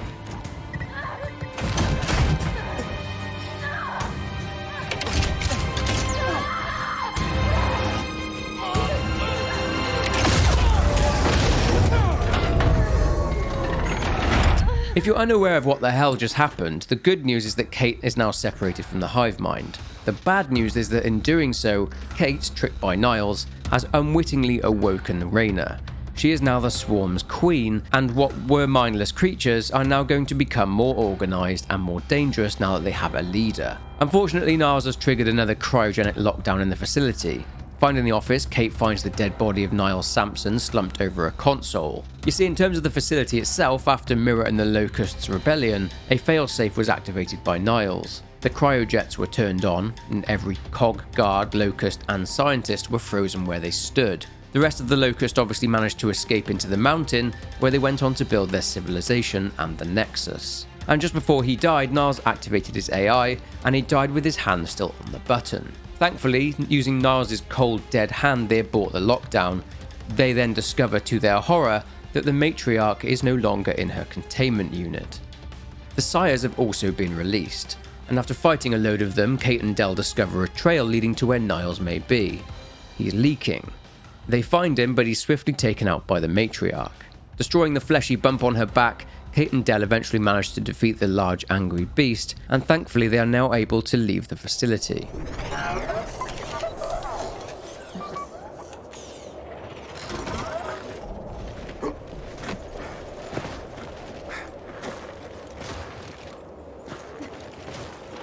If they've really got their queen, and Niles is right about what happens next, we need a new plan. No, we need the old plan. We need the Hammer of Dawn.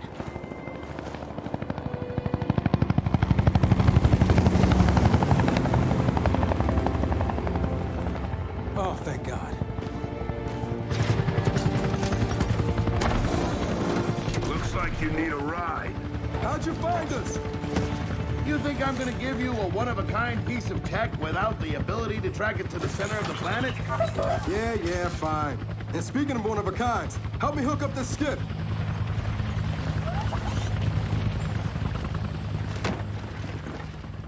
You find what you're looking for? Yeah. And now we need to kill it.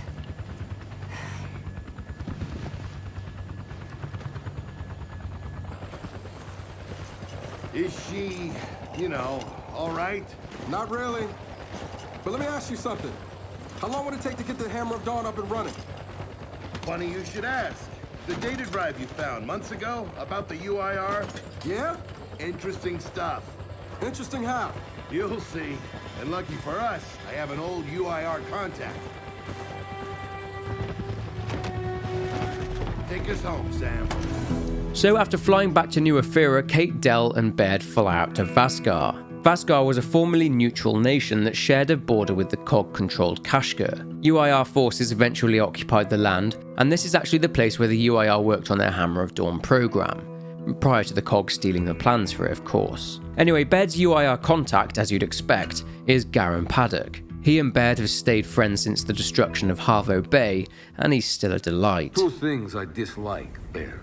The Cog and children. You've brought me both.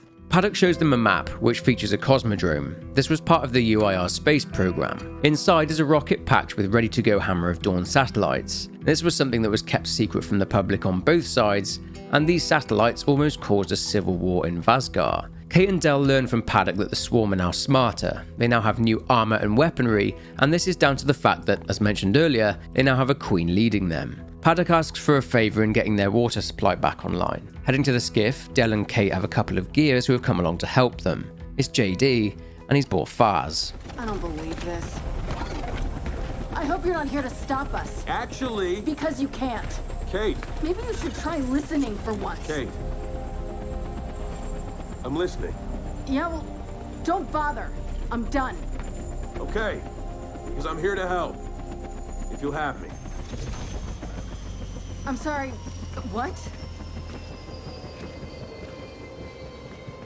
Dad told me about Mount Kadar. What you learned. And... Look, I know you don't trust me. After everything that happened, what I've done, I don't blame you.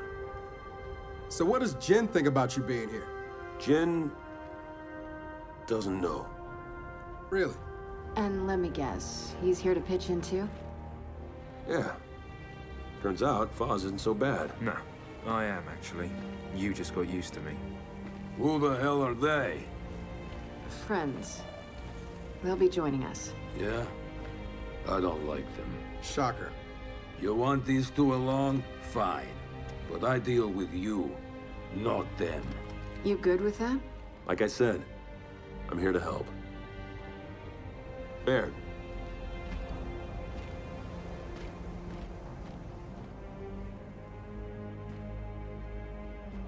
Come on then. Let's hop in that Raven and find some satellites. No, Raven. The wind flares out there will kill you. So what? We walk there? Hey man, if you want to walk, feel free. But we got other plans. Oh, it's not that skiff, is it? Using the skiff, much to Faz's delight, they head to the waterworks and find it teeming with Swarm, all decked out in their new armor. Clearing them out, they hear a nomad engineer inside. She unleashes a tirade of Vazgari, but the obvious words in there are cog and fascist, so you can guess what she's trying to say. After liberating the second and third facilities, the Waterers come back online. Now back to their main task. Heading to the UIR hangar and fighting their way in, they get the facility online, but there's no rocket there. The hangar is empty. Jack hacks into an access point and they discover that the satellites are inside a nose cone. First, they need to go to the other side of the hangar and retrieve the nose cone, which has the satellites inside it. Whilst they're doing that, Baird will try and find out where the rocket is. Heading to the other side of the hangar, they find it being patrolled by the Swarm. Taking them all out, they find the nose cone. After loading the satellites onto the cone, they send it off through the hangar. Following the nose cone on its journey, ensuring it reaches its destination, and fighting their way through more Swarm, they head back to the skiff. Paddock says they've tracked down the rocket, so the squad head there next. Heading to the train turntable, they find their rocket there. They need to find the control room. Again, it's being guarded by the Swarm. Clearly, due to their new purpose, now they have a queen, they seem to know what the squad are trying to do, and they're preempting it. They get to the controls and point the rocket in the right direction, toward the hangar, and they send it on its way. They jump back onto the skiff and follow it to its destination, but there's a problem. The bridge needs to be lowered. If it doesn't lower, the train car carrying the rocket will crash. Making it there just in time, they manage to lower the bridge, and they do it the old-fashioned way, with explosives. Close call. Paddock shares the good news. The rocket safely entered the hangar. The bad news is that they now need to secure the Hammer of Dawn's targeting beacons. They're in the cosmonaut training facility in the southwest, so you've guessed it, it's skiffing time. Arriving at the facility, Paddock warns them to be quick, as a storm is headed their way. They need to get to the centrifuge chamber. Heading outside, the storm is picking up and getting worse. They reach the centrifuge and it's picking up a lot of speed, so they need to find the emergency brake. Their task is made more difficult by the hazardous, fast-moving object and a bunch of rejects. Nonetheless, they activate the emergency brake. Of course, it doesn't work and the thing just speeds up even more until it eventually crashes. Jack verifies that the targeting beacons are okay, and they are. They load one beacon onto the skiff for Baird to calibrate, and Paddock's people will pick the rest of them up. They all head back to the airport. Naturally, there's a bit of frostiness between JD and Baird after what happened with the Hammer of Dawn. Then, like clockwork, Queen Rayna's minions attack the airport. The Nomads and the Cog are successful in repelling them. The group jump back onto the skiff and they head back to the hangar. On the way, Paddock calls. Unfortunately, his people who are transporting the beacons had their convoy attacked. They assist the nomads in their battle against the swarm pouncers and come out victorious, and the beacons are safe. They spot Bed's plane overhead as he's headed back to New Ephyra. Heading to their original destination, they attach the nose cone to the rocket, and as the old adage goes, if something can go wrong, it will go wrong. A Snatcher turns up and tries to prevent the nose cone from being attached. More fun and games follow, but after defeating all the Snatchers, Scions, Juvies, drones and pouncers that are thrown at them, the Gears manage to attach the nose cone to the rocket, and they ride it all the way to the launch tower. Well, with some scares along the way. You know, by our standards, that counter went over the head. Down! Get it!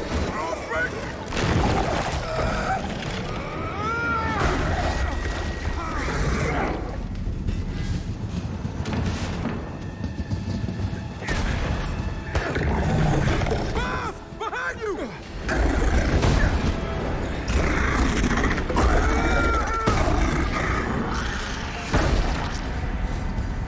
Holy shit! Buzz! Man, thank you! I'm moved by your gratitude, really, I am. But I'd remind you, I'm hanging from the back of a fucking train! Oh, right.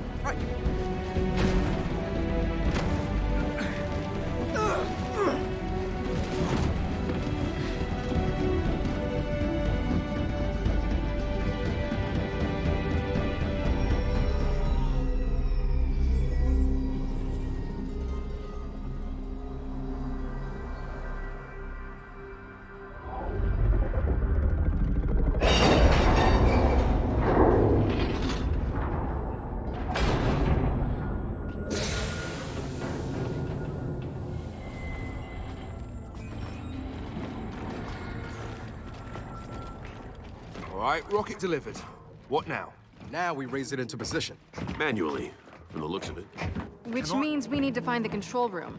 Yeah, initiate launch. And then head back to base. Ugh, bloody hell. No one told me hanging with you lot would be so much work.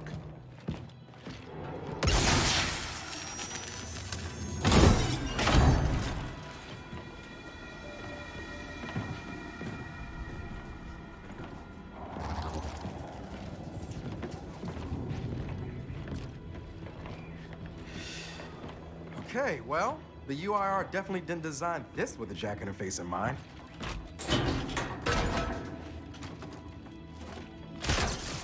All right, Jack, go ahead. Don't be shy.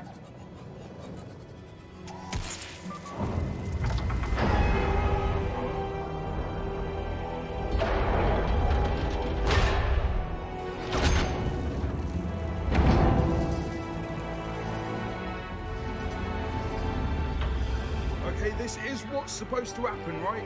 Doesn't make it any less weird. Thank you.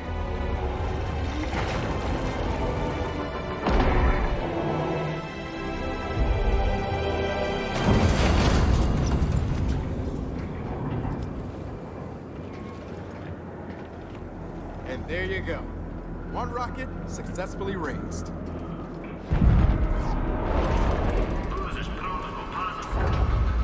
Paddock, need some spot translation. Wait a minute. You initiated launch?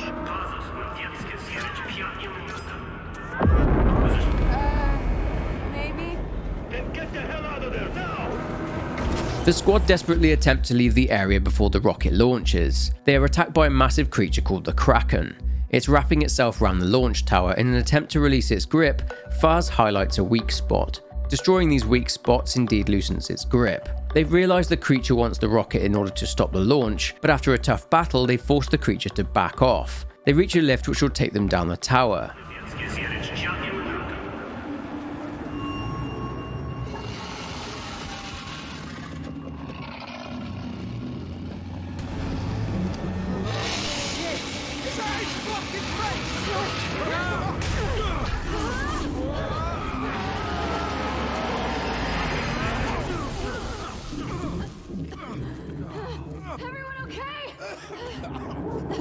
Yeah! We're onto the goddamn engines! we gotta get out of here! Son of a bitch! Get back! Unleashing all their firepower, they shoot the weak spots in the Kraken's mouth in an attempt to piss it off. It reveals an exit point, and after shooting it some more, the rocket begins to launch, cooking the Kraken, and they escape the area. Paddock turns up in a Raven, Del saves Faz again, and they all manage to fly to safety. The missile successfully launches, and the Hammer of Dawn satellites enter Sera's atmosphere. But someone is watching. Hours later, they all arrive back in New Ephyra. Stupid cog controls.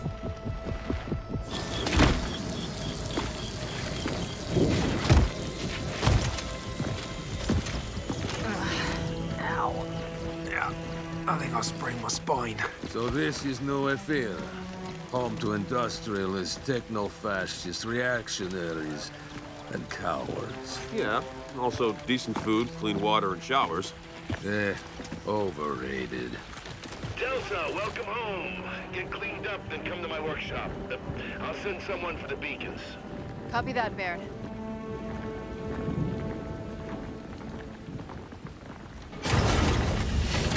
After you.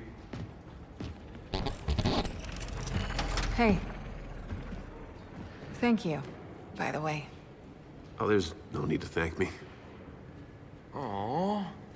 Is the band back together then? Should I take a picture for your scrapbooks? God, you're an asshole. Oh, stop falling in love with me. Honestly, it's embarrassing. So what's the deal? Are those satellites hooking up yet?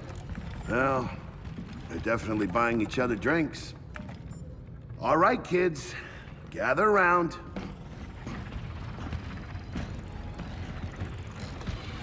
And now, observe.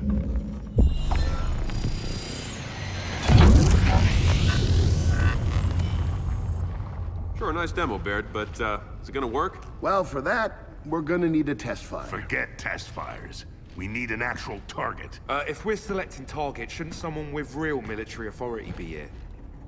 It's Faz, right? Yeah, yes, sir. Shut the fuck up, Faz. Yep, sir. The Swarm have their queen. That means they've got a special hive somewhere. A Nexus. Someplace where they're vulnerable. Okay, so how do we find it? We don't. Because you might already know. How would I know? Look, I'm gonna level with you. While you were gone, Jin was raising holy hell about getting you hooked back up to the hive mind. I'm sorry, what? Don't worry, I talked her out of it. But I need you to think about what you saw in that vision. Every detail. Is there anything that helps us? No. I mean, I don't think so. We'll take it from here, Sergeant. Excuse me, do you not knock? First Ministers don't need to knock. Really disagree. Jin, I told you, it's not gonna happen. And what about you? Considering the thing that linked me to the hive mind is dead, we killed it, by the way, you're welcome. And considering that I don't trust you at all, I'll have to decline. Arrest her. What? Jin, are you nuts? Ma'am? Iris, what's happening? Multiple security breaches. Old Ephyra ruins. External camera 16. External camera 15. Camera 10. God damn it! They're here. And we're going out there.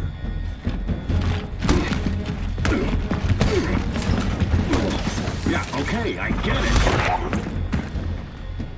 You can help us end this. Lady, what the fuck do you think I've been doing?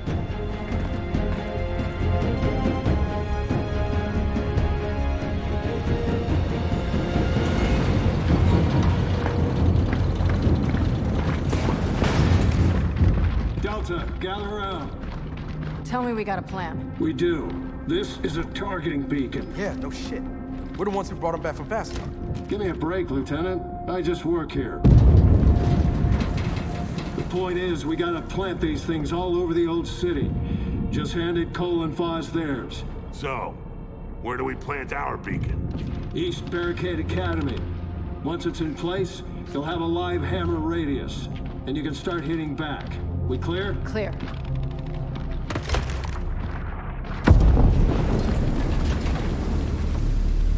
Look, I'm not gonna lie. It's real ugly out there. Then we watch each other's backs. Like always. Heading out to the ruins of Old Ephyra, the action kicks off immediately. The Swarm are here and they've brought numbers. Carmine plants one of the hammer beacons and the Hammer of Dawn is back online. They've got 4 more hammer beacons to plant. After fighting a Swarmac, Marcus plants his beacon. Grabbing the targeting lasers, they drop the hammer on the attacking Swarm. They now need to head to the Tomb of the Unknowns. On the way, they discover that the Swarm are trying to start a hive in Old Ephyra. Reaching the Tomb of the Unknowns, Baird says that Paddock still hasn't planted his beacon. Heading to his location, they find him taking a one-man stand against a load of Swarm. Immagos are joining the fight by coming up out of Emergence holes too. After swatting away the Swarm, they plant the 5th and final beacon. Using the hammer, they clear out all of the Swarm, defending the beacon. Baird, we're all clear here. Are the beacons synced yet? If not, you may want to hurry on that. Oh, don't you worry. I see him.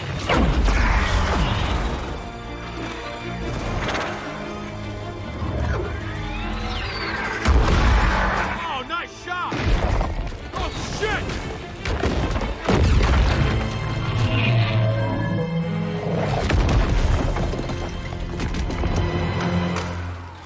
Delta, what happened?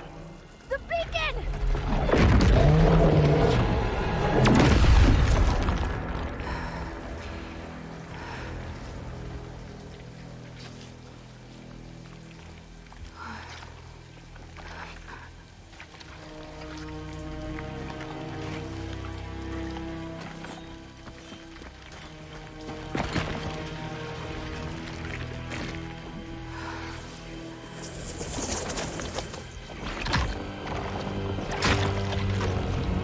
You failed us! Failed us? What are you? We are what you could have been. You might have her body, but you're not my mother! Go, now!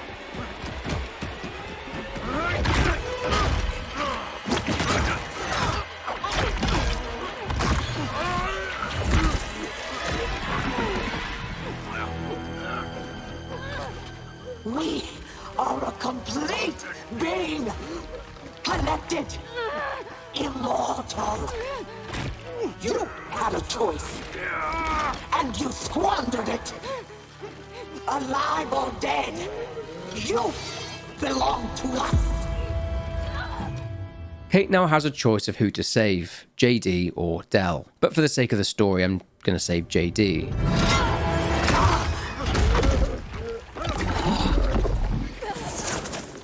You've made your choice.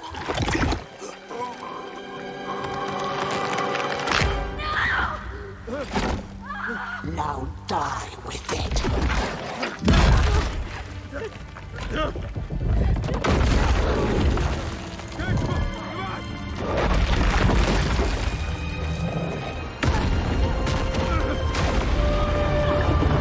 JD and Kate are underneath some rubble, but they're not trapped, so they make their way out. After mourning their friend, they need to move. They almost do get trapped, but are saved by Cole. Marcus calls for assistance as they're surrounded. Steamrolling their way through juvies, they make it to Marcus. A massive battle takes place, but they clear the area. Hey, where's Del?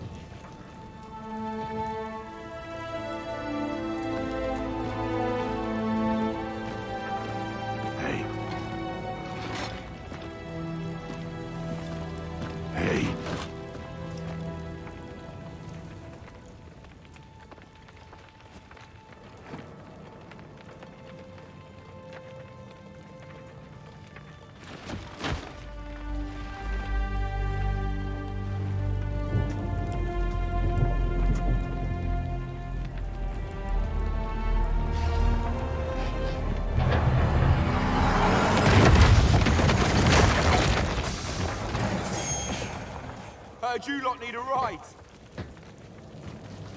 Hey, Del, look who's saving who. Again.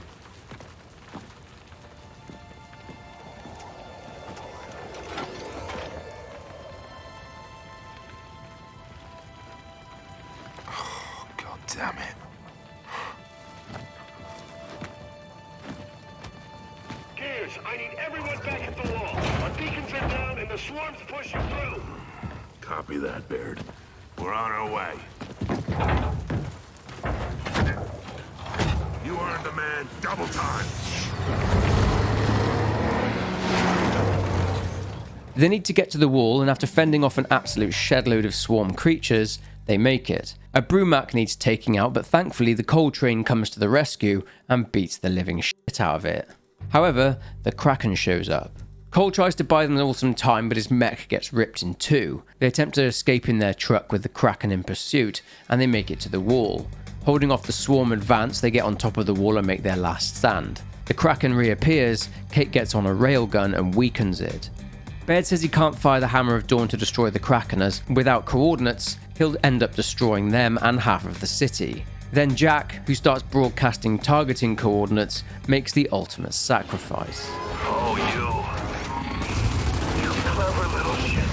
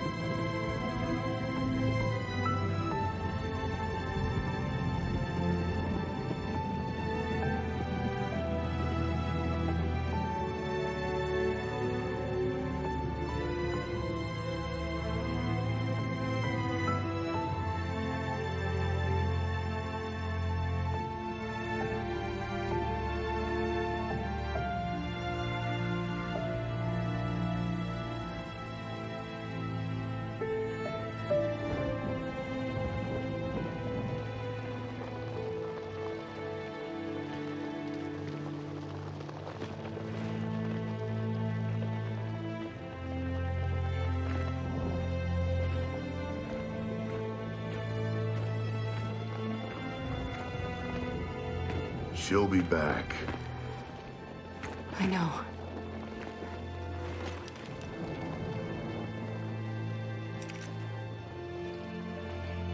But not if we find her first.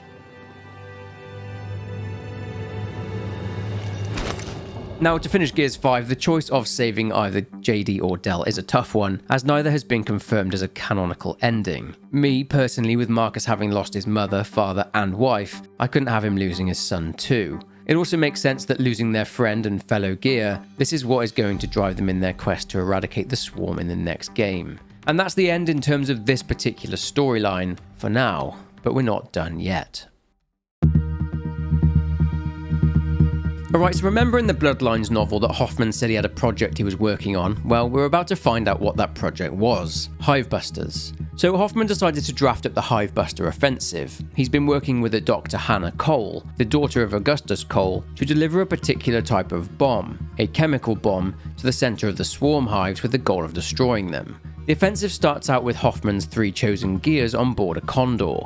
We have former Onyx guard Jeremiah Keegan, Lani Caliso, Ty Caliso's cousin, who was serving a 20-year sentence after disobeying orders in order to protect her squad, which got her captain killed. And finally Leslie McAllister, a former outsider who joined the COG after his whole family, including his son, were killed by the swarm as their village was located next to a Locust burial site. They make up what is known as Team Scorpio. On their way to meet with Hoffman, their Condor is downed by a flock of leeches, and it crash lands in the jungles of Pahanu, one of the South Islands.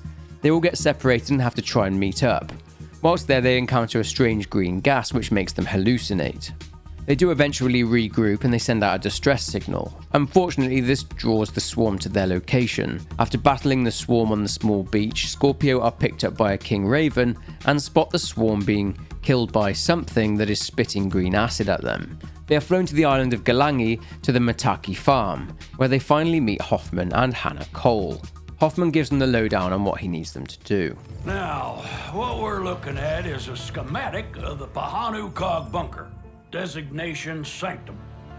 It never served its true purpose, instead becoming a burial site at the end of the Locust War. And now, well, it's a full-blown swarm hive.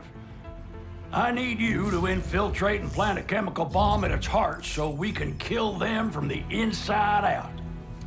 It's a high-risk mission. But if we get this right, we could wipe out those bastards and use what we've learned to save the entire goddamn planet. Now, I've made promises to the COG. And through my people on the mainland, I've made promises to you. Complete the objective, and I will deliver. Questions? Whatever the mission, sir, we're in. What? Beats the hell out of retirement. Well then, what are we waiting for? The King Raven drops Scorpio off at Sanctum's main entrance. They need to descend 20 levels into the hive, so they need to get moving. Sanctum itself was commissioned by Prescott and was actually built as the failsafe to Azura. The island it was situated on was on the other side of an abyssal trench, one that the Locust couldn't tunnel under. Now, because the bunker was built inside a volcano, which meant the demand for thermal energy, the bunker was eventually deemed unfit for human population as it had structural damage caused by magma and the water facilities were compromised. They also tried hydroponics and growing their own food there, but couldn't really grow anything appetizing. So instead, the bunker was used as a Locust burial site. Inside the bunker, they're attacked by the rejects, and moving deeper into the bunker, they are drawn into firefights with the swarm as well. Scorpio come to a shaft, and the group have a disagreement on how to proceed. Take a look around. We have to face the facts. The way things are going, this will all be for nothing. So, Lonnie, we almost there? Not even close. We made it this far. We'll find another way down. Goddamn COG. Just can't admit defeat, can you? I'm done taking shit from you, boy. To hell with the objective.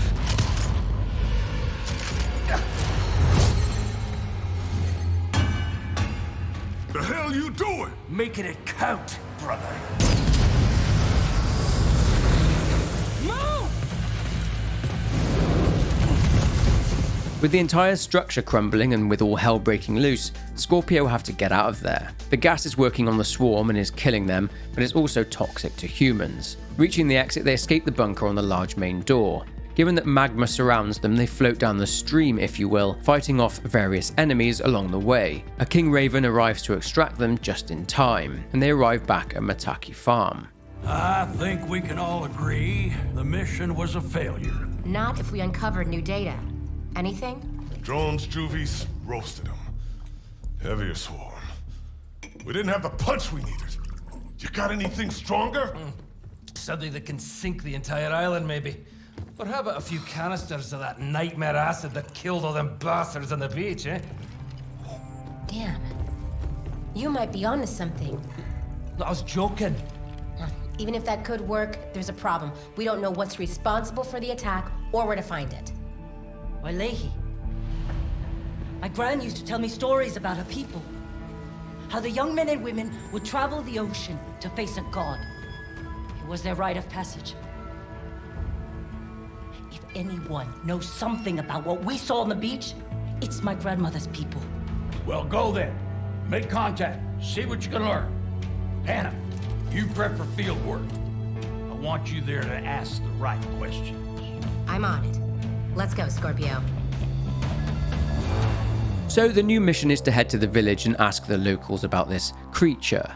You see, the plan is to use the toxic gas, which is actually the same gas released by Niall Sampson in New Hope whilst Kate and Del were there, and to combine it with the green acid. They get to the village and it's deserted. They hear music from a hall but discover that the village has been taken over by the Swarm. The creature is identified as the Wakatu, a creature that is capable of spitting a powerful and highly toxic venom. Children on the island would traditionally face the creature as a rite of passage, which was known as the Awakening. After battling the Swarm, they enter an area which features the feathers of the Wakatu. It's the feathers that create the hallucinogenic gas that the group encountered in the jungle. They then discover that the entire village had been podded. After they finished avenging the villagers, Hannah is taken by a snatcher, but jumping down into the lava tubes, Team Scorpio got after it. It doesn't take Team Scorpio long to track it down and free her. After fending off another swarm attack, Tak arrives with the King Raven and airlifts her and the rest of the team out of there.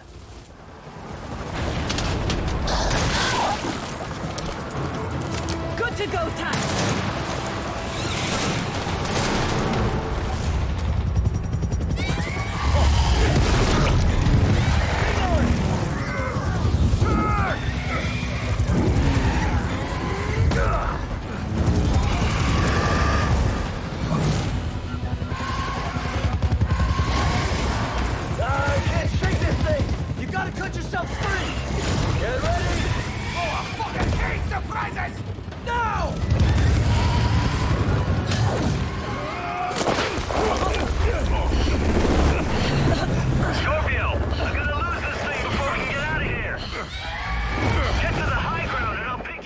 So they begin their ascent to the high ground. They discover the power of the Wakatu's venom. Keegan suggests that they request backup, but Mac tells him that this isn't a COG mission, it's a rogue operation, meaning that officially they were never there. Keegan doesn't want to believe it, but he doesn't have time to dwell, as they are actively being pursued by the Wakatu. Being cornered by it, Tak emerges, and Hannah fends it off, allowing the team onto the Raven. Back at the farm, they all, including Hannah, confront Hoffman about this being a rogue operation. No more lies, Hoffman. The First Minister rejected my plan to deal with the Swarm. She said her damn robots could handle them. So I used my forced retirement to launch a mission of my own. All this time, we were on a goddamn rogue operation? That's right. Look, I know your past, that you've all suffered and struggled, but you've still got that fight in you. Purpose. That's why we're here. It was our lives on the line. The fate of the entire planet is on the line, soldier. I'm not here to save the world. The Swarm took my son. Dragged him, screaming, into the dark. I failed to protect him. To fight for him.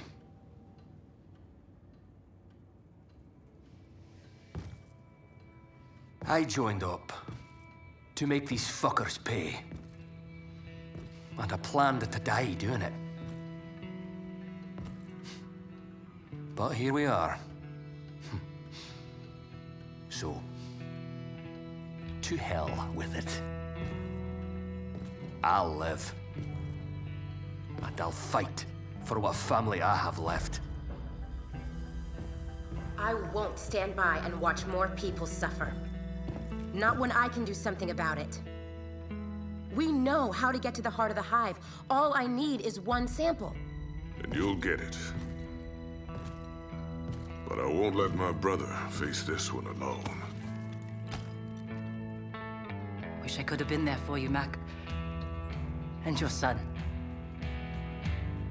But I'm here now. Well, that's it then. Once more into the screaming dark. So it's time to go get a sample of the venom from the Wakatu. They walk the path towards the Awakening.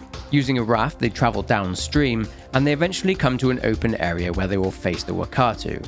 After a long battle, they finally defeat the beast, and they do what they went there for, to extract its venom. With the venom sample acquired, they head back to the farm, give it to Hannah, and she crafts the venom bomb.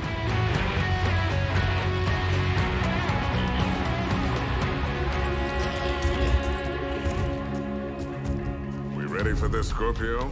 If I don't make it, I want you to know, it's your fault, and I'm gonna fucking haunt you. How's your nerves, Major Hal? Oh, to hell with my anxiety. This time, I'm the surprise. See you on the other side.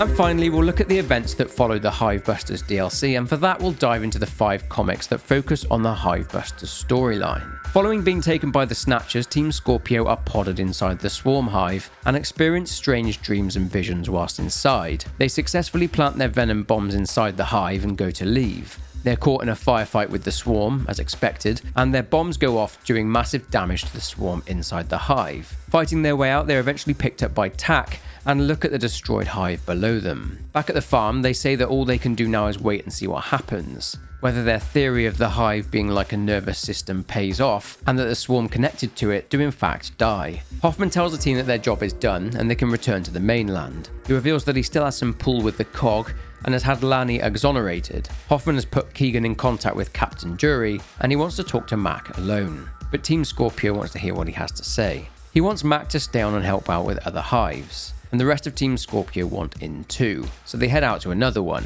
the town of Bravel. They land in Croya, with Max saying it's easier to get to Bravel this way. He's shocked, but not entirely surprised as to what he finds there. It's not long until the Swarm are onto them. They're forced to escape in a vehicle, but they end up crashing. They're on foot now and they spot the neighbouring town of Bravel. They get themselves captured by Snatchers again, as is their plan, and they eventually break out of their confinement and get to work. After releasing the gas, they're confronted by a warden, but they eventually manage to defeat the brute. They all got injured in the process, but the gas again did its work and destroyed the Swarm hive. They then leave the area, but realise that the gas didn't kill the Swarm outside the hive, which means that they need to keep doing this. They board the King Raven and head home. And that is the end of the current Hivebusters story arc. To finish, there is a bit of debate online as to exactly when, during Gears 5, Hivebusters takes place. But in the grand scheme of things, I don't think it really matters all that much in terms of overall story.